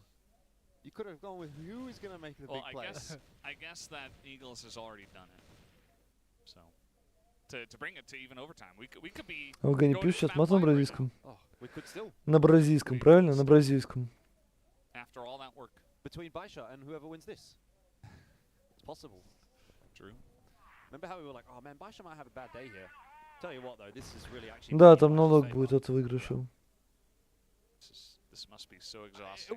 It would be kind of annoying. You'd be like, oh god, can we just play our game? Like, just finish. Хочешь на бразильском увидеть? Окей. Same token, it is beneficial for you that whichever team actually does make it through here is just going to be absolutely knackered. Look at Kaney. This is an off. Pretty cool spot, but look, they're just going through mid. Выход мида, Каени, позиция. Ай, спиной к врагу и вышли из кишки. В итоге опять сплит от ранкета вдвоем. Мидл вышли и 2 кишка. Иглс перестрелял. Убил 3. Живет. Есть ли в МК патроны? 5 патронов в МК под конс. 1 в 3. Да ну, матчпоинт для ВГ. Бо, король. Один, говорит, один. Мужики, 1 и плюс 5. Плюс 5 на банковский счет. Там Каени вообще нихуя не понимает, что происходит.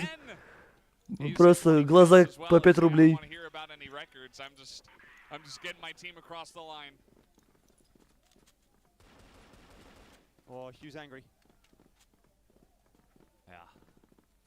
What is the crowd screaming? Is it Baisha? О! Вот так вот, 3D от ранкедов. В принципе, неплохая задумка от ранкед была, но атакующих не хватило, конечно, на точку. Вышли они мидл, но атакующих просто не хватило. Иглс их просто потушил индивидуально. Просто индивидуально раунд взяли в ВГ. Красавцы. На меня на точке, а? Не, Миша, что там не по 5 рублей, там по 5000 купюр скорее. Просто такие красные аж глаза, понял? Как 5000. Вахуй чисто. По 5 рублей, это мягко сказано про тебя. Опять заход на, вот он, Миша, сверху стоит, смотрим. Михуил, раз. Заход, квадрофлешка от тиммейта. Каем, помогает, хорошо, фулбелёса сидит. До сих пор тиммейт пробегает, Борзин. 2 в 4, ну... Ай-яй, скупа, 9 в 4, GG. Найс, они делают это. Топ-3. Vincent Gaming себе забирают минимум уже. Красавцы. Ну все, принял, Миш, базар Зиры.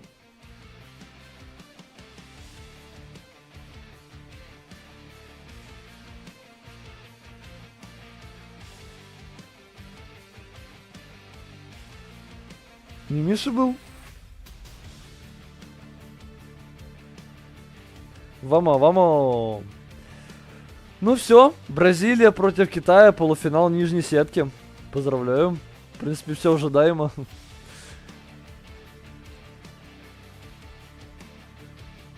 Так, ну по логике вещей сегодня должна быть игра.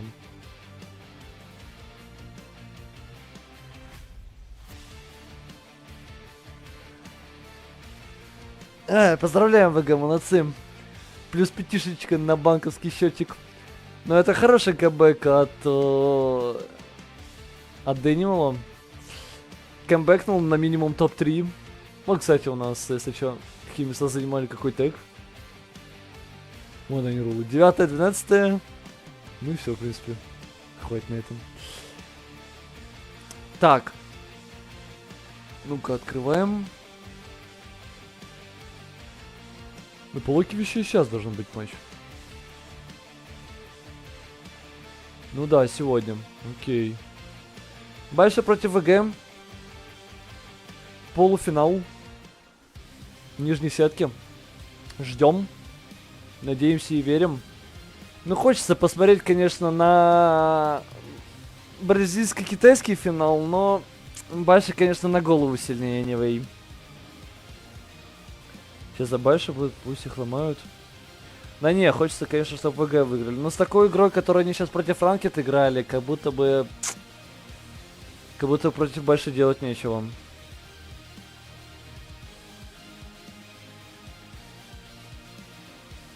Смотри, как он фазончик упал бы? Неплохо. Ага, ролл не могут на турнир попасть, что сами сдулись. Так и есть.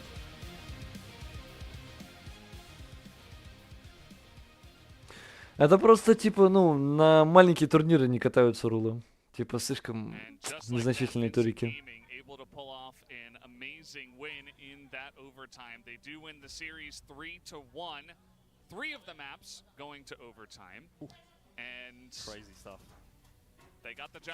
Очень нравится, не имею чушь делать ранкеты, и то более больше понравились. Да не, на самом деле, ВГ тоже, в принципе, что-то доделали, но просто... Я не знаю, что одна, что другая команда как будто бы не заслуживает быть. Понятное дело, заслуживает, но здесь должны быть другие команды, как по мне, в плей-оффе. Ну, ВГ топ-3. Никто отрицать этого не будет в истории. Минимум взяли. Look, in hindsight now would have been actually really quite useful because they've got another whole series to play against Baisha, which is... Подожди, а так вот если посмотреть, у нас Дэнимал сколько раз приезжал? Как это посмотреть? Как это посмотреть? Так у него можно в профиль перейти? Ну-ка, Винсеты. Yeah, huge credit obviously to Vincent. You could see what it meant to them to get that dub on the board. We talked about the monetary factor as $50,000 difference USD from fourth to third place, and that is now at the very least guaranteed. Нельзя что ли посмотреть, да? Ranking go in fourth. Ну и player matches. Play-in matches. Так, ну это все турики, окей. We'll talk about that when we get there.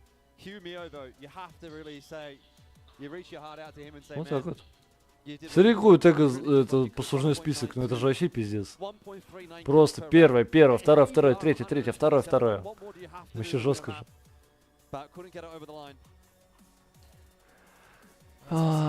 Так, ну до него тут не посмотреть, да, я думаю.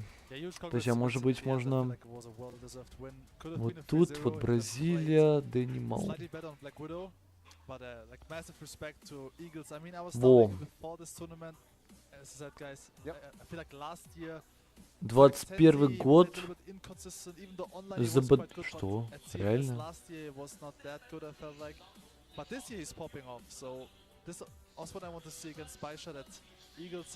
Это какой 21 год, да? 21 год, ну-ка. I don't know what to expect from that next one. I think Vice is going to be, again, they're just going to be so ready to like clamp down on this next one right from the beginning because you have to stop the momentum, stop the happy times, evince it. You got to watch this. Интересно, подожди, в 21 году. Дэнимал, серьезно, в 21 году? I mean, look, the thing I'm really wondering is, and it ties back into what you were saying earlier, right? Is there going to be that momentum Вот он, factor топ-3 заняли, да?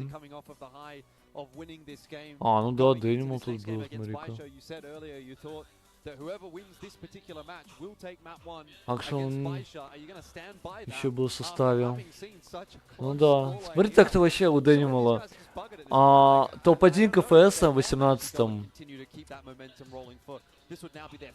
Далее квалы не прошел. Не, подожди, он же за Империал играл. 19-20. В каком-то из этих годах он за Империал играл. Он на КФС приехал, как приехал, так и уехал. Вот Империал.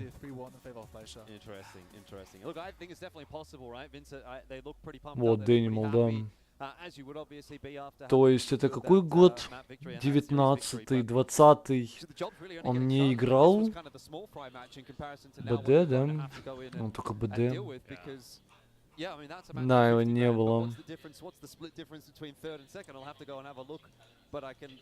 Окей, получается топ-1 КФС, а дальше в 19-м году. Но он там не вышли из группы в 19 году. В 21-м он топ-3 КФС. Далее в 22-м он не играл. И в 23-м опять камбэкнул. Топ-3 КФС уже минимум. Все время, когда Дэнимал приезжает, он какой-то топ забирает. Реально. Не, он красавчик. Жестко, жестко. I think it was 2 o'clock this series started. It's now, I assume, close to 7 o'clock-ish, something like that. It's quite late. In all that time, you know, you might have had lunch just before that game. You haven't had dinner. You're going to have to eat your dinner. You're going to have to talk your strats. You're going to have to figure out what are we going to veto, how are we going to play against Baisha. And then you're in. It's a lot. It's a lot to do in not Ну как-то так. Ладно, ребят, ждем плов-ом. Оставляю я вам стрим. Не знаю, минут, наверное, через 30 будем подключаться, смотреть матч Байши против ВГ за выход в финал. А что там по призовым? Ну-ка, насколько тут умножается денежка? Нормально. Плюс 80 тысяч баксов, да? За сотик такой. Неплохо, неплохо.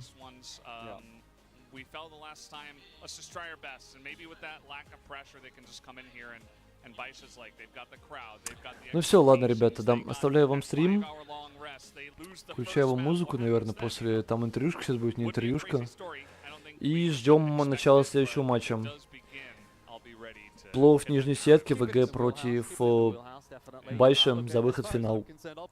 Все, давайте. Probably going into that one with the expectation personally that Baish is just going to clean sweep it, make it a 3-0. That's what they were able to do yesterday against Vincent. Some of those maps, like, I mean, there was like a level where maybe there was a competitiveness actually from Vincent if things kind of went a little bit of a different way, but 10-6, 10-6, 10-3.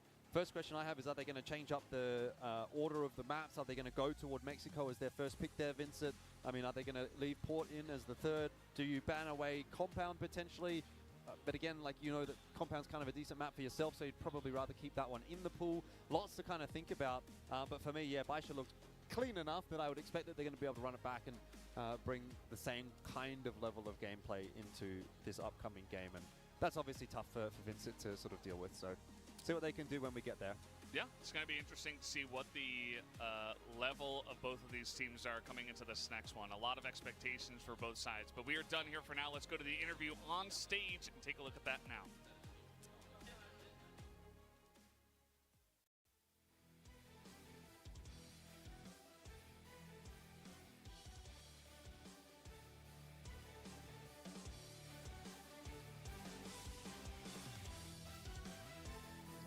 Congratulations to Eagles, the MVP of that match, and to Vincent Gaming.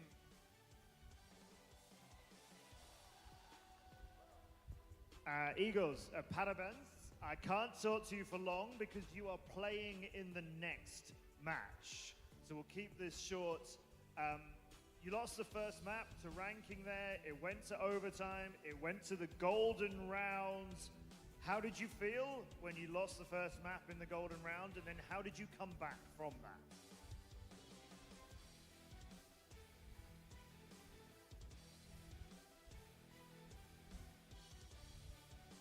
Foi mapa bastante difícil e a gente acabou levando ele para o round de ouro, mas eu acho que dava pra gente fechar ele bem antes.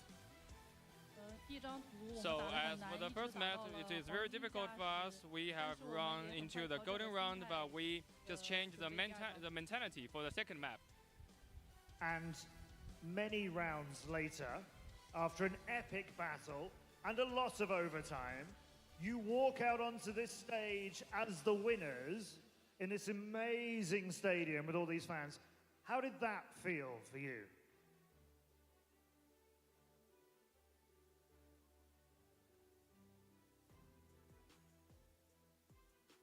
Foi uma sensação única, porque é a primeira vez que eu jogo um campeonato em um estádio, com uma estrutura muito linda dessa, então foi uma sensação muito boa.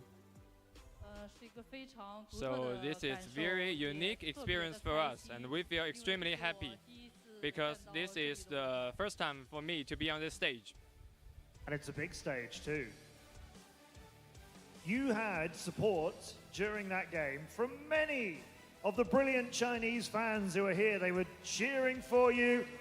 They're still cheering for you now. Is there anything you would like to say to the fans who are here, who are supporting you?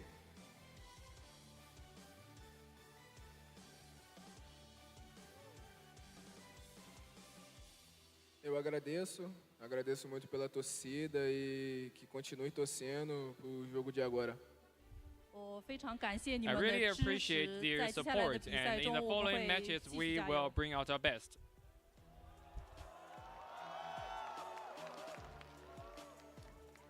In the following match, you come back on this stage to fight against Baisha Gaming. Now there's a lot of support here for Baisha. There'll be a lot of support for you as well. What are you going to do right now before you come back to play Baisha?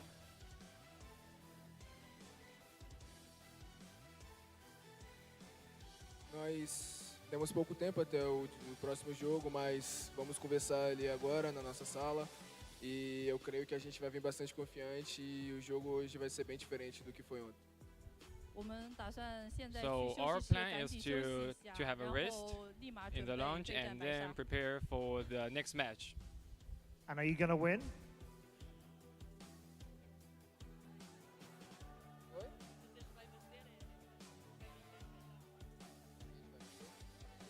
Yes. Yes. It's going to be an amazing battle. We say congratulations again, Vincent Gaming, winners of the lower bracket final. We will see you in a few minutes. Good luck. Obrigado. Good luck, Eagles. Vincent Gaming.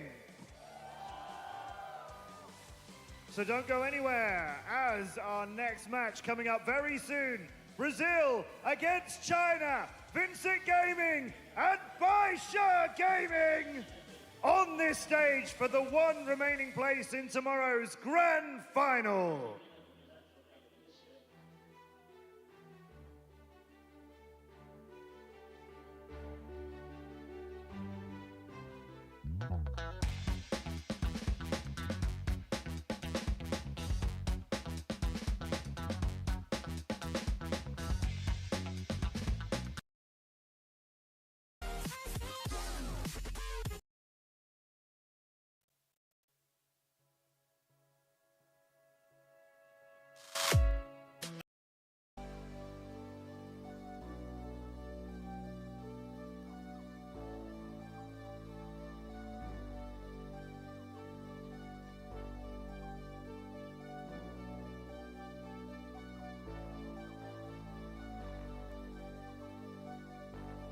Fill me out with your smile, like the sunshine brings the light.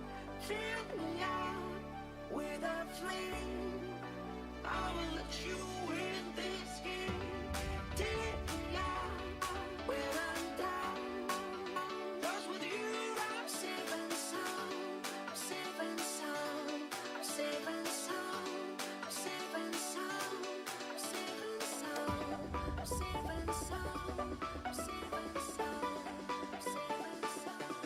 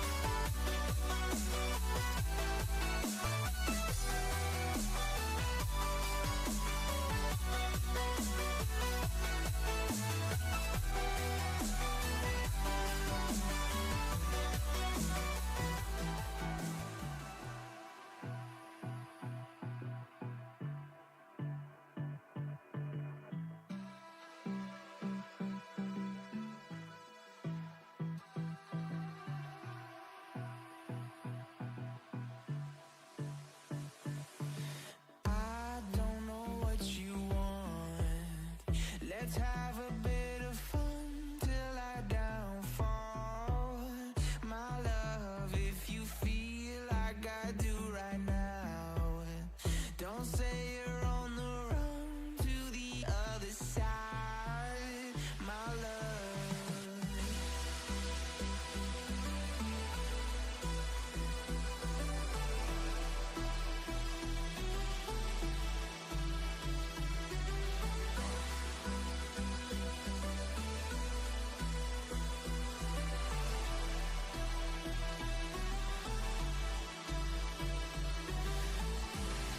You say you wanna try, but you never do. Sugar, there's a reason why we lose. You say you wanna cry, but you never do. Sugar, there's a reason why we lose.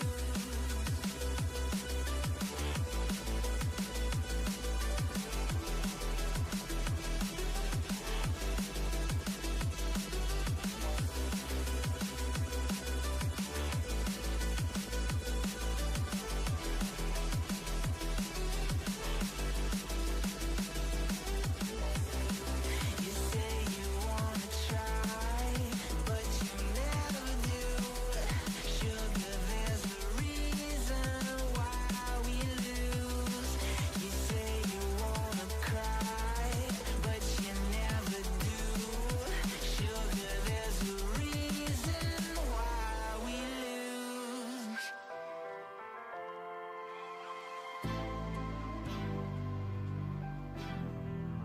What you gonna do? What you gonna do? What you gonna do? What you gonna do? This is just for us now.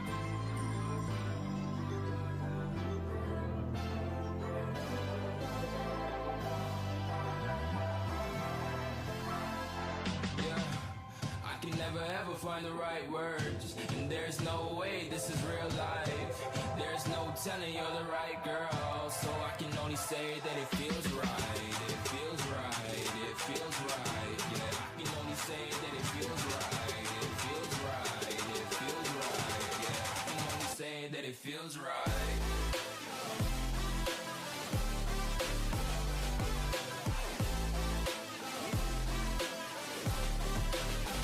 That it feels right.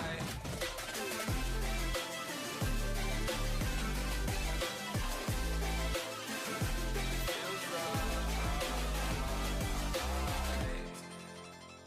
So right, so right, so right.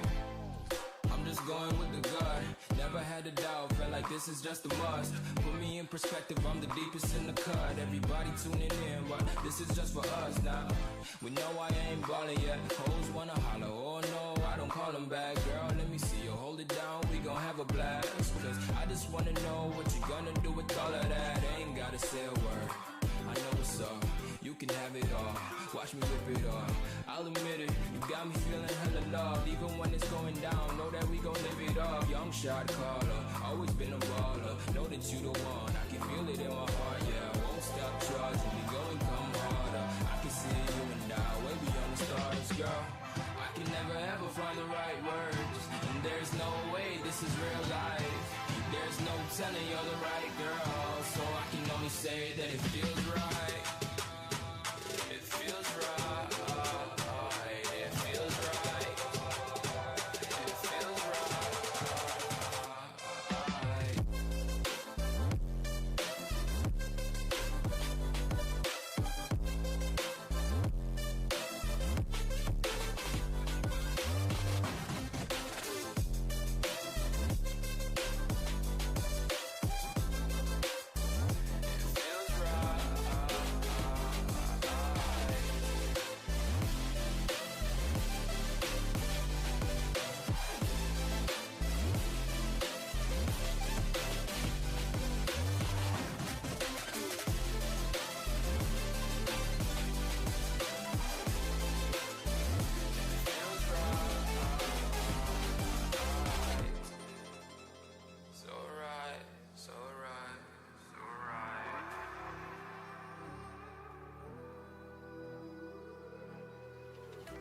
There's a distance between us. It's getting hard to reach out. Haven't seen you in seasons, but all I hear is your voice. I know my limits, you can break me down, but I'll stay till the finish line. And I've been counting minutes for quite some time now, just to see you again. And I've been counting days to get away, to see you again, see you again. Been fighting ways to get away, to see you again, see you again.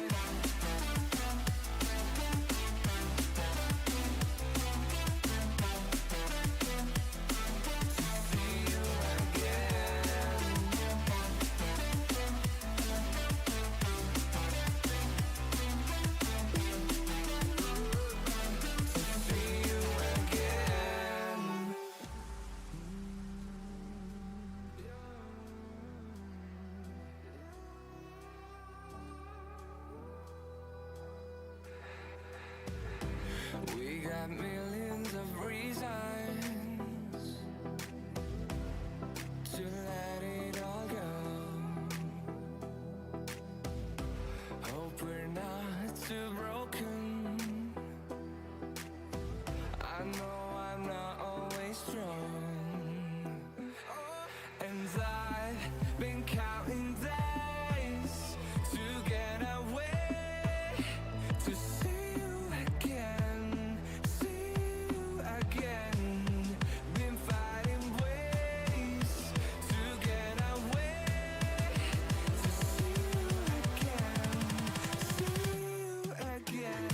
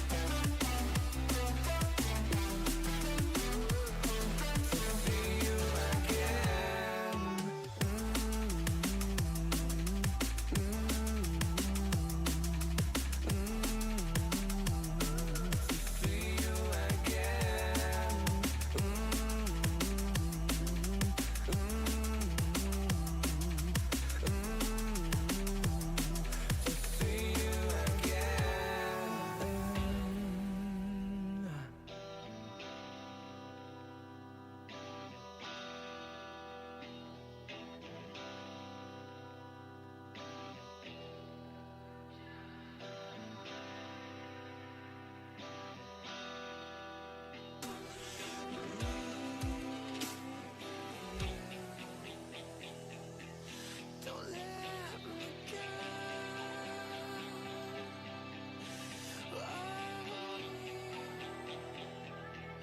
Don't let me go. Don't let me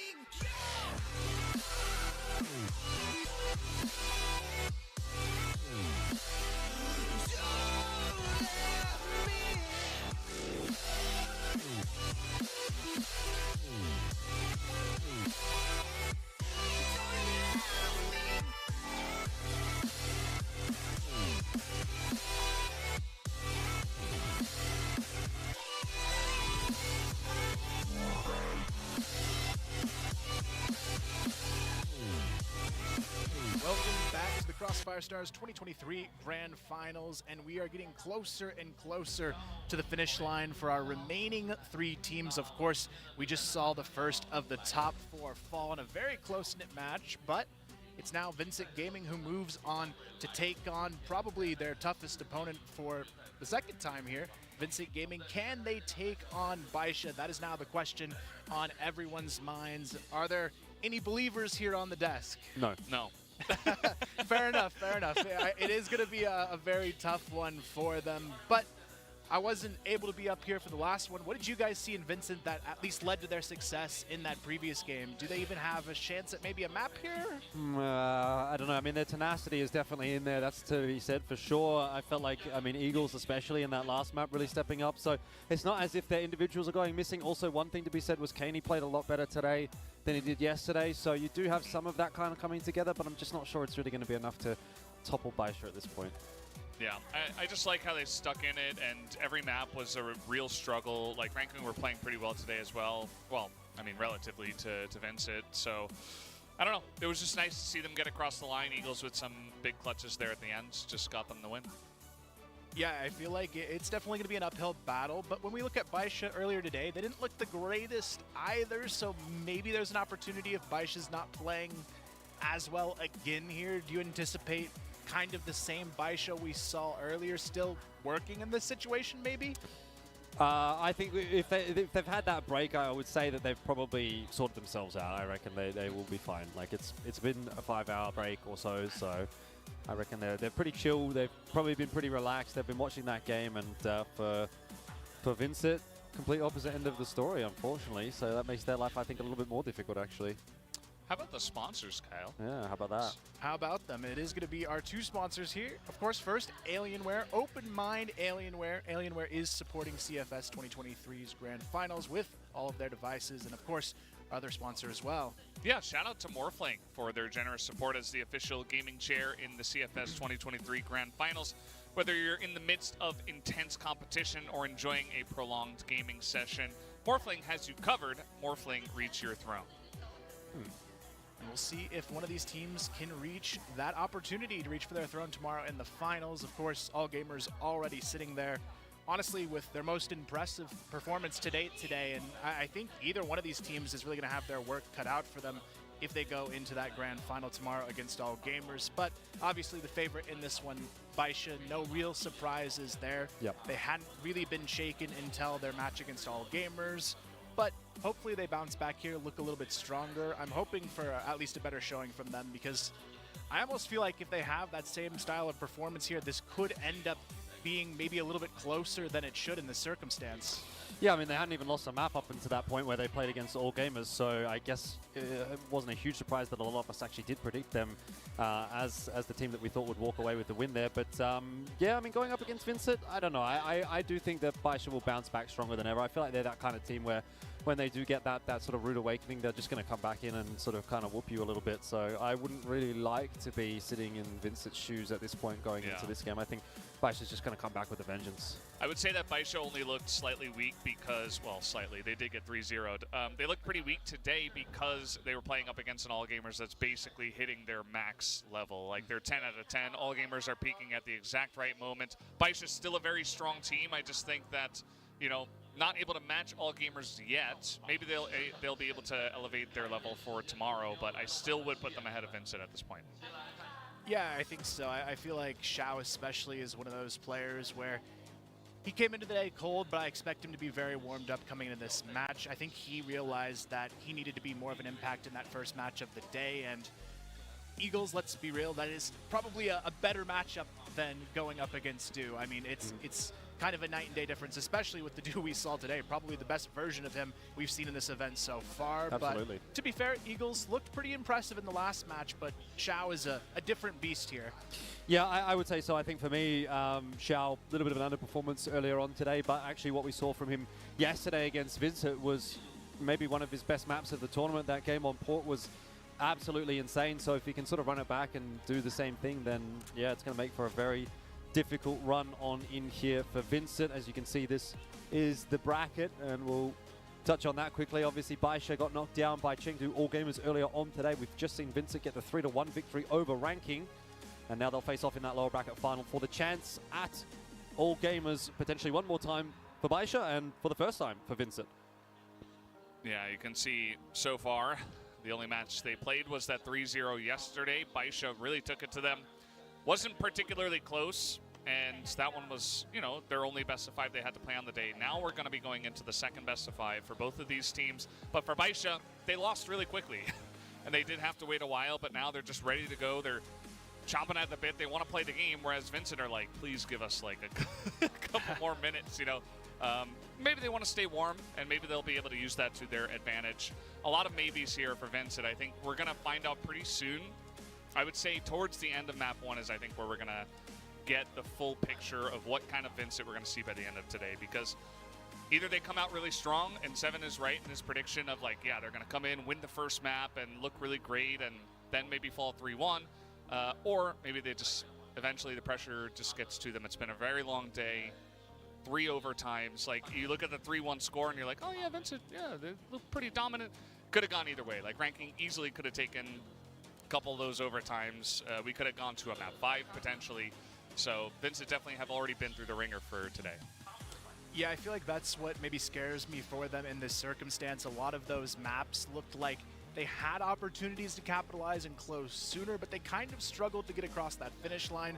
And BeNQ as a team, you can't afford to be second-guessing yourself against. You have to come in pretty much flawless to take down this team. Even if they're a little shaky, I still give BeNQ the edge overall, just in the sheer firepower this has for them in the matchup. So when we look at the players, I would like to see a little bit more from CZY and Baby. I feel like they weren't quite as impactful earlier in the day, but I feel like in this match in particular, they're going to provide a lot more value to this team.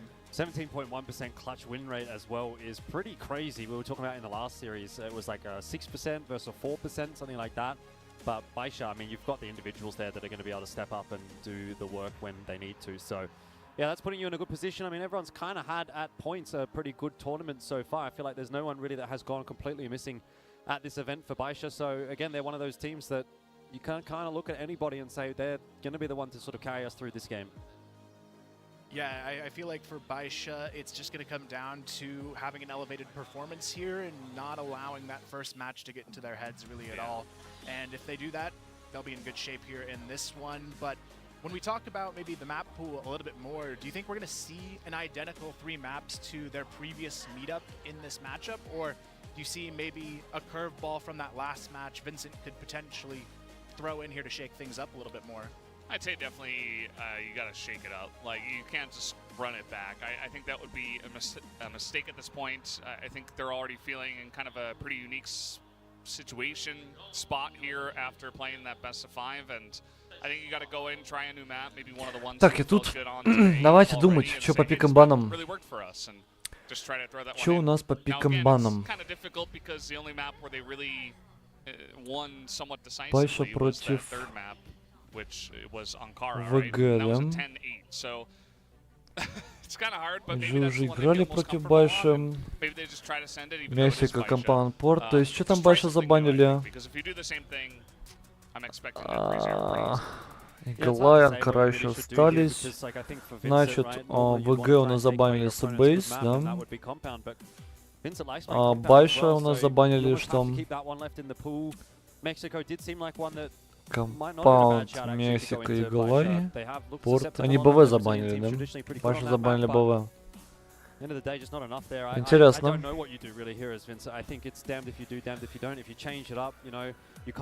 Так, по-хорошему бы сейвить БВ, кстати, бы против АГ. Потому что они по-любому против АГ будут, или БВ это одна из ключевых карт будет для победы в этом противостоянии в финале. Поэтому по-хорошему здесь опять, скорее всего, БВ забанят, да?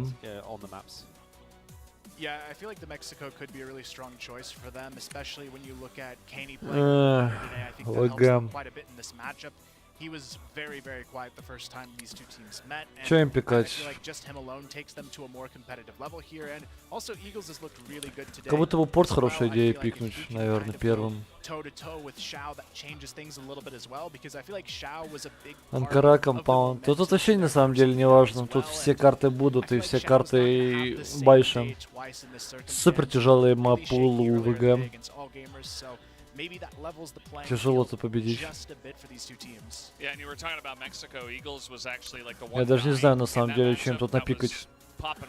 Вот теоретически, что ВГ смогут выиграть у BeNQ? Просто ну так теоретически. Вот смотри, давай начнем. Порт. Ну, 80% на BeNQ ставлю. Что осталось? Так, давай. Порт, Мексика, Анкара, Игалай. 4, да? 5, 6. Седьмая карта какая?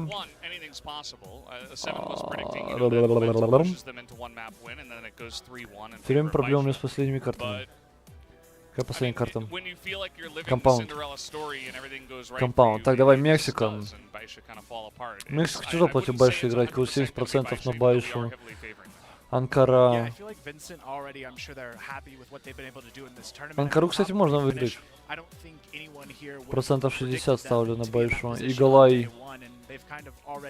Я не видел Игалай ВГ и не видел Игалай Байшу. Вот здесь как будто бы Игалай надо оставлять. Тогда получается, да? Игалай.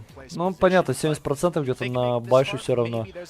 Компаунд. Компаунд слишком сильный у Байши, там, не знаю, 80%. То есть, получается, кстати, 3 карты надо оставлять в ВГ. То есть, ВГ пикают Мехико, Игалай, Анкара, да? Байша дефолтный свой пик, Компаунд, либо Анкара. ВГ дальше. Мексика, Игалай, Анкара. Как будто по Игалай можно попробовать. А чё терять им, да? Здесь как будто Мексику, Анкару можно. И Байша оставляет. Не, ну здесь Анкара скорее, чем Мексика, да? Я думаю, Мексику как будто плохой вариант пикать. А здесь больше тогда стороны выбирают, если они выбирают карту. То есть смотря кто монетку еще выиграет.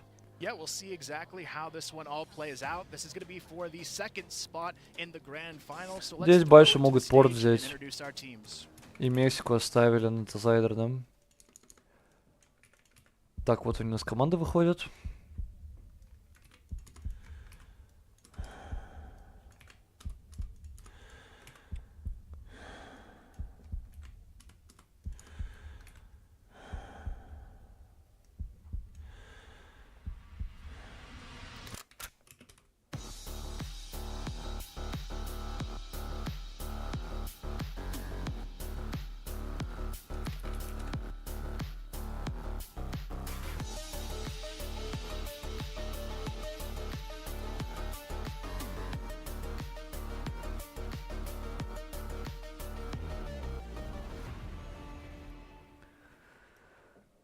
Так, ну вот, я что тут подумал.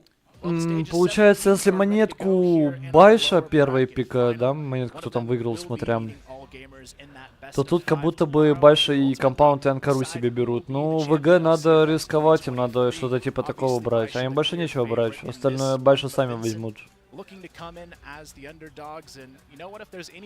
Они и порт могут.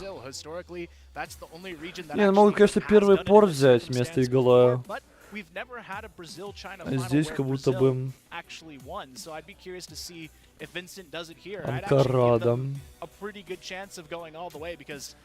Здесь получается сторона у ВГ, сторона у Байши, сторона у ВГ, сторона у Байши и Мексика, сторона у ВГ. Ну, так вот неплохо выглядит на самом деле.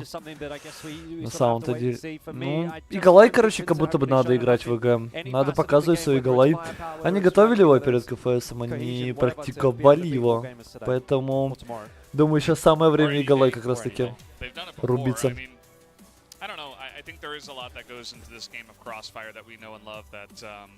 Так, что они там проигрывали этим? Так, как срок. Мексика и Игалай. Игалай 5 раундов все взяли, ёлы-палы. Yeah, I mean, maybe Vincent give them a pretty good go of it here in this best of 5 and kind of train them a little bit. And if they take like a map or two, I almost feel like that's better for Baisha to kind of work through it because this entire tournament they've just been waltzing through a bunch of different teams. They got like to overtime once against Carhouse, which wasn't even a top team here in this tournament as we knew by the end of it. So yeah, the second they faced all gamers, it was like, okay, we went from 0 to 10 out of nowhere. Ну, в общем, я думаю, что типа такого.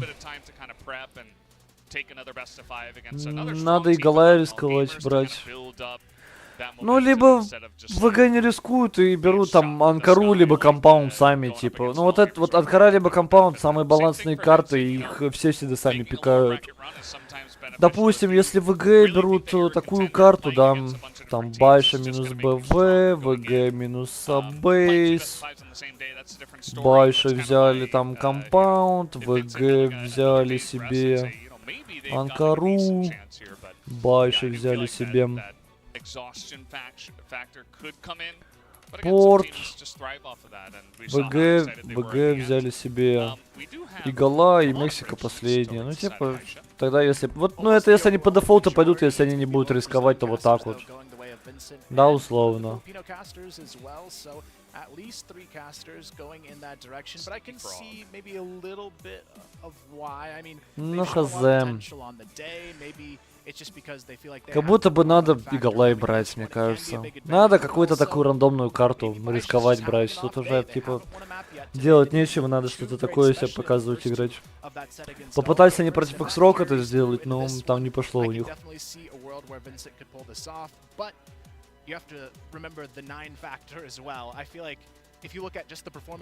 Ну, просто я говорил, ВГ против Ранки Гейминг будет равная игра, интересная. Ну, в принципе, счет интересный, но игра сама как бы такая на троечку. На троечку идеальный скилл. Там вообще много чего, конечно, решил. Больше, чем тактики даже. Что в одной, что в другой команде. Ну, скорее у Ранки-то, чем у ВГ больше на командную игру. Так, ну поехали, пики баны. Посмотрим, будут ли рисковать у нас ВГ. Так, ВГ первый банят Сабейс. Или можно что-то китайское забанить. На самом деле, Компаунд либо Анкару. Ну так, на скидку, если прям вот all-in идти. И Сабейс играть. Сабейс, в принципе, я думаю, они могут играть, в этом нет проблемы. Дальше там опять Мексику готовят.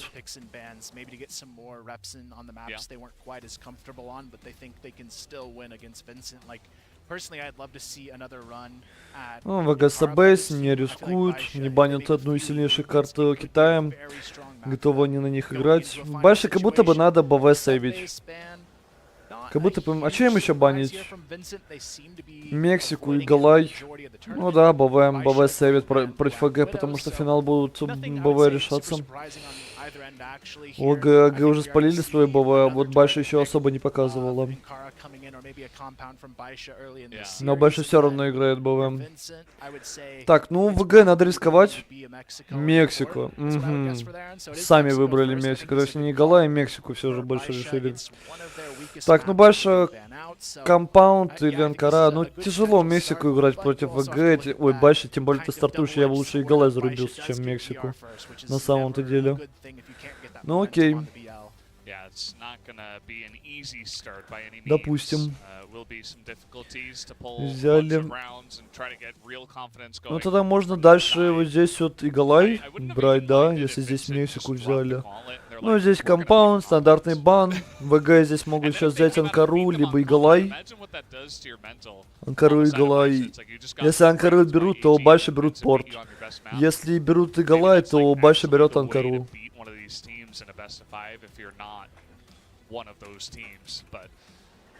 Вот так вот сейчас.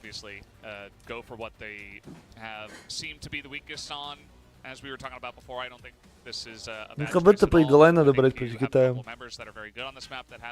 Надо рисковать, они и так Мексику берут и рискуют. Try to use that to just do your best. Maybe you still take down Mexico anyway. You got to play Compound second because obviously Baixa are going to pick that one. So.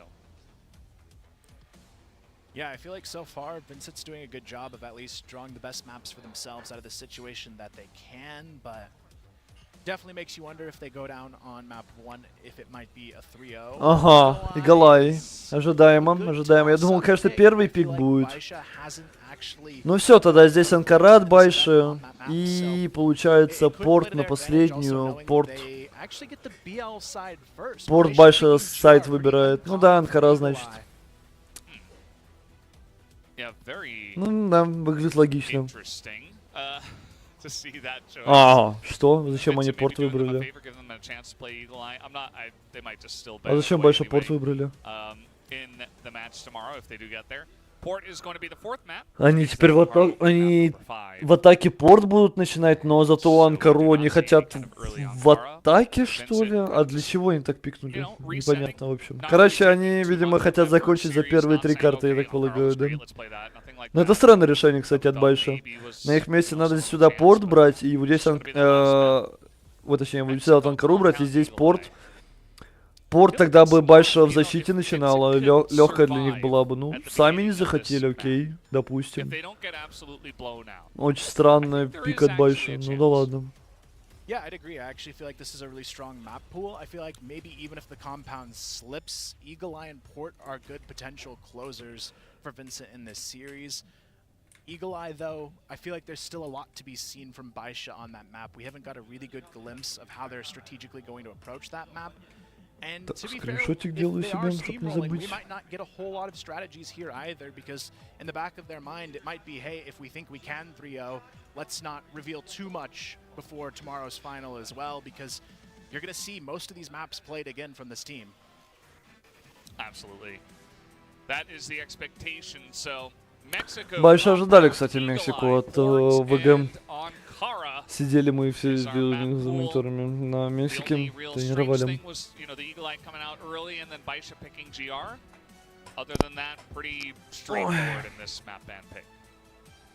Yeah, overall, I think this is going to be a really good first map to set the pace for this series. If Baisha come out with a really strong GR, it's going to be a battle I don't think Vincent is able to win. It really comes down to what they've got planned for us on this BL side of Mexico. It's not an easy one to establish that early control on, but as we've Ну вот так вот, если посмотреть по пикам банам, ну типа тяжело атаку начинать. Это Байша хорошо защиту играет. Компаунд их любимая карта.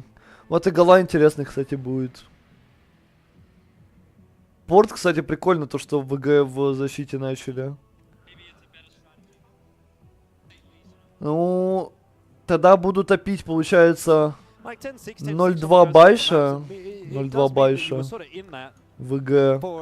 Потом 1-0. Ой, 1-2, точнее, имею в виду. 1-2 в 10. ВГ в защите начинают.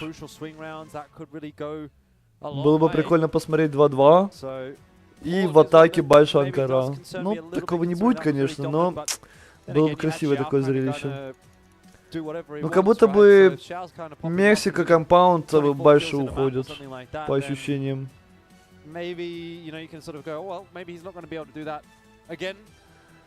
Все, походу, будут смешные игры.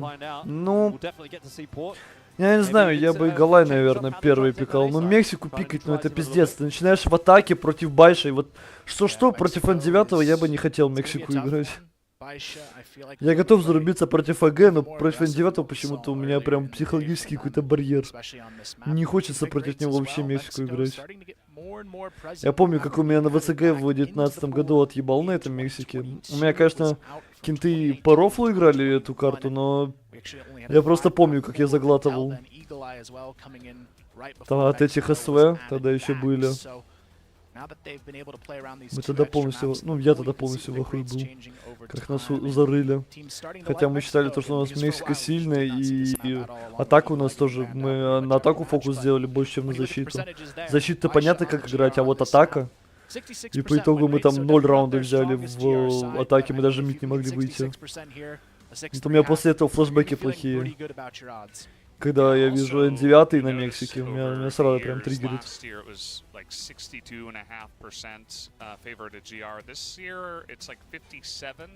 So it does feel like teams have gotten a little bit crisper with some of those BL strategies, and you know, Vincent haven't had the best luck so far on this map. We saw they were like 33% on both sides, but I still like this map pick. I think this is going to give you a pretty good shot here. They just got to survive on the BL side, I'd say.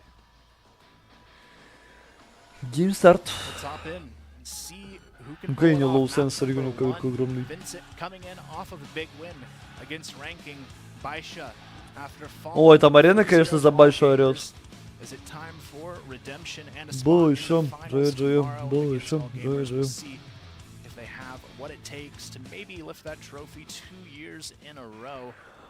Ну, поехали. ВГ в атаке. Мне нравится, на самом деле, как ВГ в атаке играют. У них прикольные идеи есть, но заходы у них, конечно, парашные.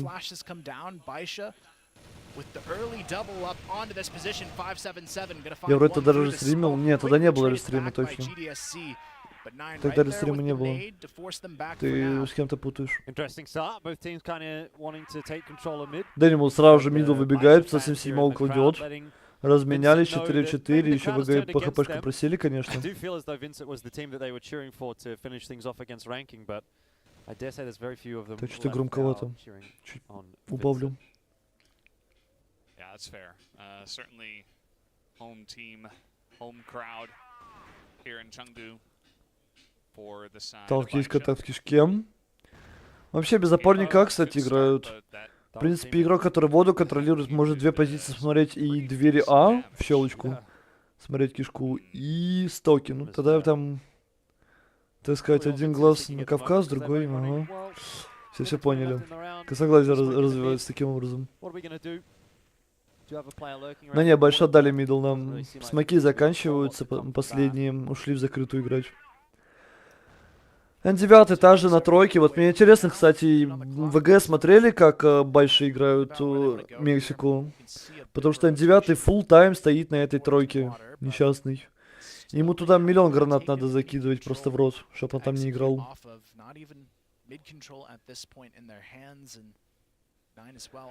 Не, нас точно не стримили. Это ВЦГ был, там не было стрима. У нас один стрим был, это когда мы порт против ВГ играли, и то мы на стрим мы выиграли, а без стрима мы все игры проиграли. Но там на сцене хорошо было, там и кондеи были, и эти будки были, и под ногами компы не мешались, так что нет. Заход на Б, смоки головы, есть размен, Чао падает, N9 уже стянулся, Сизевай, один в планту, не, решили уйти у нас с ВГ, Бэйби, на дачу точку А, N9, кроссфайр вместе с тиммейтом, молодцы, справились. Красиво Бэйби сейчас ушел. 4-4 тяжело играть, конечно, Мексику. В атаке. Защита слишком быстро летает. Так, какой-то быстрый раунд от ВГ по воды. Ну, посмотрим, что они там придумали. Двое на экзекьюте стоят. Полетели смог, флешка. Чао уходит, Дэнимал врывается, убивает ворота. Нет, не убивает. Его, в принципе, разменивают. Тут уже вся баша прибежала на стойке рубиться. Сделать прошив М4 и плюс Мексика, это страшная тема. Да. Здесь еще все шьется. Тяжело стоять. Играть Мексику.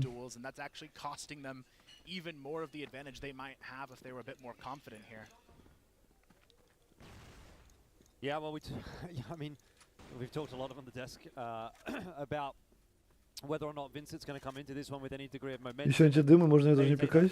Ну да. Можно вообще было бы не играть. Убирать сразу эту карту с игры. Так, Байша отдали мидл, играют закрытую, смоки все равно обновляют мид. 507 запушил кишку, ушел, пошел закрытую играть.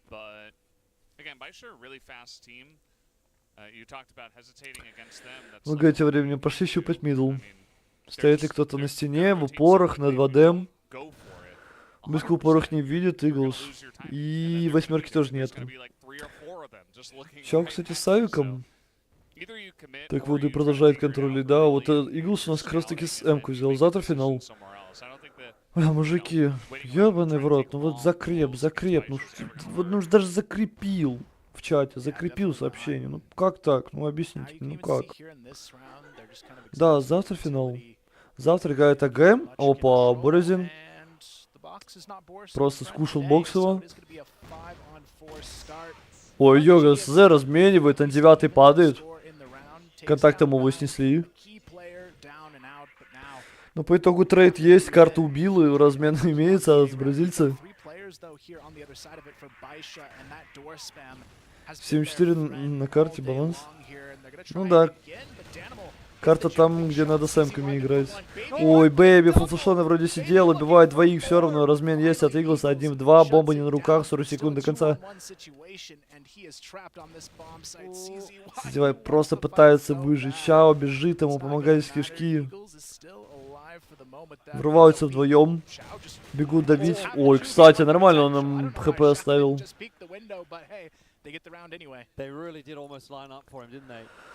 Ну вот про что я и говорил, ты пикаешь Мексику, и вот у тебя вот такой счет на Мексике. Ну и типа что это? 3-0, ну. Прям не кайф. Кайфа нету прям вот никакого.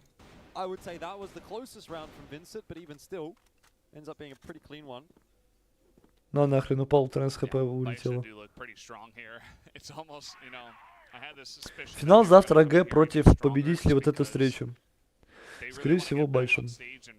Я не знаю, во сколько точно будет финал, ну, часов в 9, предполагаю, наверное, должны запустить. Может быть, даже чуть позже. Позже они турнир регали. Там всего лишь, получается, одна игра, БУ5. Полки еще можно даже позже регать, часов в 10. Да, нам по-хорошему надо, чтобы в Китае вечер был. В Китае вечер был, да? Ну да, наверное, где-то в 10 по Москве, я думаю. Маша продолжает мид контролить. Под смоки 577 контакт берет. У него тут двое тиммейтов просто на хае стоят. Посмотри, 4 на хаешке и N9 на хаешке сидела, да, он на этом, на плакате стоит.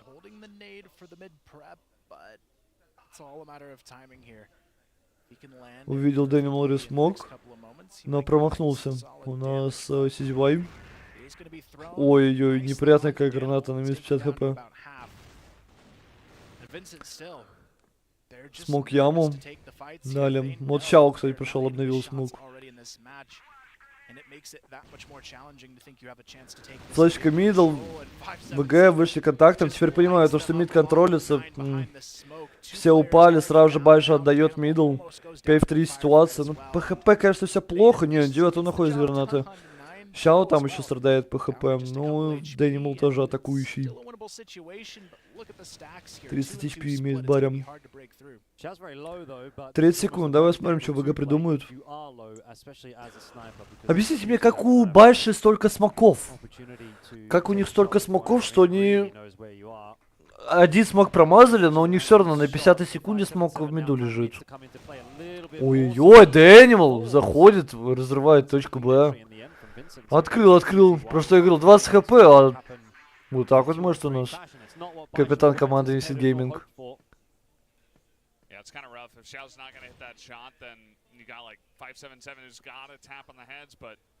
Так, двое с кишки. Бэйби, почему кишку не ждут? Спиной Борзин нет, разменял, молодцы. Так, красава. Первый взяли. Что-то не понимаю, почему так много смоков? Почему так смоков много? Когда они первый смок отдали? Да не, они просто под 5 смоков контролят, я понял. 5 смоков Байши кидает мид. Ну это пиздец. Как противно брать такой командой играть? Это шок.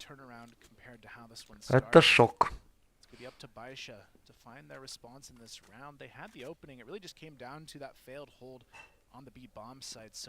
Не знаю, тут в атаке тупо сидеть АФК. Ну реально, да даже если тупо сидеть АФК, все равно ты смог выше выходить в мидл. Как будто бы.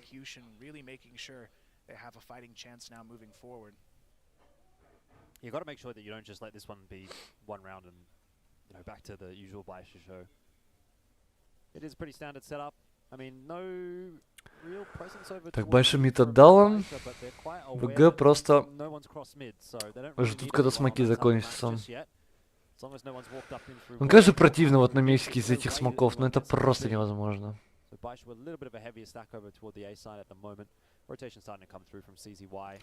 Кстати, ВГ вообще ничего не делают. Они не пытались ни в воду пойти, ни кишку, ни какую-то работу гранатами, ничего вообще не делали.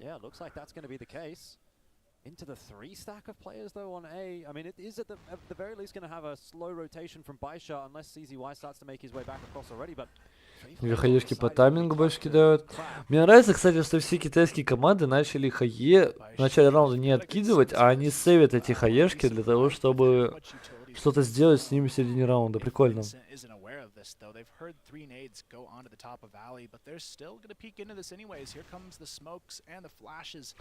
Так, сплит от ВГ, заняли мидл. Что-то немножечко рановато кишка начала работать. Тут у нас в яму до сих пор даже еще не забежали атакующие игроки. Прилетает ему уже вторая флешка, которая стопит их. Ну и... Нам. Опять в окно ползут ВГ. Ну хватит, мужики в окно запрыгивают. Подожди, как так? Что произошло? Вот хаешка прилетела. А, флешка тиммейта флешила. Боризин кинул флешку под своих. Посмотри, втроем все в блайнде стоят. Потом вот заходить начали. И еще одна флешка от тиммейта. Четверку уже Дэнимал.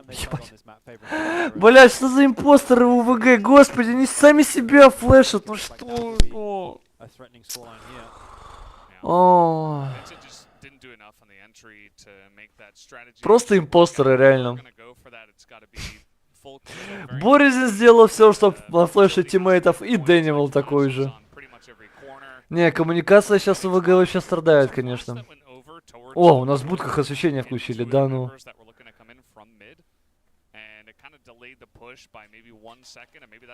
Заняли мидл, 9 отдал. Ой, на, как он его снес с эмки, просто 2 пули по башке, до свидания. Просто до свидания.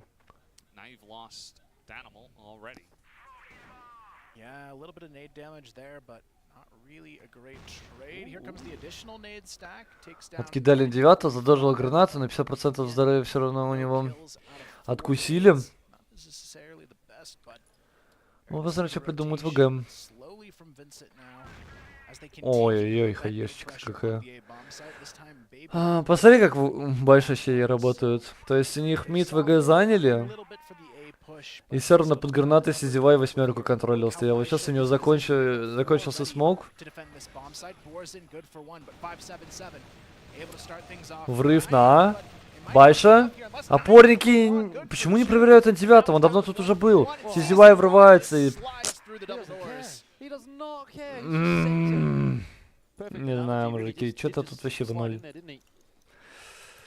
Так, хочу записать вот этот раунд, посмотреть, потому что он интересный был. Как там Байша утилити экономили.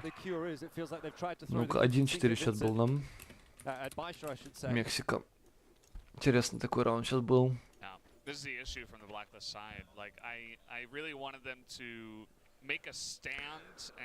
Вон, 2 раунда отдали Байша мидл. Все, теперь контролить начали.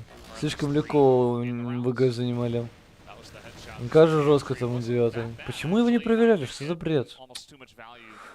Ай, ВГ.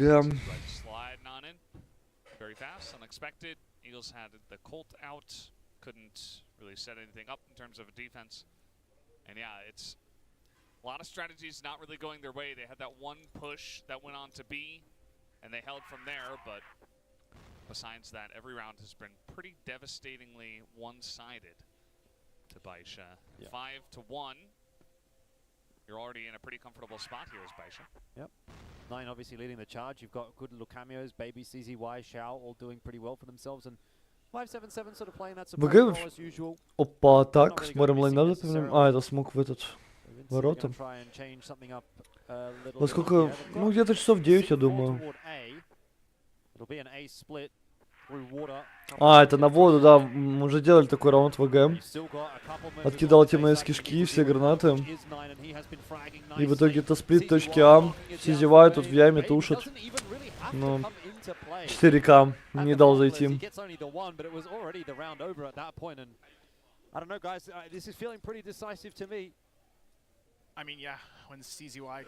Можно, наверное, на Ликвидпеде это посмотреть, во сколько завтра игра будет. 12 по МСК написано. Ну тут на самом деле время может меняться. Но если в 12 по МСК, кстати, это нормально.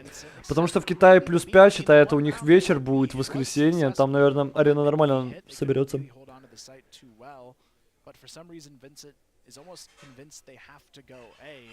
Baisha very aware of that, has 4 players there almost every single time. That one was a slightly different setup with the flashes over the top and a big push in through under water. Комнате шумят. But he didn't clear out CZY. Ультра килл. He's just staring at the door. Like, it was the all right, come on in. I will welcome you, thankfully. Так, раскид мидам. В тупой 577 фулфлешона сидел. Но его все равно не смогли убить, до сих пор он живет. Вот такая хаешка. Чтоб голубей согнать. Но он фулбелёсый был, не видел, какой кидал. Но убили все равно 577, который в тупой игроком был. И ВГ как будто бы отдают, да?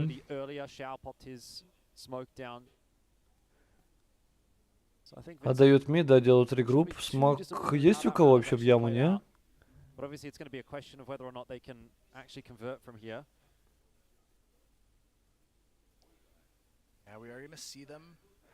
Вышли контактом мидл. ЗС пошел распикивать. Увидел Бэйби на траке.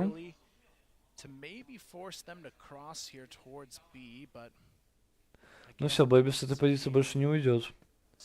Как будто бы заняли мидл. ВГ посмотрите, делают у нас Байша. Идут 2-8, стакают от 9-го суши кого-то в упоре на 8-ке. Ну и по итогу одна стена отделяет нас от лютых трейдов. Кейни, флешка на Б. В упоре стоит N9, ну и все, и потушил всех. Иглс. Один заходит на Бэйби. Ну просто я говорил, Мексику не надо брать. Мексику не надо брать против Байшу. Пикать точно не надо. Поиграть еще можно, но в атаке начинается супер тяжко.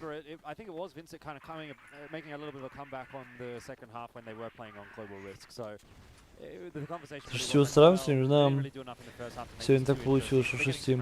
Ой-ой, быстро митвага прорвали. Фаст раунд. Смог, я так понял, в яму, да, промахнулись. Дэнимал не попал по своему лайнапу. Такие легкие лайнапы есть. До сих пор ВГ промахиваются. Что это такое? Ну все равно разменяют благодаря этому смогу. То, что его, кстати, не было. Они еще и трейды в плюсе сделали. Ща один на приемке одного убивает по зону. Кае не вышел, умер. Борезин промахнулся. Ай-яй, Бэйби выходит. Не ожидал он то, что Дэнимал. 2 раунда в атаке. Ну, конечно, хотелось бы 3, но... Даже минималку не смогли взять в ВГ.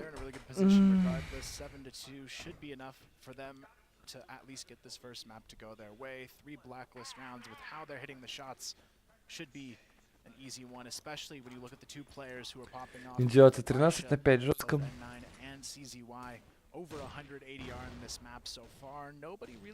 По факту на шар 2 раунда взяли. Ну так, да.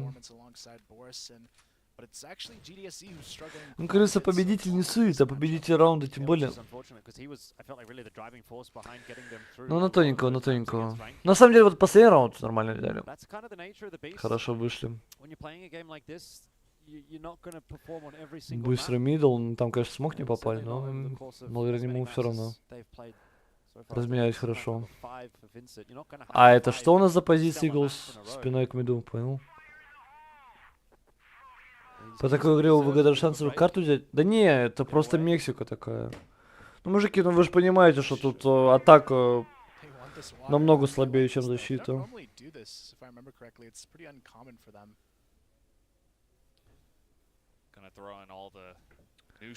Так, Борзин в своей дефолтной позиции. О, есть контакт, нормальный угол, 507 дал. Сразу же ушел.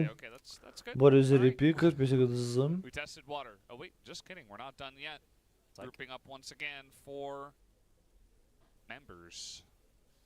And they might just slowly push, expecting Vincent to have rotated off of this, although Danimal... Так опять то же самое, сейчас выход будет. Дэнимал уже свичнул ультимейта. У Дэнимала очень мало хп остается, Борзин, в принципе, прикрывает его. Опен дали, ВГ ушли в закрытую играть. Ну сейчас супер зажато, конечно, ВГ. Вот только сейчас начал пушить. Так, флешка против восьмерки. Там Дэнимал дожит, видел флешку. Ой, нормально его сносит. ХПшек у него не особо много было. Борзин тоже падает. Ну и все, точка Б открыта. Смог в арку. Шау не смог пройти. 3-3. Вот это важно на самом деле. Фраг был от Иглса. This back angle is so hard to deal with where CZY is. I don't know if they're going to be able to do it. Time of the essence, it's ticking away. Vincent stuck behind the smoke, but they're going to have to go through it. Not to mention all this util. Baisha knows the circumstances, and ultimately here comes Vincent. They need to find some kills on this entry, and so far it's taken a little while. Нормально, кстати, под флешку забрали 9-го в кишке. Ну куда пушить, только побежали. Мужики, ну бомбу хоть дерните, ну хоть что-то сделайте. Там можно было просто встать АФК. Да, зачем они пушить побежали? Окей, восьмерку можно запушить, но кишку-то зачем пушить? Это же вообще пиздец.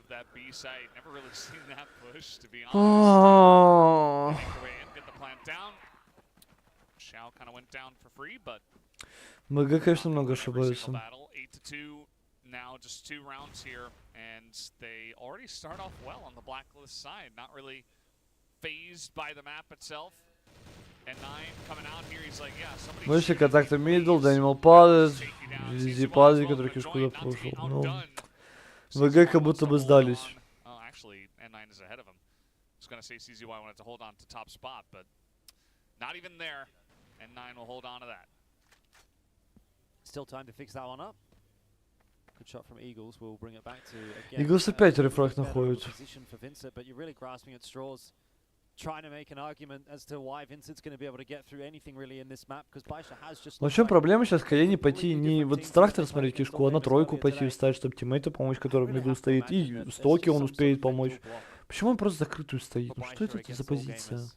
Ну хоть чуть-чуть ближе к тиммейту подойди, ну пожалуйста, чуть-чуть. Я тебя многом не прошу. Контакт, 9-й. Тупо убивает, понимаешь, что надо бежать в Б, но никого не будет. Смачок дал. В итоге фейк откидали. Заход на А. Ну и все. Клиент там умер, пытался помочь. До свидули. Мапа для большим. Супер легкая на самом деле карта. What percentage do you give him here? 0. I'll give him 2. 2%? Yeah, 2%. 2 out of 100 times he clutches this round. Sure. Yeah, maybe. I think, you know. Nah. I mean, at this point, no, obviously, but if he had gone right away, gotten a pick or something, could have made it interesting, but it's not going to happen. Как-то восьмерку запушить еще по-другому. Так ты можешь спиной к восьмерке встать и смотреть кишку. У тебя у самого энгл будет. Ему же с кишки пикать надо. Он не сможет просто стоять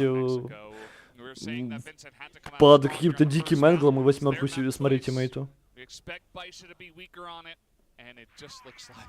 Во-первых, ты заходишь в 2 сайта, у тебя один по стене бежал, у тебя один бомбу дергает и второй прикрывает, который сайта восьмерку, а другой чел подходит перед восьмеркой, встает и кишку смотрит. В чем проблема? Ты видишь в этом какую-то проблему? Я не вижу. Они даже бомбу не попытались дернуть, чтобы наоборот типы их пикнули, а не они сами. Но восьмерку тяжело все равно пушить. Там в основном, когда на Б заходишь, ты кроссфайр с тиммейтами делаешь, а не бежишь свою, именно свою сторону выпушиваешь.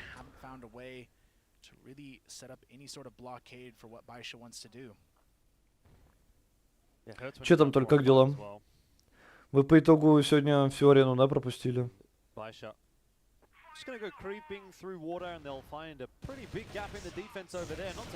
Нашли Дэнима в кишке. Ну. Да нет, тут Габелла. Тут Габелла. Каенин в трейд такой не берется.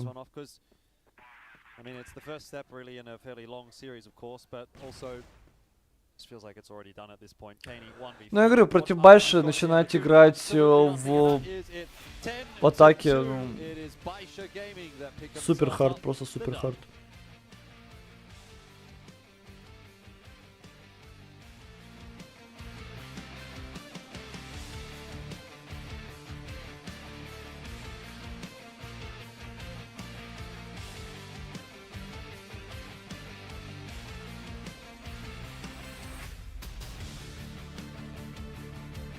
Ты говоришь запушить или холдить? Запушить тоже можно.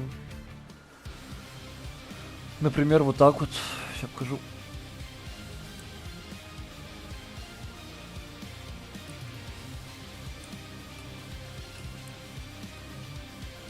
Сейчас вот тут бэсайд чистый будет. Вот у тебя один чел дергает пачку, второй чел вот с этого энгла вот так вот проходит, вот в эту сторону. А вот этот перед восьмеркой стоит, прикрывает кишку. Вот, но это то же самое, запушишь, и у тебя еще человек, который чуть тебя зарефражит на 8. Настроение не особо видно было. Да, дело лучше, да, конечно, только мы так вернусь. Пипец. Ну, я если что на стриме не рассказывал, что у тебя там произошло. Нет, 8 часов уже рубатория. Так это еще первая карта только. У нас еще впереди, считай, 2 карты минимум должны быть.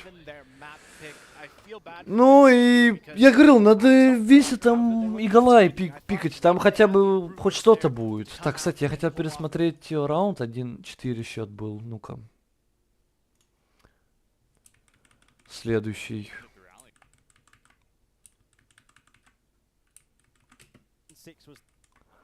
Вот тут вот этот вот.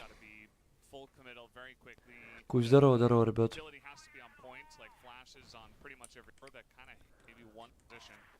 Вот, как вот это произошло? Как вот вышли в ВГ? Ну-ка, с начала раунда. Так, начало раундом. Байшем. Смог мид. Заняли тупую. Флешку отдали от фаста. Никого нету фаста. Четверка с гранатой зажатой. Хорошо, антифлэш стоит. Так, 577 ушел. Все в закрытое, да. Дальше у нас ВГ идут щупать мидл. Летит смог.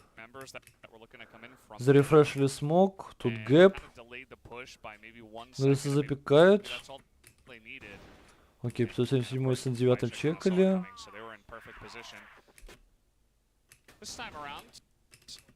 Вот, нормально тут на 9. Фиганул.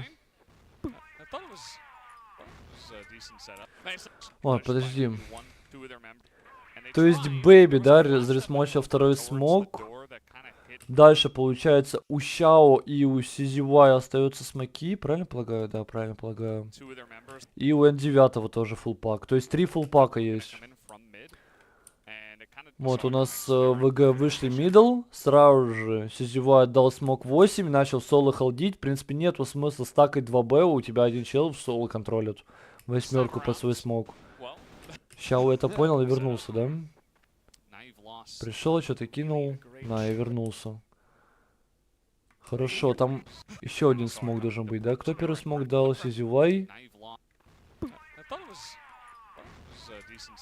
Ну-ка, Щао отдаст смоки.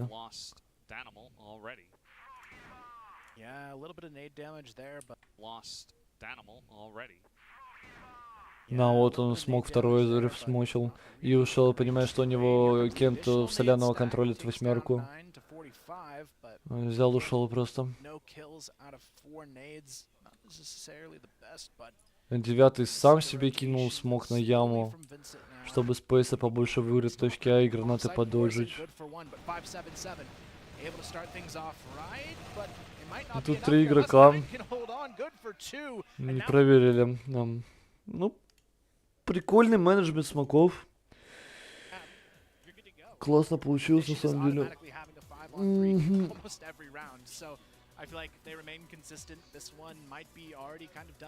Андрей пусть расскажет. Гоки в стриме, да, я видел.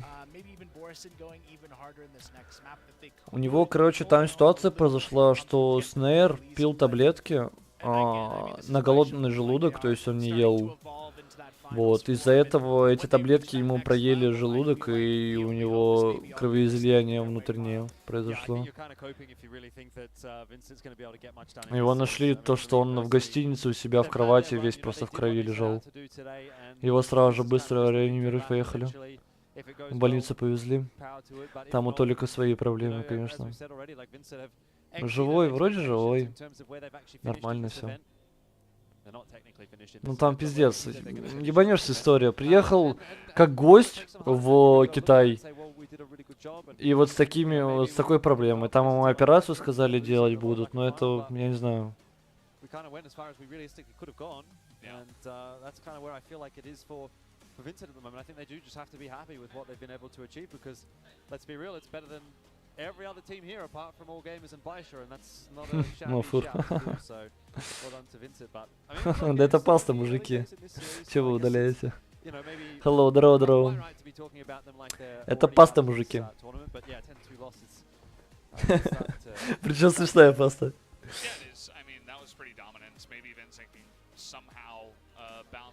У меня алды в чате, никто не шарит за пасты. А я люблю пасты, особенно томатную. Мне нравится томатная паста. Здесь чисто мужской коллектив. Без баб. Футболки все одели без баб? Вот, короче, такая вот история.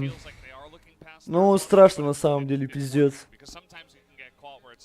Я еще просто боюсь предположить даже, сколько лечения выйдет, потому что оно по-любому платное будет. Хотя, да, ну, должно быть платное, да, по локи вещей. Ты Харучкин, ты че писал? Я заскринил? Заскринил, боже, кринж.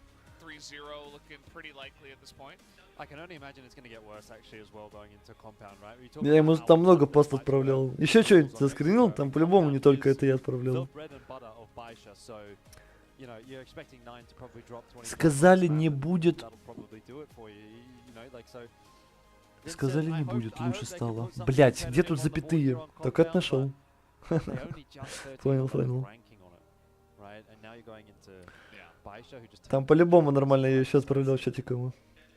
Yeah, I feel like it's going to be really tough to think they can go 1-1 in this. Maybe they have a chance on the later maps a little bit more so than Compound, but I feel like if you leave Compound on the table for Baisha, you're asking for that to be almost an automatic loss for your team. So I feel like Vincent, if they're going to do it, it has to be in those later maps, but if you go down 0-2, even when you get there, Stamina's got to be running out. This is their 7th map coming up here on the day, and it's not easy.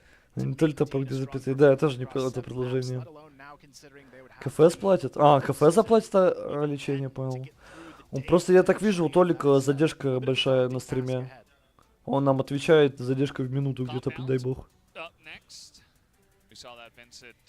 Найс арена пустая, чуваки, чисто бабки отмывают. Пустая разве? Да вроде есть народ. Ну, завтра на финале нормального народа должно прийти.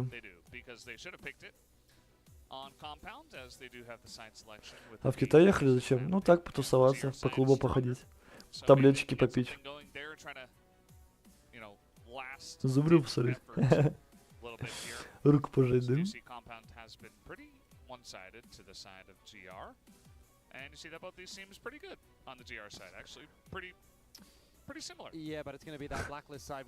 Толик, блин, не поленился, зашел с другого аккаунта, пизданул сообщение. Сука.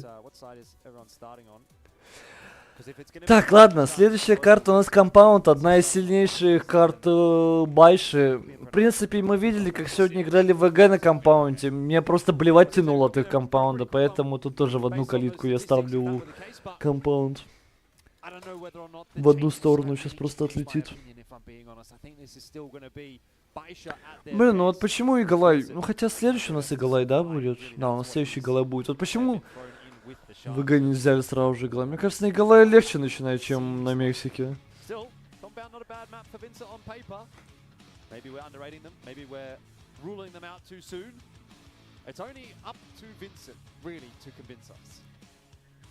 Так, ну ВГ погнали.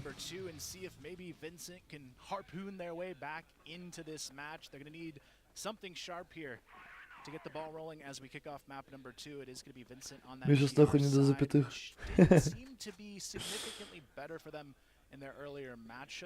Когда КФ2 выйдет? В Китае KFHD вышел. Не знаю, там вроде не особо в него много кто играет.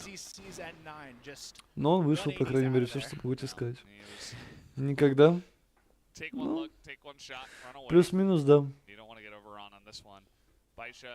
На запятые для колхозников. Ну как вас понимать, если вы без запятых будете писать, мужики? Я тогда вообще свихнусь. Сейчас опять за старые свои все пикселят проверяет. Оп! Заметил, да? Или нет?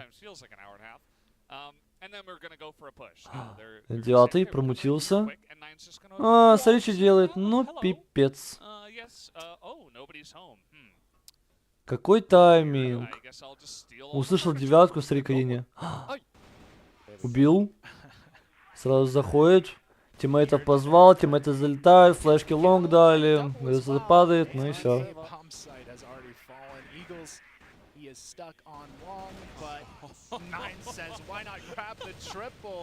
Его не играет так, как весь донатный персив CSGO, но это другая игра совсем. Это бред переносить из pay-to-win игры в игру, где pay-to-win, ну, не, pay-to-win нету. Согласись.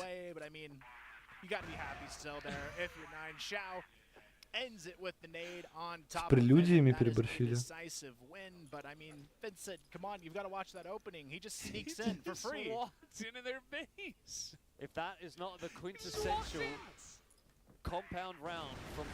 Круто промутился на 9-й. Подожди, а что за тайминг? Почему так? Что произошло? Вот его заметил Щао, да? Вот его где-то вот тут Щао заметил.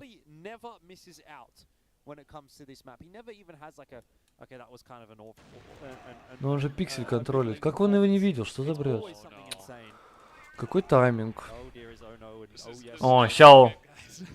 Мидл просто 2 фрага нашел. А, он балкон убил. С балкона убил двоих, да? Куру убил и главку.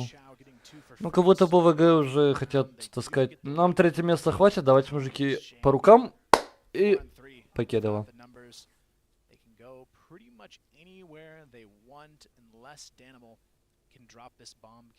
Которая плюс-минус та же. Но она не pay-to-win.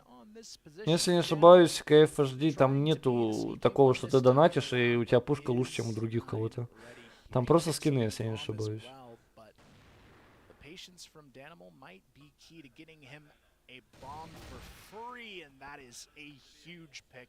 И вообще схуяли, типа, ну, переносить кто-то что-то должен, это оружие и так далее. Окей, вот вышел CS2. Это замена КСа, то есть полная замена. CSGO просто нету теперь, просто его нету, его не существует. Только вот это вот CS2 есть. Тогда понятно, почему они скины перенесли. Тем более у них торговая площадка, они все торговой площадкой владеют, но... Схуяли вообще что-то в KFHD должны были переносить, тоже непонятно. Это бредятина.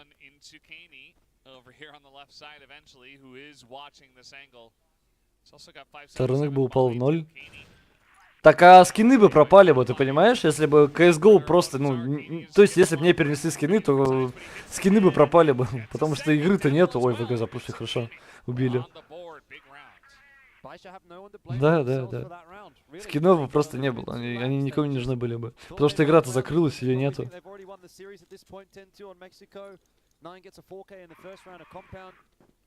And you let slip some of the fundamentals. It's just such a simple thing, really, that you would think at this level of competition it shouldn't even happen, but 9 solo with the bomb, 3 guys going through the other side of the map. Так, ладно, смотрим игру, все, в пизду, чат вас. Байша медленный дефолт. Все время они играют Щао через лонг. Сейчас без Щао на миду. Бум. 9-й, контакт, увидел Дэнимала. Дэнимал уйдет, не уйдет. Его пытаются не отпустить. А, флешка прилетела от тиммейта, ушел.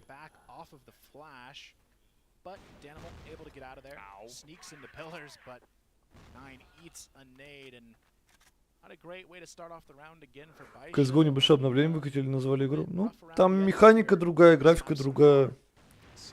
Все равно механический этот неткод другой. То есть что... Ну, игра та же, по логике вещей, да, ну, сделали лучше.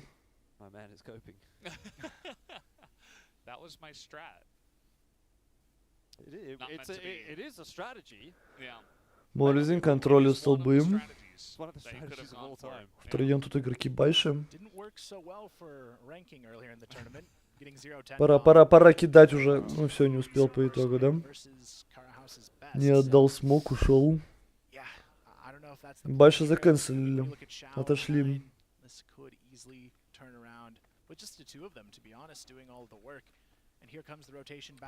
Полетел 9 сразу лонг. Там Иглс контролит. На самом деле, хотя бы сейчас Space есть, не в закрытую играют. Спасибо, боже. Тайминг. Тайминг. Оп, 4 человека, тут он еще ни в кого не попал. Ну, пиздец. Мне кажется, даже на Узума можно стрелять, попал бы в кого-нибудь. Хоть по ноге.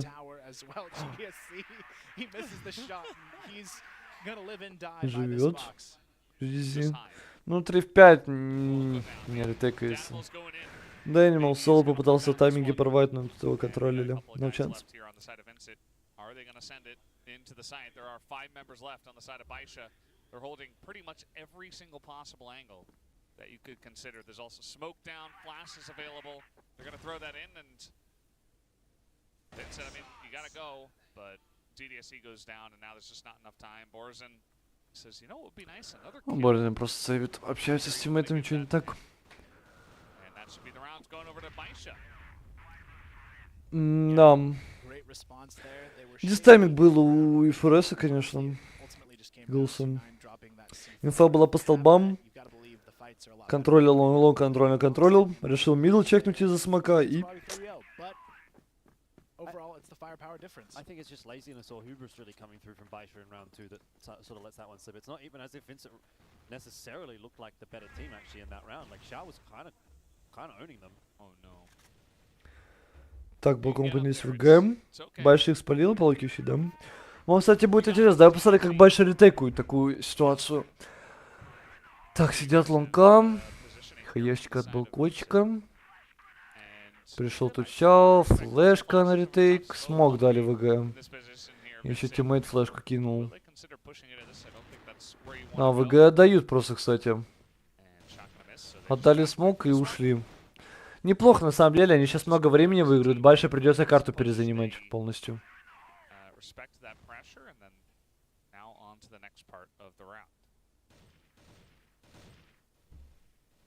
It is going to be a little bit of a mid boost here to try and see over the top, but Vincent laying that pressure onto mid this time. They've got 3 grouped up near the middle of the map. Проверяют близко. Посмотри уже таймер. Минута 20. Он сейчас, кстати, правильно делает ВГ, то что мидл стакуют. Вот еще бы Иглс понимал это. Поменялся бы он хотя бы с Борзином. Борзин бы к нему главку пришли. Хотя бы в 3 рифлы, чтобы рубиться. Ну, сейчас Иглс просто тавер смотрит тиммейтом. Ой-ой, пикнули вдвоем, ушли, увидели раскидку, вышел ли мидл у нас Байша.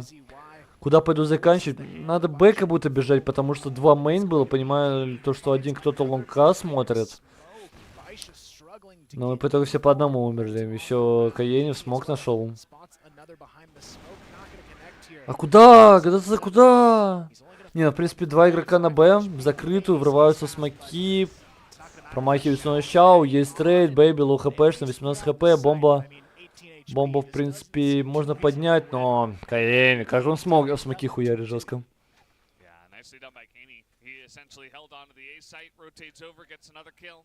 Feeling pretty good about him. Also GDSE with that nice early swing helps his team get into a pretty good spot. And yeah, I mean, they're actually keeping up with them. It's 2-2 so far. Vincent not going down without a fight after that first map even so. And they're coming out here pretty aggressively, which is nice to see. Так, мид аркада пошла от ВГ.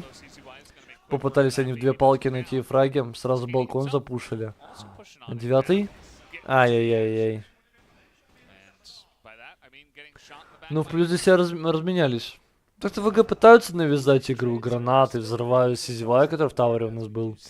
Лоу хпшный.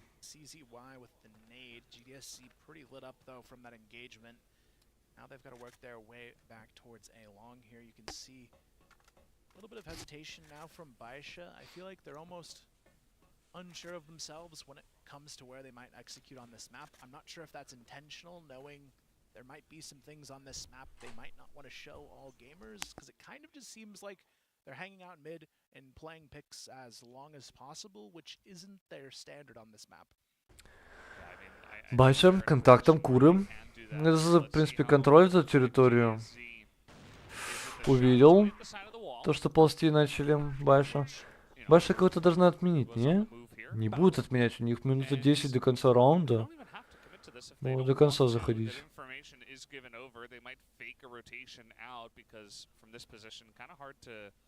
Попадет? Ставки. По дальнему, может, попадет, но не по ближнему. А, его вот так вообще 577 вырубают, да? Каени, трейдит, хорошо. У-ху! Триплу дает. Красиво, красиво. Ну, видишь, ВГ понимают, они не могут закрытую стоять, им надо где-то трейды искать, им надо где-то фраги находить, чтобы 4-4 ситуация была и так далее. Чтобы вот такие раунды доигрывать.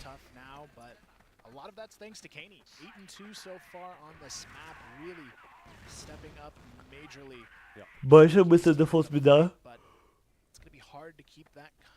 Чтобы ВГ против них больше не использовал вот эти вот мид свои раунды.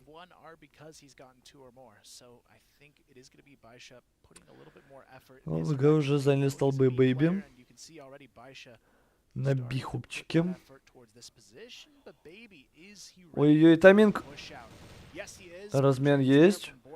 Байша должна реагировать. Реагировать, Байша. Полетел смог. Чего, что ли, хотел закончить? Ой, опять падает. Ну, он опять пикает эту главку и опять падает. 2 на А. Врывается у нас через мейн. Дэмиан пытается ставить тиммейта. Иглс одного убивает. Надо продавать его. Хорошо, разменялись жестко. Красавчик Дэмиан и Иглс. Приняли фулл точку вдвоем. Почему больше не Б побежала? Вот в чем вопрос у меня. Они получили информацию, то, что столбы запушат. Должны понимать, что Б никого. Вышли мидл. Убили Б мейн. И почему-то не пошли на Б, пошли на А. Что-то как-то мне не нравится принятие решения сейчас у Байша. Хотя должно быть понимание.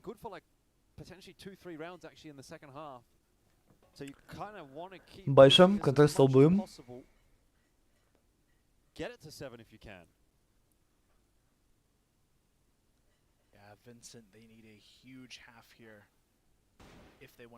Слышно, 577 проверяет близко. Но все, Борзин не уйдет. Дэнимал летит к нему на подмогу. Но ничего не смог сделать. В принципе, главное сейчас просто не выпустить без инфы. Попробует он это сделать. Его тут закидывают гранатами. Смотри, у Дэниела позиция. Ай-яй, видят смоки, бэйби. Находят. Каен еще падает. CZY по итогу залюрчил. Пойдет в гараж, но его там ФРС не пропустил. И говорится, ну как же у него не идет, боже, ну он все время фулл в опене где-то сдыхает. Ой, GDCZ просто не тут, его здесь нету. Команда старается, команда пытается, но GDCZ не здесь вообще.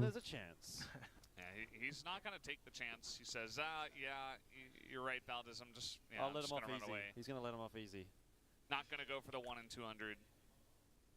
And yeah, I mean, it basically is. I mean, it's the B site, a compound. Так, Иглс берет тактическую для своей команды на 40 секунд.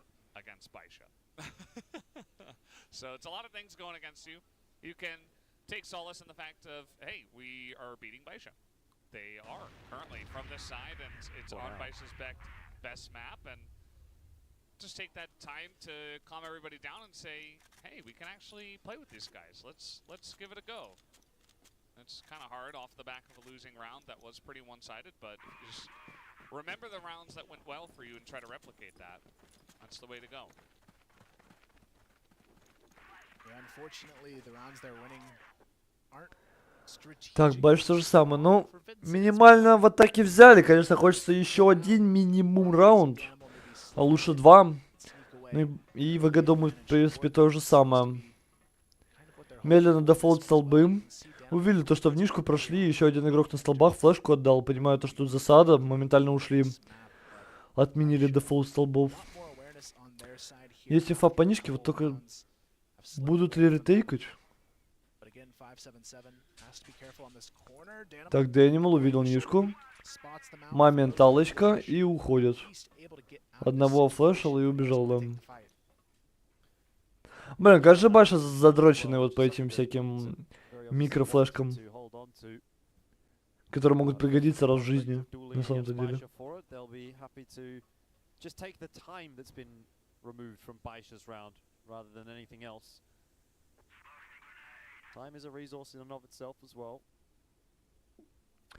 Так, Бэйби на лайна флешки встает, прилетели флешечки на занятие лобби с скрипом. Скрип заняли, а дальше там...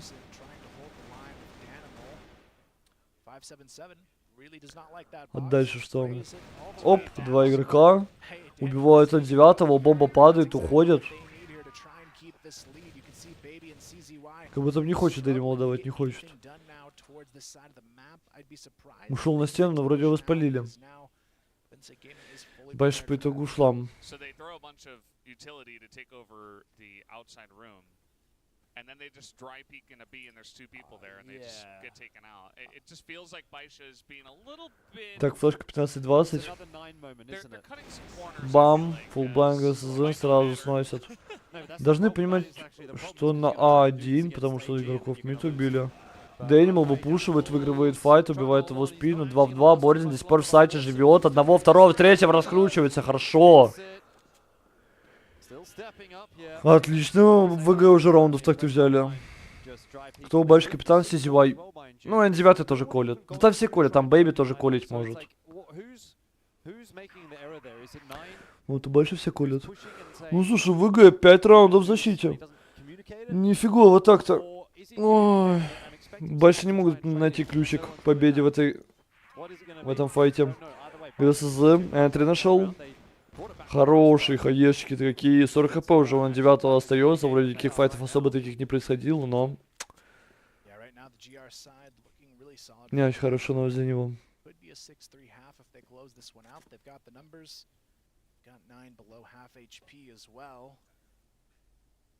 Авик у нас N9 взял. Будет с палкой доигрывать этот раунд.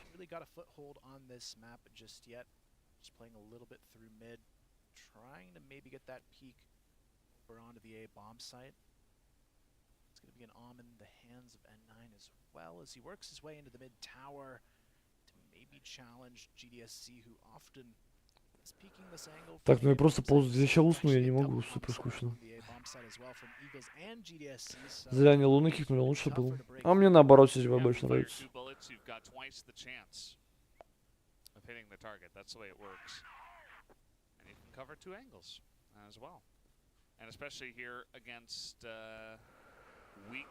Так, занял куру Бэйби в солом.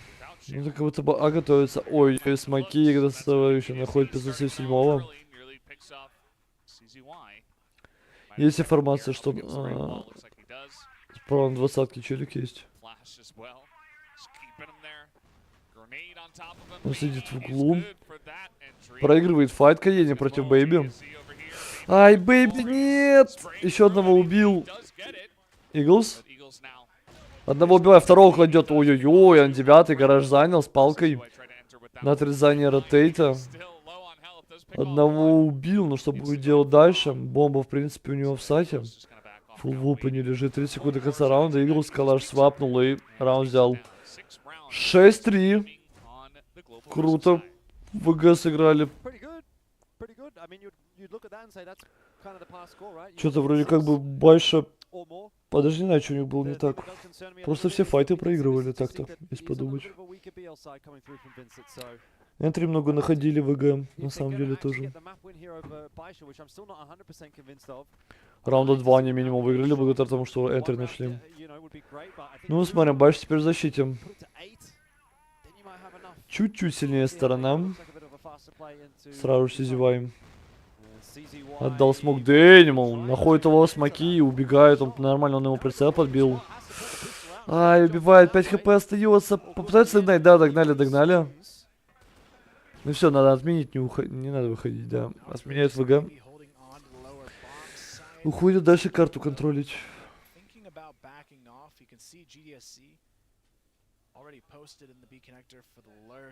potentially cut them off if they try to flank, but Baby doesn't really need too much support at the moment.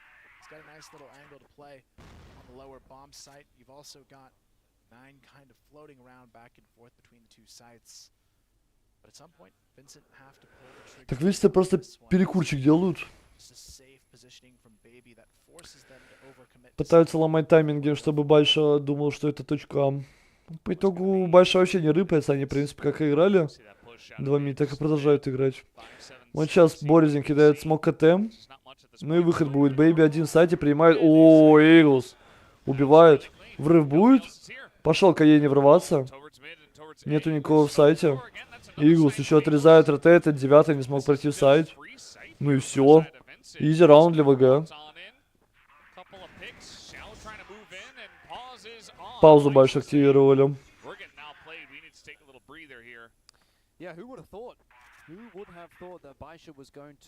Или это ВГ. Ну, он паузу тогда нажмите, раз у вас 577 перед это самое. Обсуждаю, что там.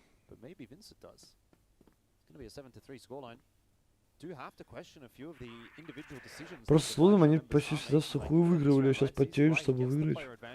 Да не, на самом деле, тут тоже в сухую было. Просто видишь, компаунд что-то не пошел у Байши. Их ВГ перестреляют, и у ВГ вообще все работает. Все, что они делают, все работает. Даже где они по одному просто бегают.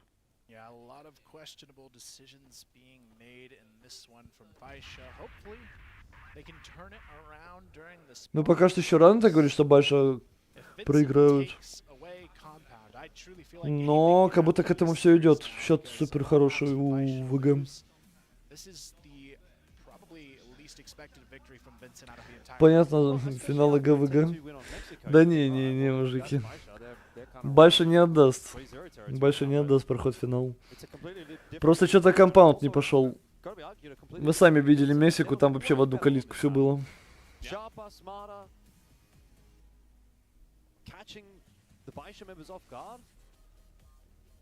Should have been the first map. Should have started with this one. Well, get a win against them.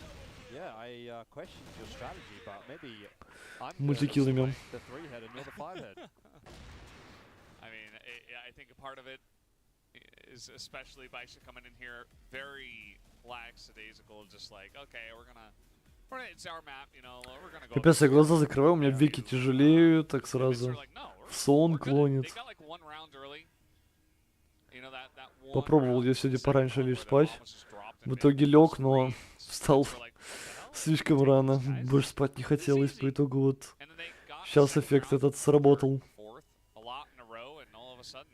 Хочется спать пойти.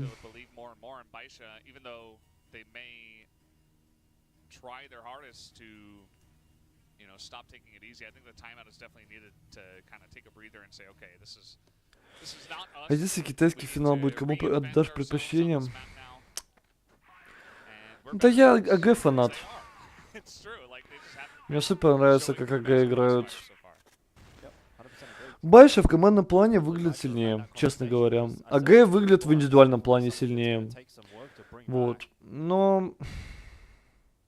Если для Ивана это реально последний турнир, то я хочу, чтобы Иван выиграл. Байш самая пиздатая форма? Ты имеешь в виду индивидуальная или командная форма?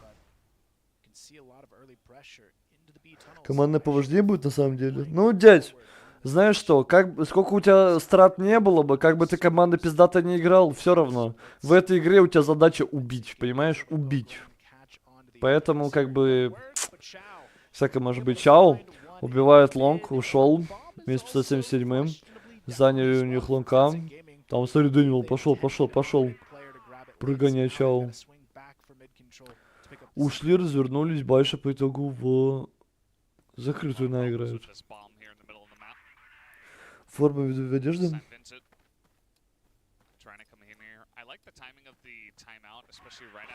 Вытер остановки был. Ивен после этого на пенсии, ну, плюс-минус. Но, насколько я понял, он пойдет молодежку тренировать, но это не точно, мужики. Не верьте моим словам, это просто мои домыслы, что он в этом году заканчивает. Он по итогу ВГ захотели засплитить, тут 4 игрока защиты, было супер тяжело. Блин.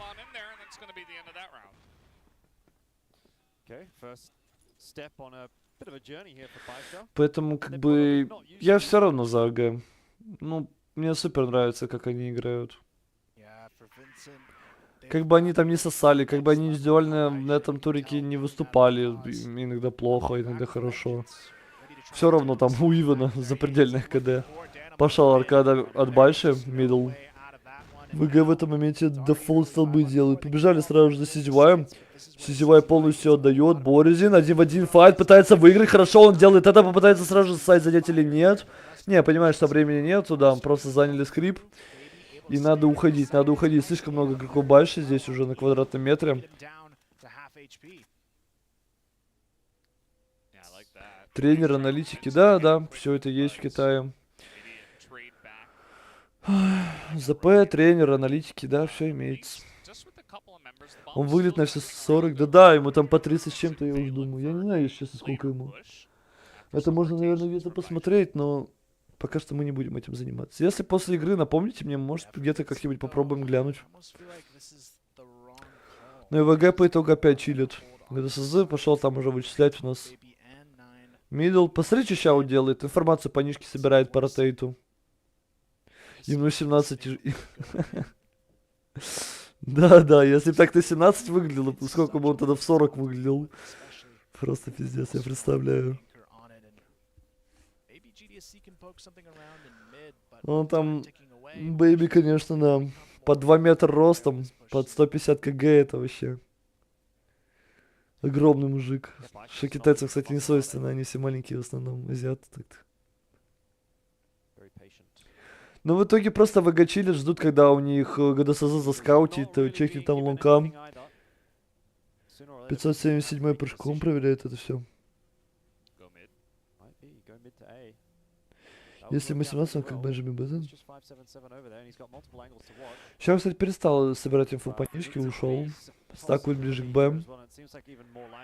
Хаешка мидл. По итогу сплит Б, да, у нас ВГ делают. Любят они этот раунд. Против вьетнамцев то же самое делали. Но опять, смока нету в дверях, и с дверей просто Щау 2 фрага. Легкий раунд для Байши.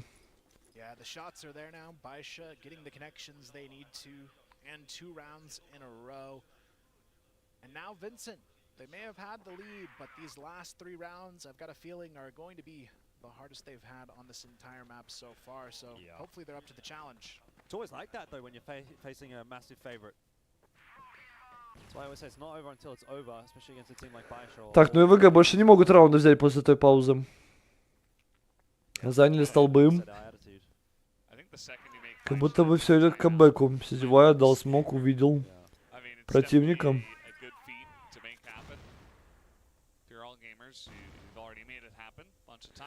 Какие карты там дальше? Иголай, Портанкара.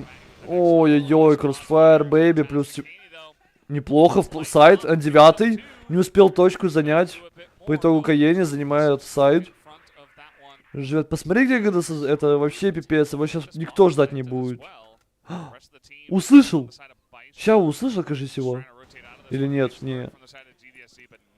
Ну все, спалили. Плохо для него. Пачка только сейчас план проходит. Посмотри, что делает Байша. Уже в спину отправился у нас N9. А 577 ждет балкон ротейта. Да, нашел люркера. N9 ждать не будут. КТ убивает Иглс. Хорошо. Шифтом N9 убил. Ну все, 2 в 1. Каени фул каленый.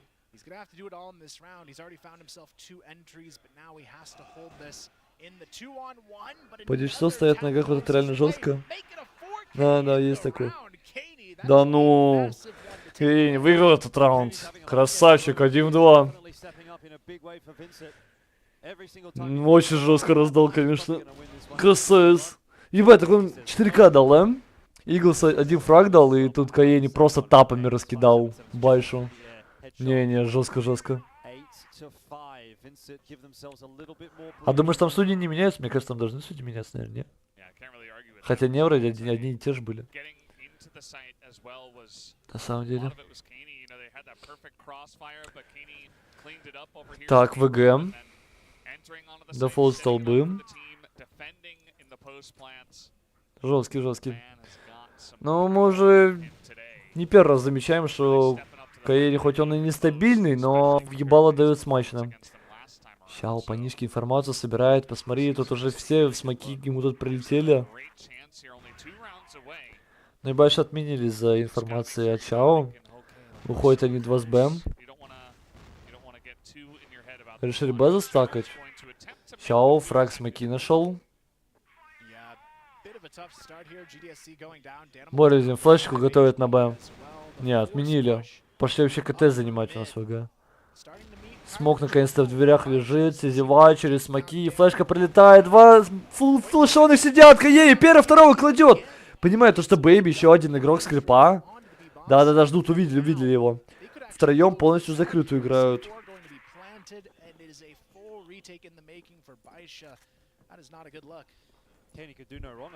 Смок мейна дали. Ну и смотрим дальше, как воспользуется своим утилити для ретейка. Че у них тут остается? А, он такую, Бэйби все гранаты. Остальные все выкинули. Бэйби, флешка тиммейту. Бам. Фул берется 2 игрока. Врывается у нас Чао с КТ. Его кладут. Двое со спины. Иглс, 1 в 2. Ой-ой, орет у нас Бэйби. Домой! Успеют? На, успеют, раздиффузили. Б на антенне легче убивать, чем... Чем что, я не вижу, чем А как будто. Ну, иногда... Да не, на самом деле, оба очень тяжелые сайты, так если подумать.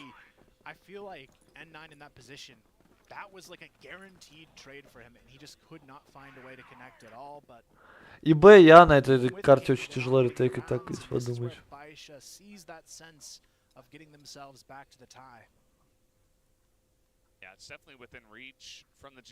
Бразильская атака в реал лайфе. Да, Бэйби может.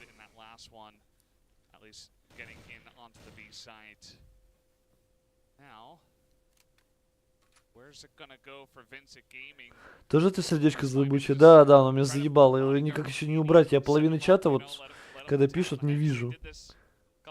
Окончание или там слово какое-то. Опять Баш, посмотри, то же самое делает. И сейчас у нас... Ой-ой-ой, вышли, заняли.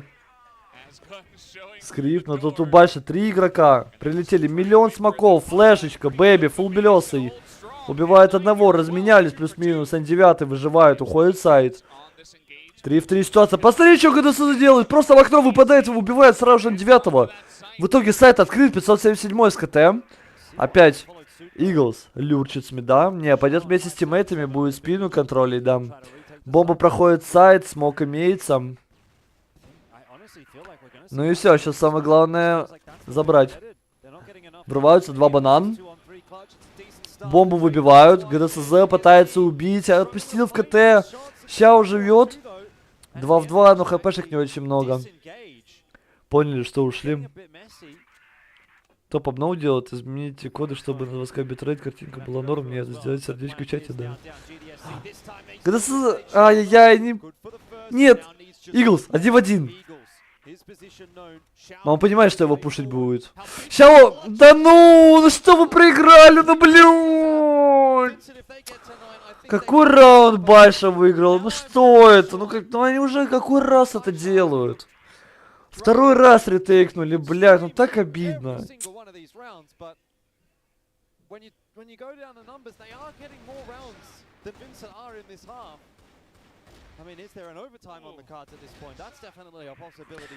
Да, конечно, там Клатч выиграл, там Каени 1 в 2, но... Ну вот такие-то раунды надо забирать. 3 в 2, что-то пошли постреляли, смоки, ничего не смогли никого убить, руки трясутся. Ой, ВГ. Быстро дефолт столбы, дальше смоки отдали, втроем опять стакают. Ну все, ВГ, надо развернуться. Больше на тоненького, да, на супер тоненького. 9 on this side of it hasn't seemed to be too valuable in the last couple of rounds. It seems like he's kind of missing shots on the trades. He's fallen off for sure. ВГ ушли, пошли лонка занимать. Там 77 уже позицию отдал. Especially the way he played the last series and even the last map. So, yeah, I think it's just a mental thing. Just maybe came out on the map feeling a little bit too weak, and now feeling like you're struggling. You know, it can kind of get into your head. Maybe. Контакт ВГ Куры. Никого тут нету. Xiao с лестницы собирает информацию. 14 kills tied with N9 and Baby, actually. I mean, not looking too good for Xiao right here. Контакт. Дэнимал выигрывает файт против Xiao. Пошел он фейковать на камеру. Все против... Ой. Ну, сейчас на самом деле...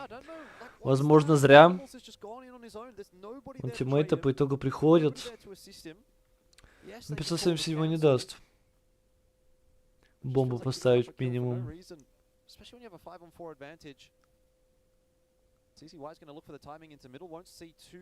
Посмотри, Байши ушли полностью закрыты. Там на Б вообще. N9 один-одинешенек. Так бы вкусно на этого N9 зайти. Но опять на стак в ВГ идут. Ну, они сами заставляют Байшу стакать и сами идут туда же. В принципе, опорника убили. Бэйби тут под девяткой. Проверят ли его, вот в чем вопрос. ZOWIE врывается с перемычки. Убивает он одного. Конечно, в шоке, на самом деле, сейчас находится ВГ. То, что Бэйби пленту. И Иглс, как всегда, где-то в пизде бегает, блять. Вот все время где-то он в пизде. Ой, какая хаешка на Бэйби. Минус 50 хпшек. Давай, давай, давай убить. 10 секунд. Так, тактическая. От ВГ.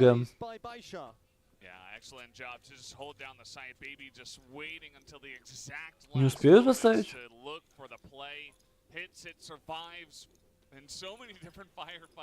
Не успели поставить. Или у них нет уже больше тактического. Или это на следующий раунд тактическая только могла взяться. 8-8 по итогу. Байша камбэчит. Всем привет, здорово, здорово. Здравствуйте, здравствуйте всем. Сколько тут уже сидите? Вот 9 час, 10 идет.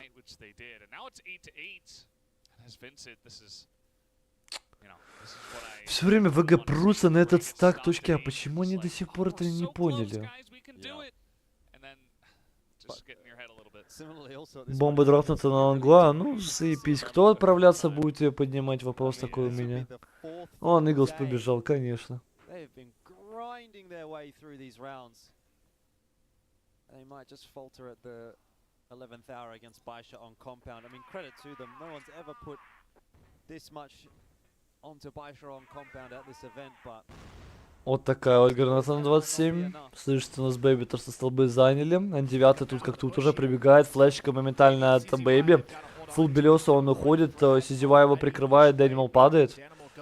4-4. Находит Бэйби. Вот это N9 тут как тут. Вот сейчас, Иглс, уже надо начать что-то хотя бы делать. Хотя бы что-то. N9, фулл блайнд сидит. Его не проверили. Да ну, Боризин убивать. Хорошо, есть трейд. Вышли, в итоге скрип заняли. Посмотри, где Xiao. Важный. Хорошо делает это, Иглс. Бомбу подбирает. 3 в 1. Ну 3 в 1-то, сука, ну не отдать. Мужики, 3 в 1, пожалуйста. Не успевает 577 бомбу отрезать. Прижал бомбу в нишку, 577 понимает либо лонка, либо Б. Делает ставку на точку Б. Ну давай смотрим на им. Вот сейчас только им может зарешать. Одного убивают. Каенин что-то... Что он делал? Зачем? Почему? Упади просто в сайт. Мужики, вы чё? Иглс, пожалуйста. Надо брать такое.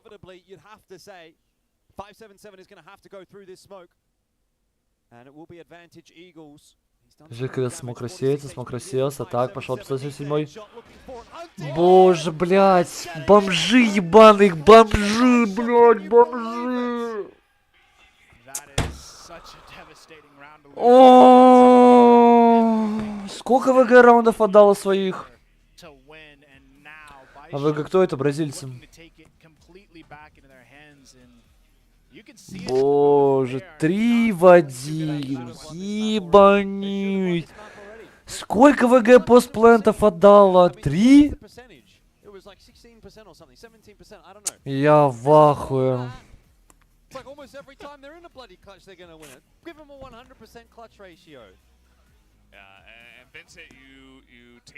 Ну это ГГ вообще. Куда стоит, стреляется фулл в опене, Каини? Ну возьми ты раунд на верочку, ну зачем?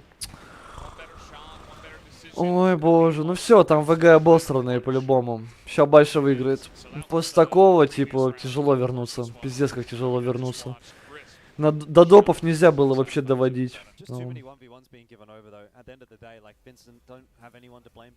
Чушь делают. Да нормально они все сделали, просто 3-1 не доиграли. Они круто разменялись, но 3-1 просто не доиграли. Каини прется, вот, постоял, пострелялся про 577-го фулл в опене, молодец. Не, ну им главное сейчас забыть про этот раунд, пиздец обидный, конечно. Теперь Байша у нас впереди. Я не знаю, я вообще фулл в тильте.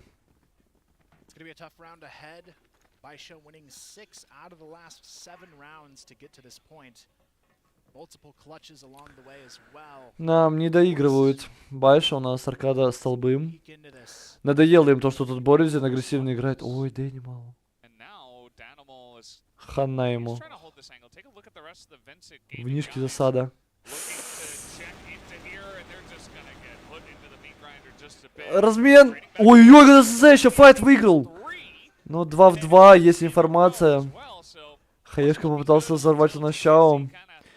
Передропали ганы, понимаю, то, что он 9-1 в сайте. Опорник.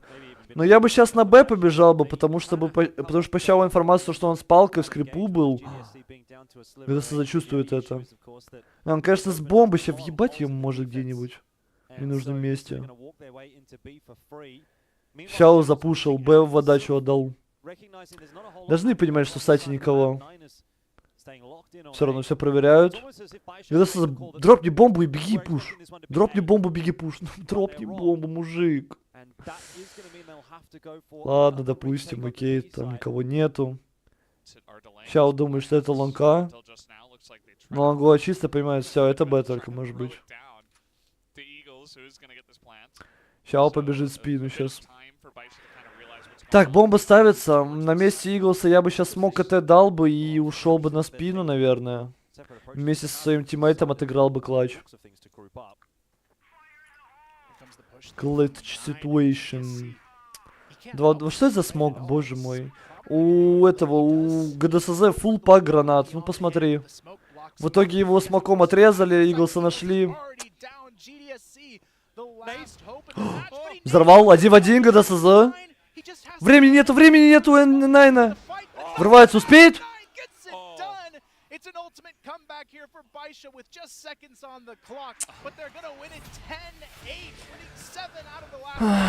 Ну там да, бежать надо было, отменять бомбу. Вот опять же, ну сука. Ой, блядь, вот, что это? Вот объясни мне. Вот смотри, ты прошел, ну дропни бомбу ты в плент, блядь, ты здесь слить можешь, во-первых. Окей, дропнул бомбу. Фулл пак гранат, дайте смог на Б-мейн, ставь бомбу, уходи на спину, играйте до вас со спины. Ну в чем прикол, зачем вы по одному играете? Ну да, крутая позиция, ты за ящиком. Как вот он сдох еще за ящиком? Шао вообще не ждал. Но его там и 9-й вырубил. Смок на ретей. Как они смок на ретей кинули, ну-ка? А, просто от руки дали, да? Да, он просто от руки дал Шао.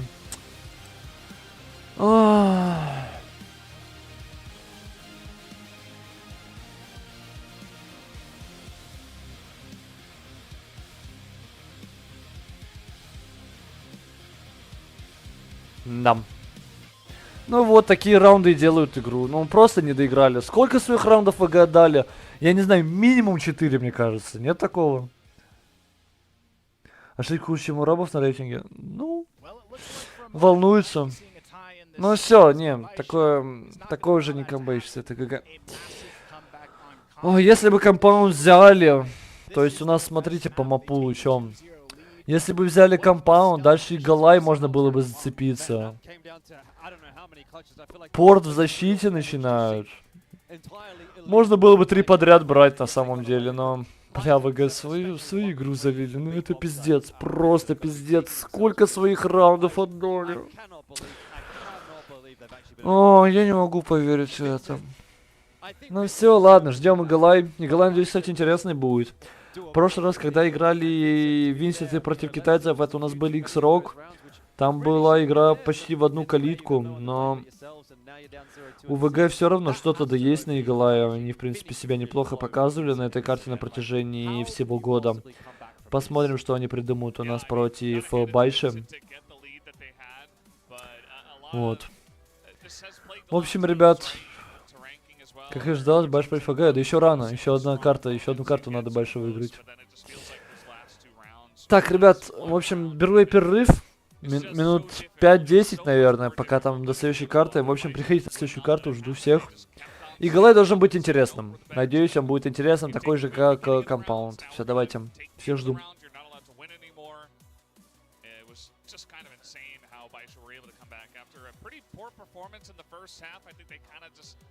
Let their foot off the gas pedal and kind of gave Vincent a chance, and Vincent immediately took that, so obviously big props to them.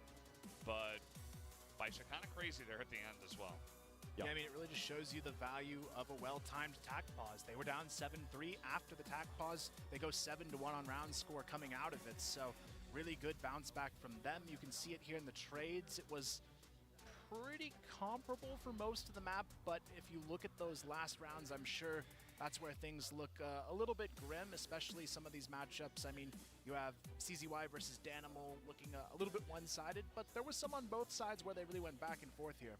Yeah, I mean, I would love to see a graphic that just shows like what was the clutch percent and how many clutches there actually were, because there was like 1v1s, 1v2s, 1v3s, and that's really at the end of the day what's kind of gotten Baisha over the line in this game. So I don't know, I don't know what you can really say for Vincent here. I think they've just got to sort of say to each other, you know what, it sucks, it's unfortunate, let's just go into this final game, see if we can have a bit of fun, because if not, you know, like, this is potentially our last map in the Crossfire Stars 2023 Grand Finals, and this is not the kind of opportunity that rolls around every day of the week, right? So you may as well take every little bit out of it, even if you're not going to win this game. Just enjoy that moment on the stage. Well, we'll see if they have anything left in the tank after this. We are going to take a quick break, and when we return, it is map 3 on the way.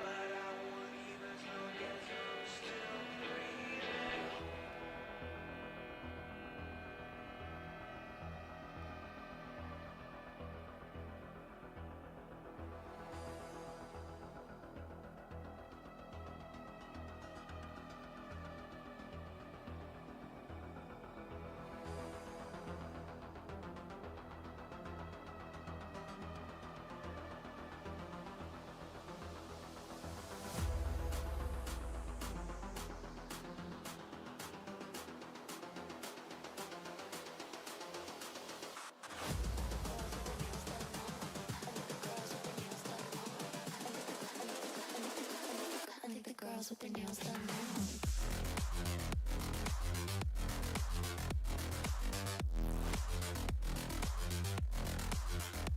Girls with their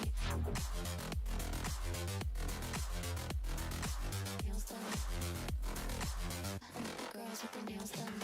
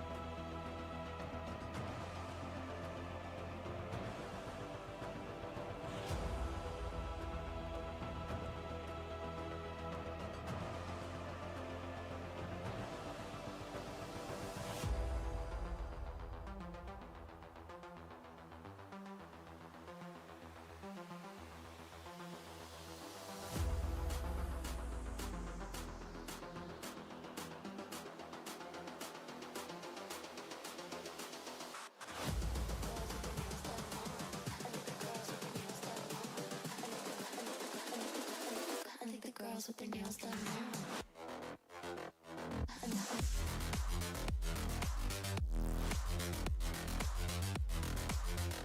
Girls with their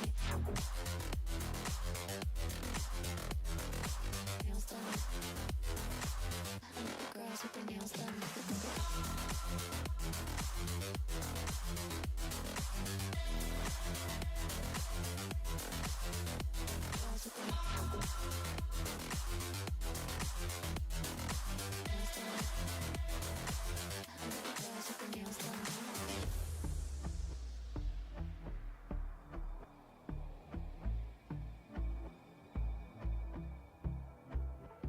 And I've been chillin', watching the ocean with you. Baby up with a slow motion crew. And we up in our cloudlands when people change, but not us. And we just chillin', kicking it, kissed by the sun. Could be soaked to the skin in the monsoon. I know she got the good vibes when seasons change, but we're the same. Even if I lost all my money, the zero runs deep, honey. And I don't need to speak a single word, 'cause you got me holding, holding. Even if my jokes aren't funny, my tongue tied up on it. And I don't need to speak a single word, 'cause you got me holding, holding.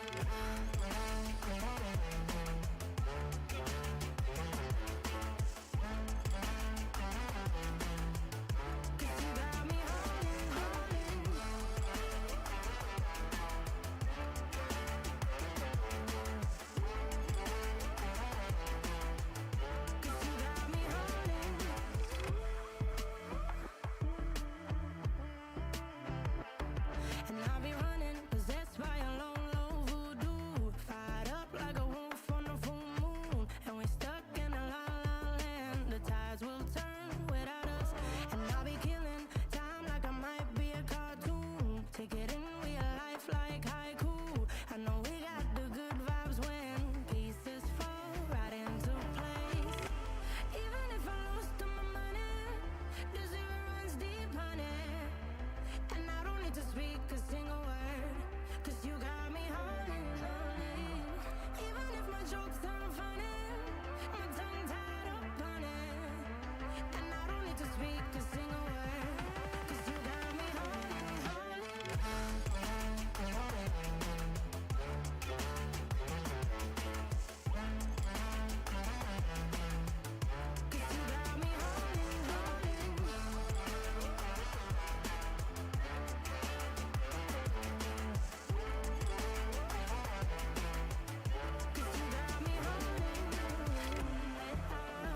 Play me like a bass guitar, simmer down and mash me up, tripping like I'm Jimmy at Woodstock.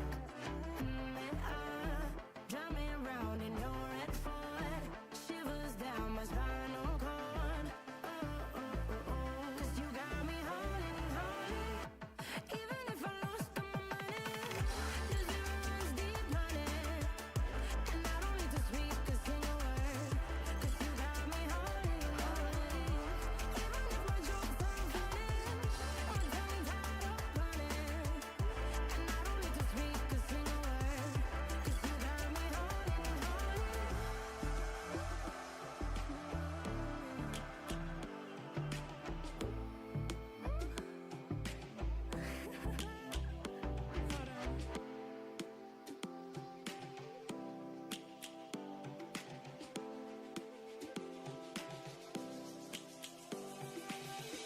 Lions roaring in the morning sun, searching for a longer day. People feeling like the light has just come. We must never stop the way. Birds chirping and I hear my name, grasping into a life. Life is happy but it's so insane. We must merely make a start. Savannah, I'm coming home. Savannah, we'll never be alone. Savannah, the beauty of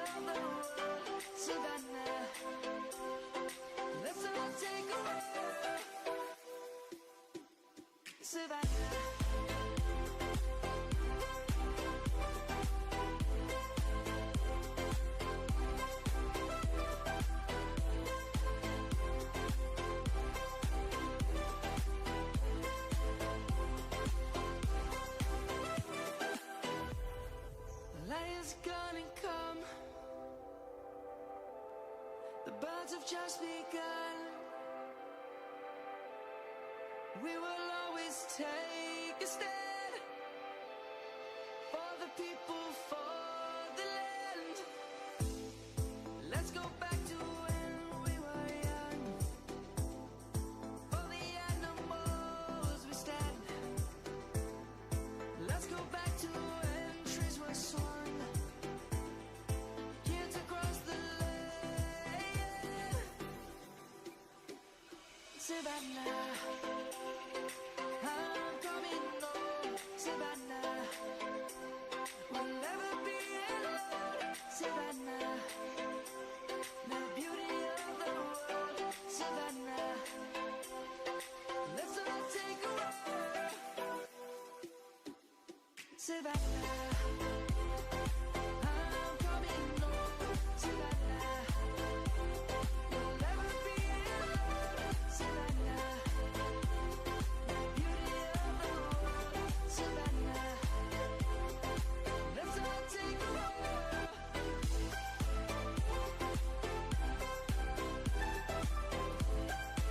Welcome back to the 2-0 lead for Baisha in the CFS 2023 Grand Finals. This is our lower bracket final, and Baisha is just one step away from booking a ticket for a rematch in the finals against All Gamers. And after that map, it'd be hard to say they're going to slow down now. Well, I hope they're not going to slow down now, because if they do slow down anymore, then they might actually have to start working for this series, because they would lose a map, right? That was way too close for comfort, it has to be said, for Baisha. 10-8. Like I said before, I think they should have lost that map, definitely. Vincent, you know, maybe choking a couple of those clutch situations, and Baisha getting a little bit lucky in a couple others. Either way, they only just get through that map, and now we turn our attention towards map number 3. I feel like that's got to be a crushing blow, though, for the mental side of Vincent, right? They've been working so hard today. They've been playing so many maps, and a lot of those maps have gone to overtime. They haven't played a map shorter than the 10-8s, apart from the loss that they faced 10-2 in Mexico there against Baisha. Everything else, 5 other maps today have been 10-8 or longer. So that's a very long day so far for Vincent, and it's you know, only continuing obviously as we head into. That's a very long day so far. That's a very long day so far for Vincent, and it's you know, only continuing obviously as we head into.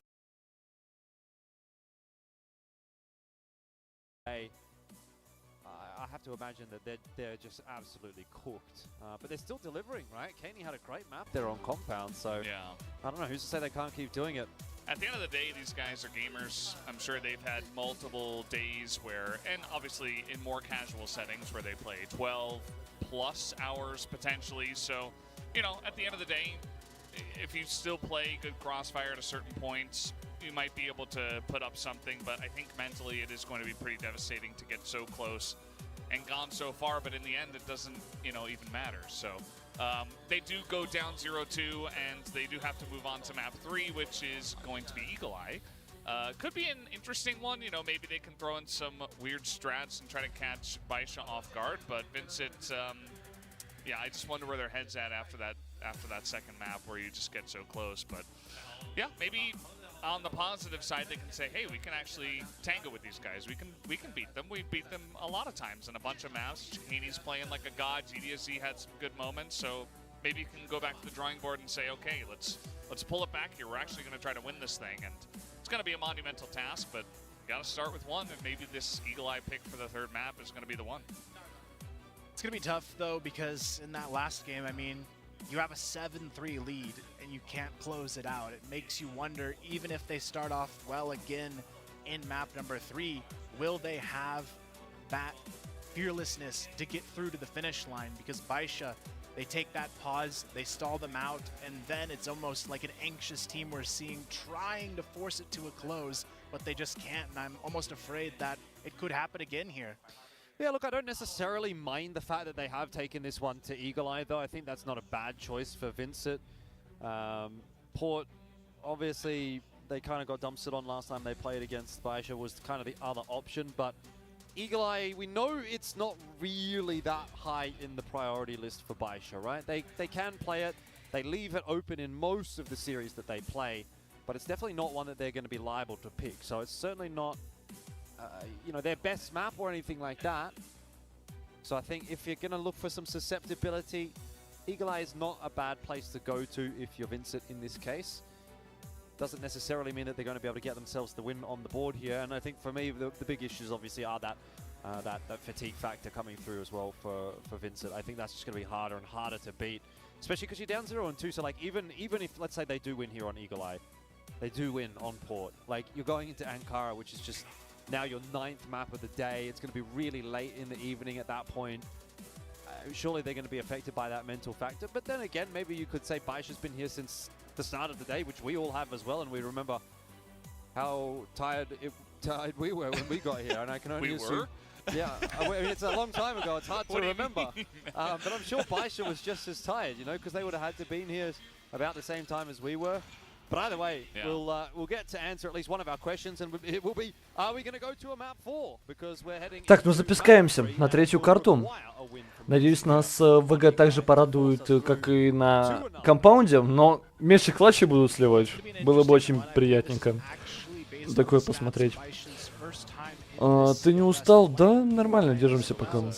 Немного вырубаюсь иногда, когда фулл скучная игра идет, кто-нибудь просто сидит и ждет аркады и так далее. Я прям вырубаюсь. Спать хочется, а так нормально.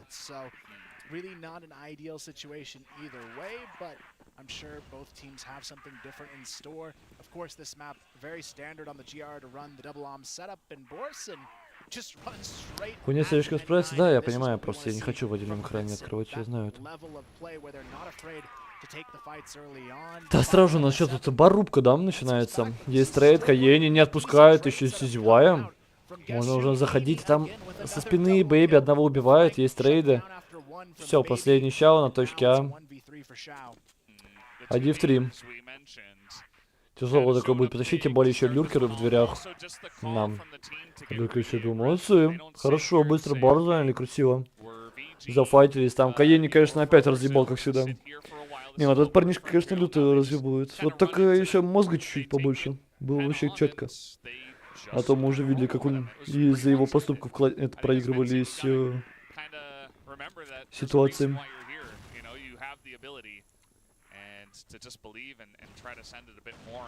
Так, прилетели флешки, все зевают, тут не дают вообще продохнуть.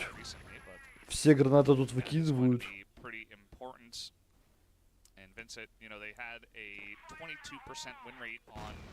Вот такая хрень.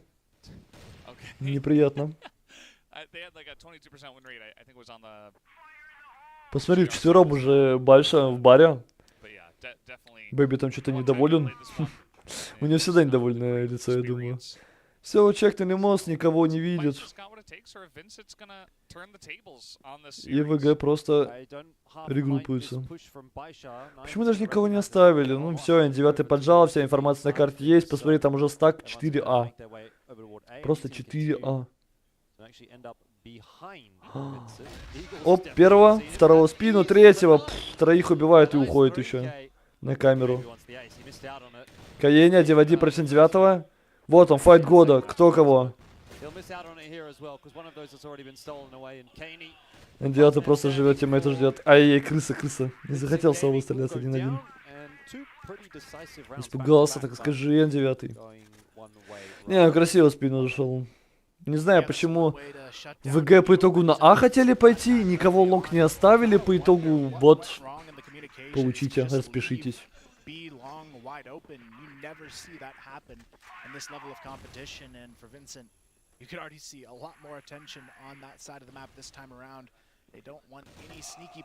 Ой-ой-ой, ZOWIE падает. Не успел даже выстрелить, там Дэнимал ему смог нашел. Еще 577 туда-сюда прыгает, вообще не понимаю, что происходит. Опять то же самое, как первый раунд. Быстро ВГ заняли бар. Лонка уже поджали. Мидл еще пушит, Борзин живет, в голову ему дали. Лоу хпшный сразу через... Так, убили Щау, кстати, понимаешь, что это игрок точки А. О, вот так вот у нас N9 еще Иглс убивают. Бэйби тут уже бананем, но он не понял, что на Б зашли. По итогу N9 1 в 3.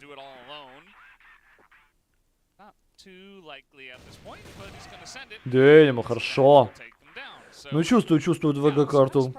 Быстро бару у них получается занимать. Должны сейчас Б что-то другое придумать. Палка не получается, если зевают, смог прилетает, он не может контролить вообще никак лонг.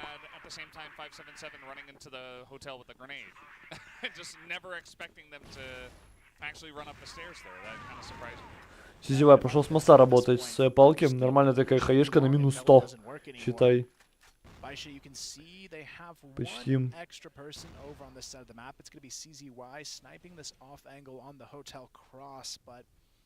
Is a pretty difficult shot to hit, so I'm not sure if he's up to the task just yet. Is also going to be that support as well from 577. А вик это палка, да. So essentially CZY А вик это палка. 577 just swings on that position. Ай, не попадает. Сосед 7 на лифте живет, а вот тут смоком отрезали на 9-го. Куда полетел у нас ГСЗ? Ну, вместе с тиммейтом трейдится. Морозин проигрывает перед Фнаtic'ом против N9. А меня зачем держать в курсе? Но Иглс по итогу, который единственный игрок, который контролировал мидл, ушел занимать бар.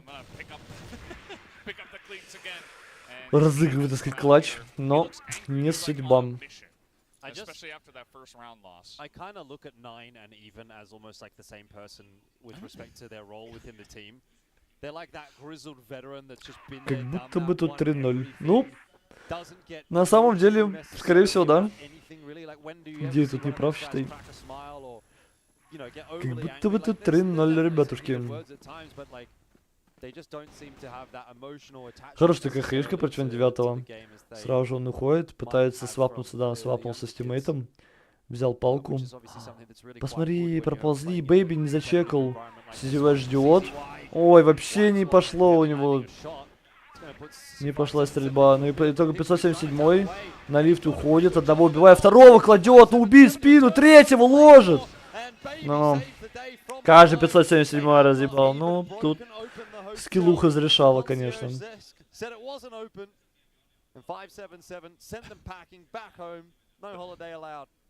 The hotel's closed. The hotel is closed. Hopefully not. We want to go back to the hotel. Ну, как будто бы в той позиции 577 должен был умирать, но просто прошел он лифт, левым плечом пикал, еще и убил. Ну, там по лестнице подниматься, конечно, некомфортно, но супер тяжело убить игрока, который стоит на лифте, когда ты лезь, сам поднимаешься. Все, пошел на разведку, умер. Моризин до сих пор с респы не вышел. Бомба у него в баре лежит.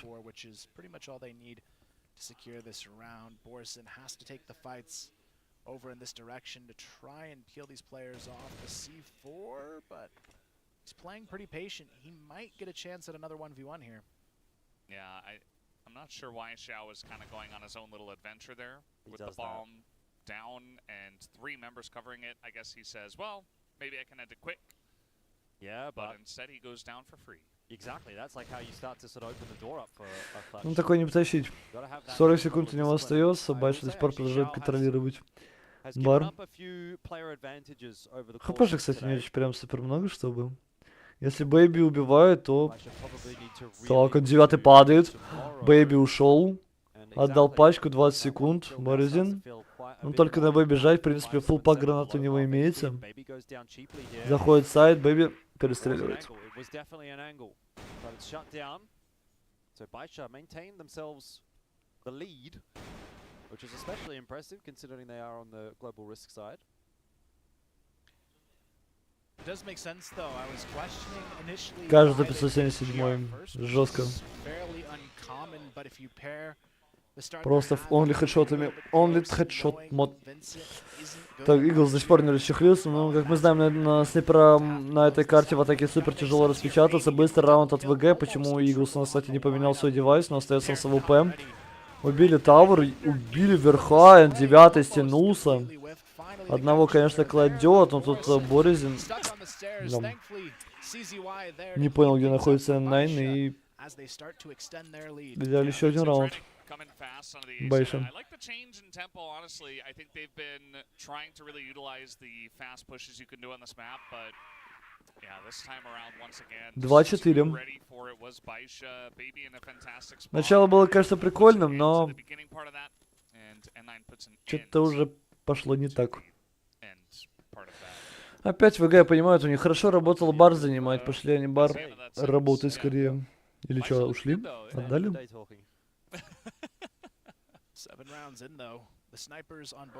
Ну хотя бы не сидячий образ жизни. Neither has been super impactful in this matchup so far. It's really been the Riflers leading that to the forefront. Им пофиг уже, да не, потеют. Убили ZOWIE, который банан контролил. Иглс наконец там выиграл снайперскую дуэль. Это СЗ на старте в баре. На спиральный. Поднимается. Проверяет. Ну тут 3 игрока просто сидят засадой. И умирает ни за что. Дню спиной к Йене. Не ждут. Супер легко для Байша пока что. Даются эти файты. Позиционное преимущество Байш постоянно имеет. А ВГ даже затрейдить не могут тиммейтов. Вроде бы 5-4, но не 5-4. Уже 1-4 Боризин. Опять бомба не на руках. Ну не томи, пожалуйста, мужик.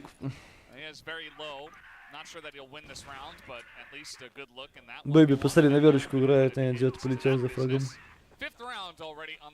Антипад, прошлая карта в тильте. Да не, на самом деле, они старались, еще 2-0 вели. А потом все. Байш начала брать все подряд. Чего здесь ГДС за соло делал, фиг пойми. Это даже затрейдить невозможно. Даже флешку он не попросил, этим это ничего не делал.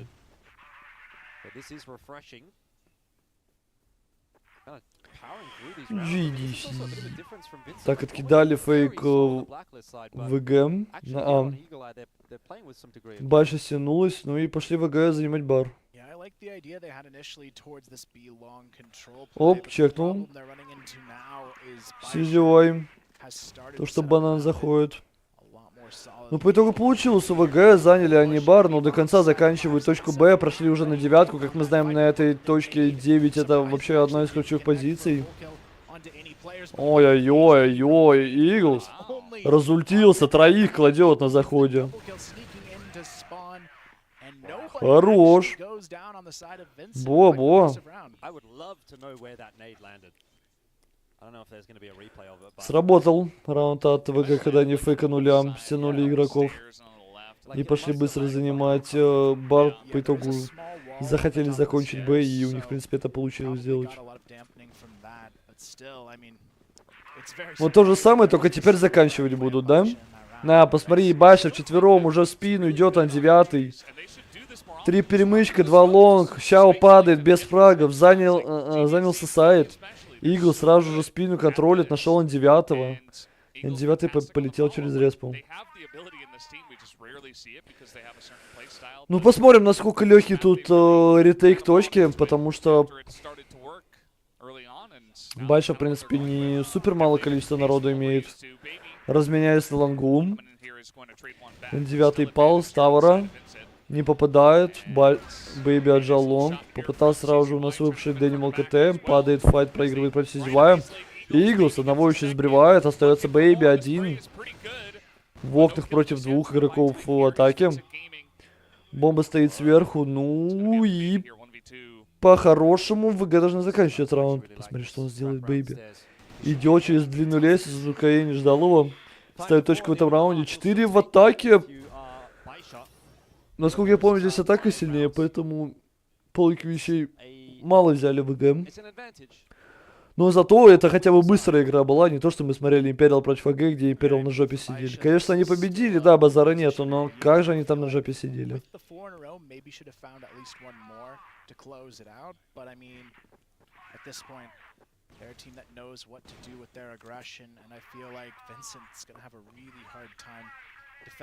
ВГ задержкой полетели флешки на мидл. Задержка ретейкует мид. Никого тут нету. Байша это поняли, сразу на Б побежали. Посмотри, тут 3 игрока на Б, считай. Иглс до сих пор смотрит контроль отеля. Заход на Б. Ну и два опорника, no chance. О, вообще ничего не сделали. Просто 577 с 9 забежали, убили всех. Somehow gets out alive with a kill, but not for long. He's traded down there, and Baisha just completely destroy this B bomb site defense. It's a good way to win the rounds faster. Is, you know, if you want to win games quickly, just rush the stack and hit like 3 entry. На самом деле, вот если отель нету контроля у защиты, как-то супер легко на Б заходить. Сколько я уже смотрю, все команды, которые просто поднимаются эту лестницу, пропрыгивают на девятку, эту Б на тавр, сразу занимают точку, прям тяжело что-либо сделать.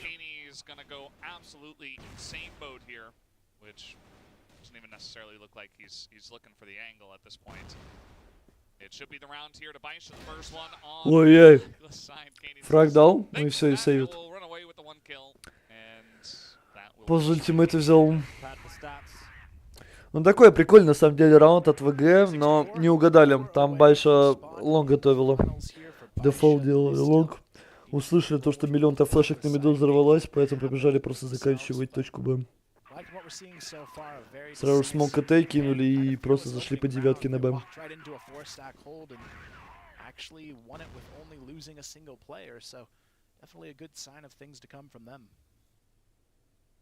Энтри. GDC падает в баре.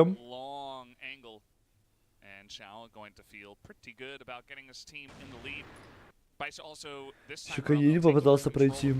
Сейчас вся информация есть, на самом деле, у Баши, что в баре никого по логике вещей или нет. Иглс пушит лонкам. Увидел арку. Он сейчас пикать будет. Тайминг, тайминг. Ой, промахивается. Все, видишь, что его выпушивают. Тиммейт его прикрывает Борзин. Одного, второго убивает вместе с тиммейтом. Все, отдали сразу же Байша. Вот преимущество твое. 2-4. Резко превращается у нас данная ситуация на карте. Baisha failed to account for that possibility, and so now they have a bit of a more difficult job to do. Chao's going for a big old rap battle over to the B site, and отлично. У Чао 2 фрага. То есть они 6-4 ведут, у Чао 2 фрага. На, в принципе, к нему не ходили. Не мог он там фраги найти. Ну и в атаке тут тяжеловато с палкой играть, насколько мы знаем. 6-5. Все равно. Китай у нас впереди. Пол игры позади. По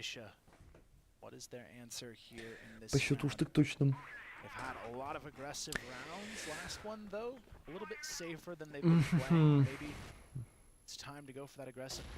Ну опять... А, это прошлый?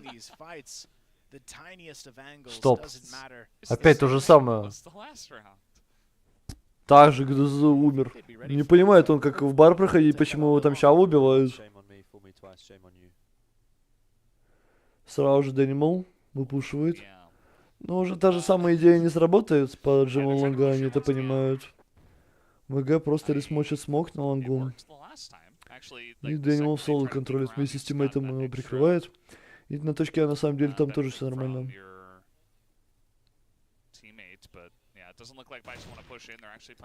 Совсем 7-й спалил Дэнималом. Ушел он у нас.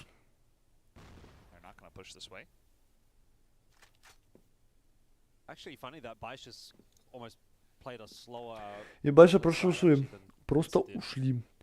Что будут делать? На заход как будто бы, да, готовят? Полетел раскидочка. Миллион смоков.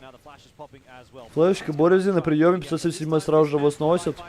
Вот как раз таки МК сыграла свою роль, в голову дал 577-го, но 577 с калашом убивает. Добивает Иглс, но это был каленый игрок по итогу. Точка А вскрывается. Каенем. 1-4. Понимаешь, такое, ну, не взять.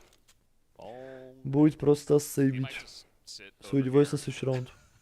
I thought maybe looking at the long angle, but instead he's just going all the way around, maybe looking for some people that are left over. Okay, he's going to go in the tower. ZOWIE spotted. He knows it too. He's just toying with them. Come on, give him a kill. Yeah, what's the harm? It's whack-a-mole. What's the harm? Ой-ой-ой-ой. Нормально сносят. Кейни у нас пофармил фрагов немножечко. Ну, взяли такую тактическую маленькую, в 40 секунд у нас ВГ. До сих пор ГДСЗ не понимает, как ему бар проходить. Его Щао просто с респы тушит. 2 раунда подряд. У Щао 3 фрага, 2 раза на ГДСЗ, когда он пытался бар занять. Ну все, перестал, кстати, бар проходить. Или задержка пойдет.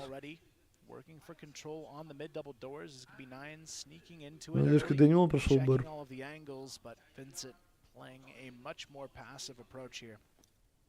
Поменялись они позициями, взял палку. И Дэнимон перезанял бар. Because guess what? Xiao's looking at it. And it can be nice to take control of that angle, but at a certain point you just kinda gotta concede that one. Baisha. We saw Vincent make some pushes on Хотел идет, его не остановить, но видишь, Xiao ловит каким-то образом. Там вниз головой пытается пройти у нас но это успехом не умечалось 2 раунда.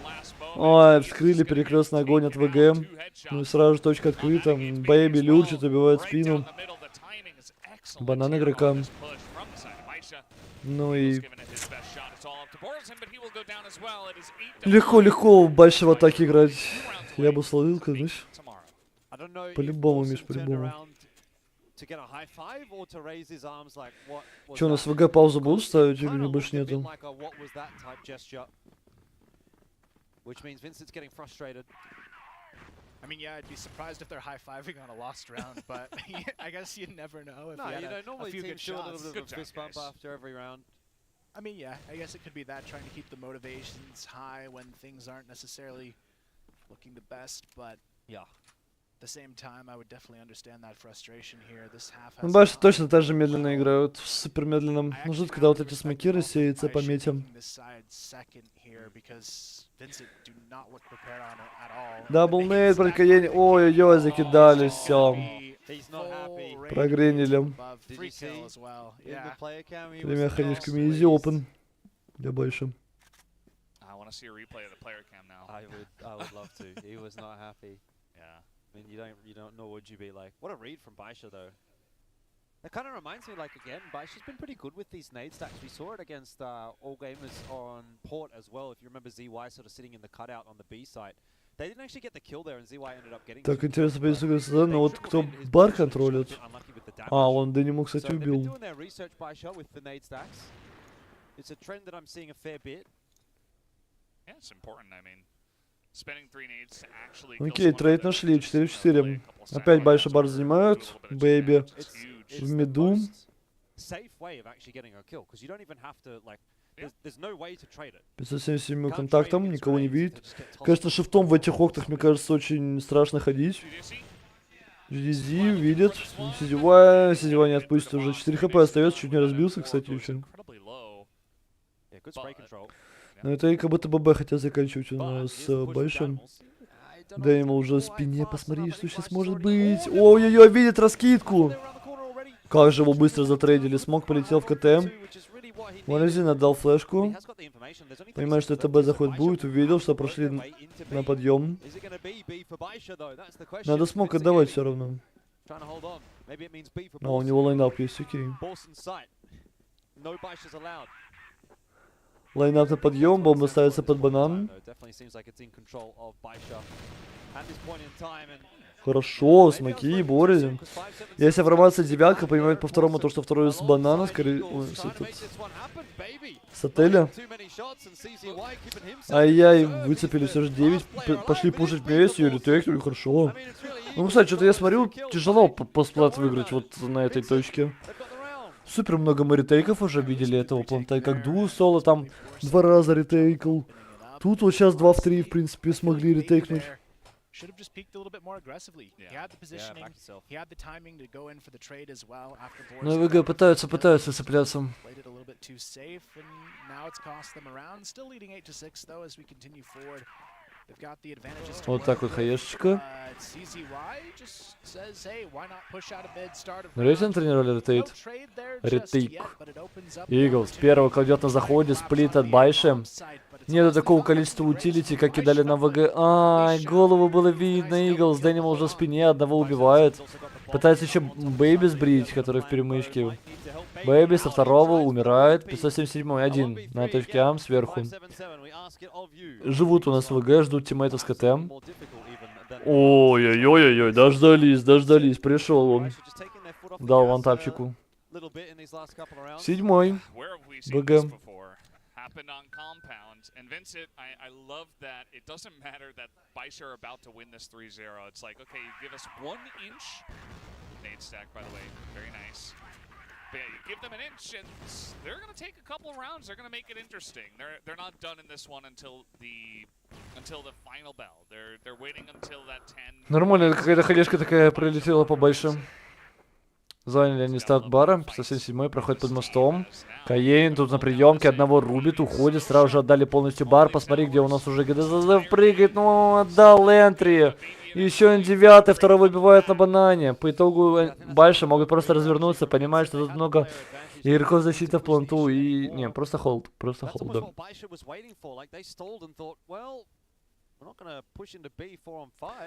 Ждут, когда у ВГ закончатся смоки на лестнице.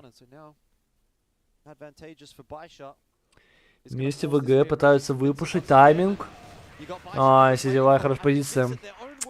А что это за хешки такие в начале раунда были интересные? Ну-ка.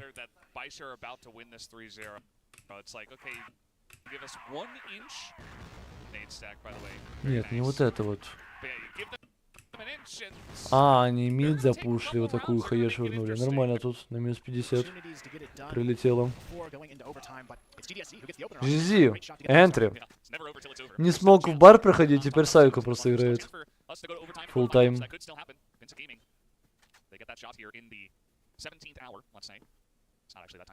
Миш, как тебе карта играл бы на такой?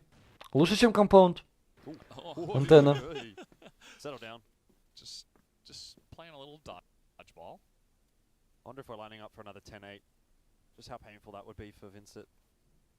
А можно, чтобы YouTube не лагал? Я прошу, последний раунд дайте посмотреть, я молю. Конечно, лучше я ее на рашке... На Рейтосе успел. На Рейтосе? Вот эта карта была на рашке, что? Даже фишку через мид в респу, серьезно? Ну там нормально так наловчиться на... Ой, бэйби, посмотри позицию. Его не читают. Не, Боззи проверил, убил. 5-3. А, дистайминг, Дэнимал хотел уйти на Б. По итогу его ловит, чао. Помутился мидл, Барин, конечно, разменивает. Когда СЗ выбивает бомбу, если Фарваш по последнему, ушел на Иглс. По ногам еще дает чао, у него 1 хп остается. Ой, невозможно, как же на этой лагает просто на ютубе, это просто бред. Как же лагает трансляция, почему на Твиче все нормально, на ютубе лагает так? Мещалось с 1 хп, в принципе, не помеха, у него АВП в руках. Можно в фаззуме раскрутиться. Плохой англ у него был какой-то супер. Ну, умел сейчас, не знаю. Понял, принял. Бам! Нормальный флик. Ну давайте, ВГ. 1 раунд. Чтобы вывести на допы. Пошла рубка за бар. Мы кинули что одни, что другие флешки друг другу в лицо. GZ пытается тут найти Энтри. Как получилось у него сделать в прошлом раунде. Ну и Байша полностью закрытую. Сейчас до сих пор дает информацию, то, что бар никто не проходил. Понимают у нас то, что с банана, либо с моста смотрится проход.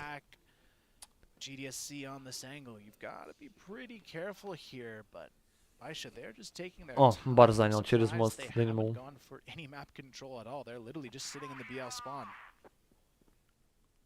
I should do not want to go to overtime. After all this time. Well, there's a good chance they're going to have a big day tomorrow, so any extra Думаю, каждый он тут смоки пытается вычислять. Пытается, старается. Смог дали больше. Супер медленно играют. Хотят игру забрать при счете 10-8.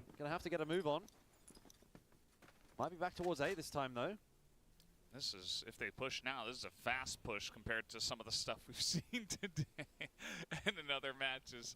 But yeah, Так, раскита. they do have to.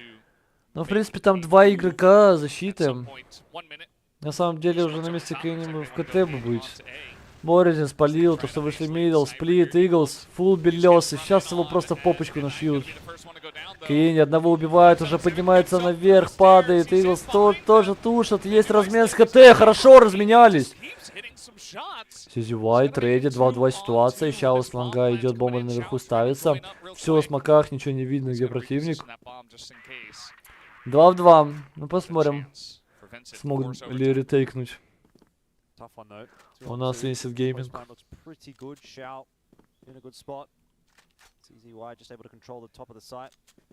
And Vincent are definitely taking their time about this one, which has me a little concerned that the time might well run out. Danimals is going to need to hit a very с КТ. Спалился. Лонг, Дэнимал падает. Ой, как же флипнул люто Шао. GG. Не. GG. Поздравляем Байша в финале чемпионата мира. Кожаный мяч. ВГ 3-е место. В принципе, не расстроены и понимали, что противник был на голову все равно и сильнее, но показали достойную игру на компаунде, на Игалая. Я не знаю, почему они взяли Мексика за место Игалая. Тут бы на самом деле, как я говорил, было бы хотя бы шанс зацепиться где-то, но вот из-за того, что взяли Мексику, отдали игру. GG. Как тебе нравится это повторять? Так, ладно, ребят, спасибо всем, кто сегодня смотрел. Мне надо бежать. Оставлю я, наверное, интервьюшку. После интервью оффну стрим. Завтра у нас китайский финал, как мы, в принципе, и предрекали. Финал у нас будет по Ликвидпедии. Финал в 12, но не факт. Как будто бы не факт.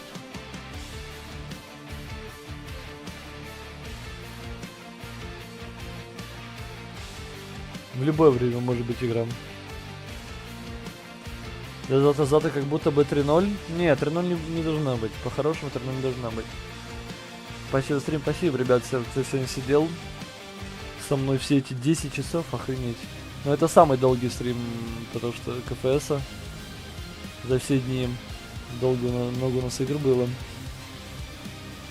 Ну, слава богу, что хотя бы тут не 3-2, 3-2 по картам. Вот так вот, да, Миш, что умел завязать? Как будто бы Байша выиграет. Но у нас половина стрима разделилась. Кто-то на АГ, кто-то на Байшу ставит. Так, ладно, включаю его музыку. Да, наверное, не надо никому это интервьюшка, да, всем плевать, я думаю. Так что лучше я пойду сразу. Думаю, пойду я сразу. Давайте, ребят, всем спасибо.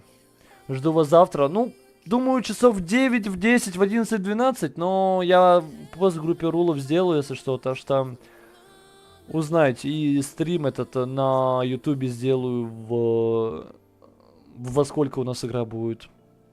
Все, давайте, ребят, покеда вам.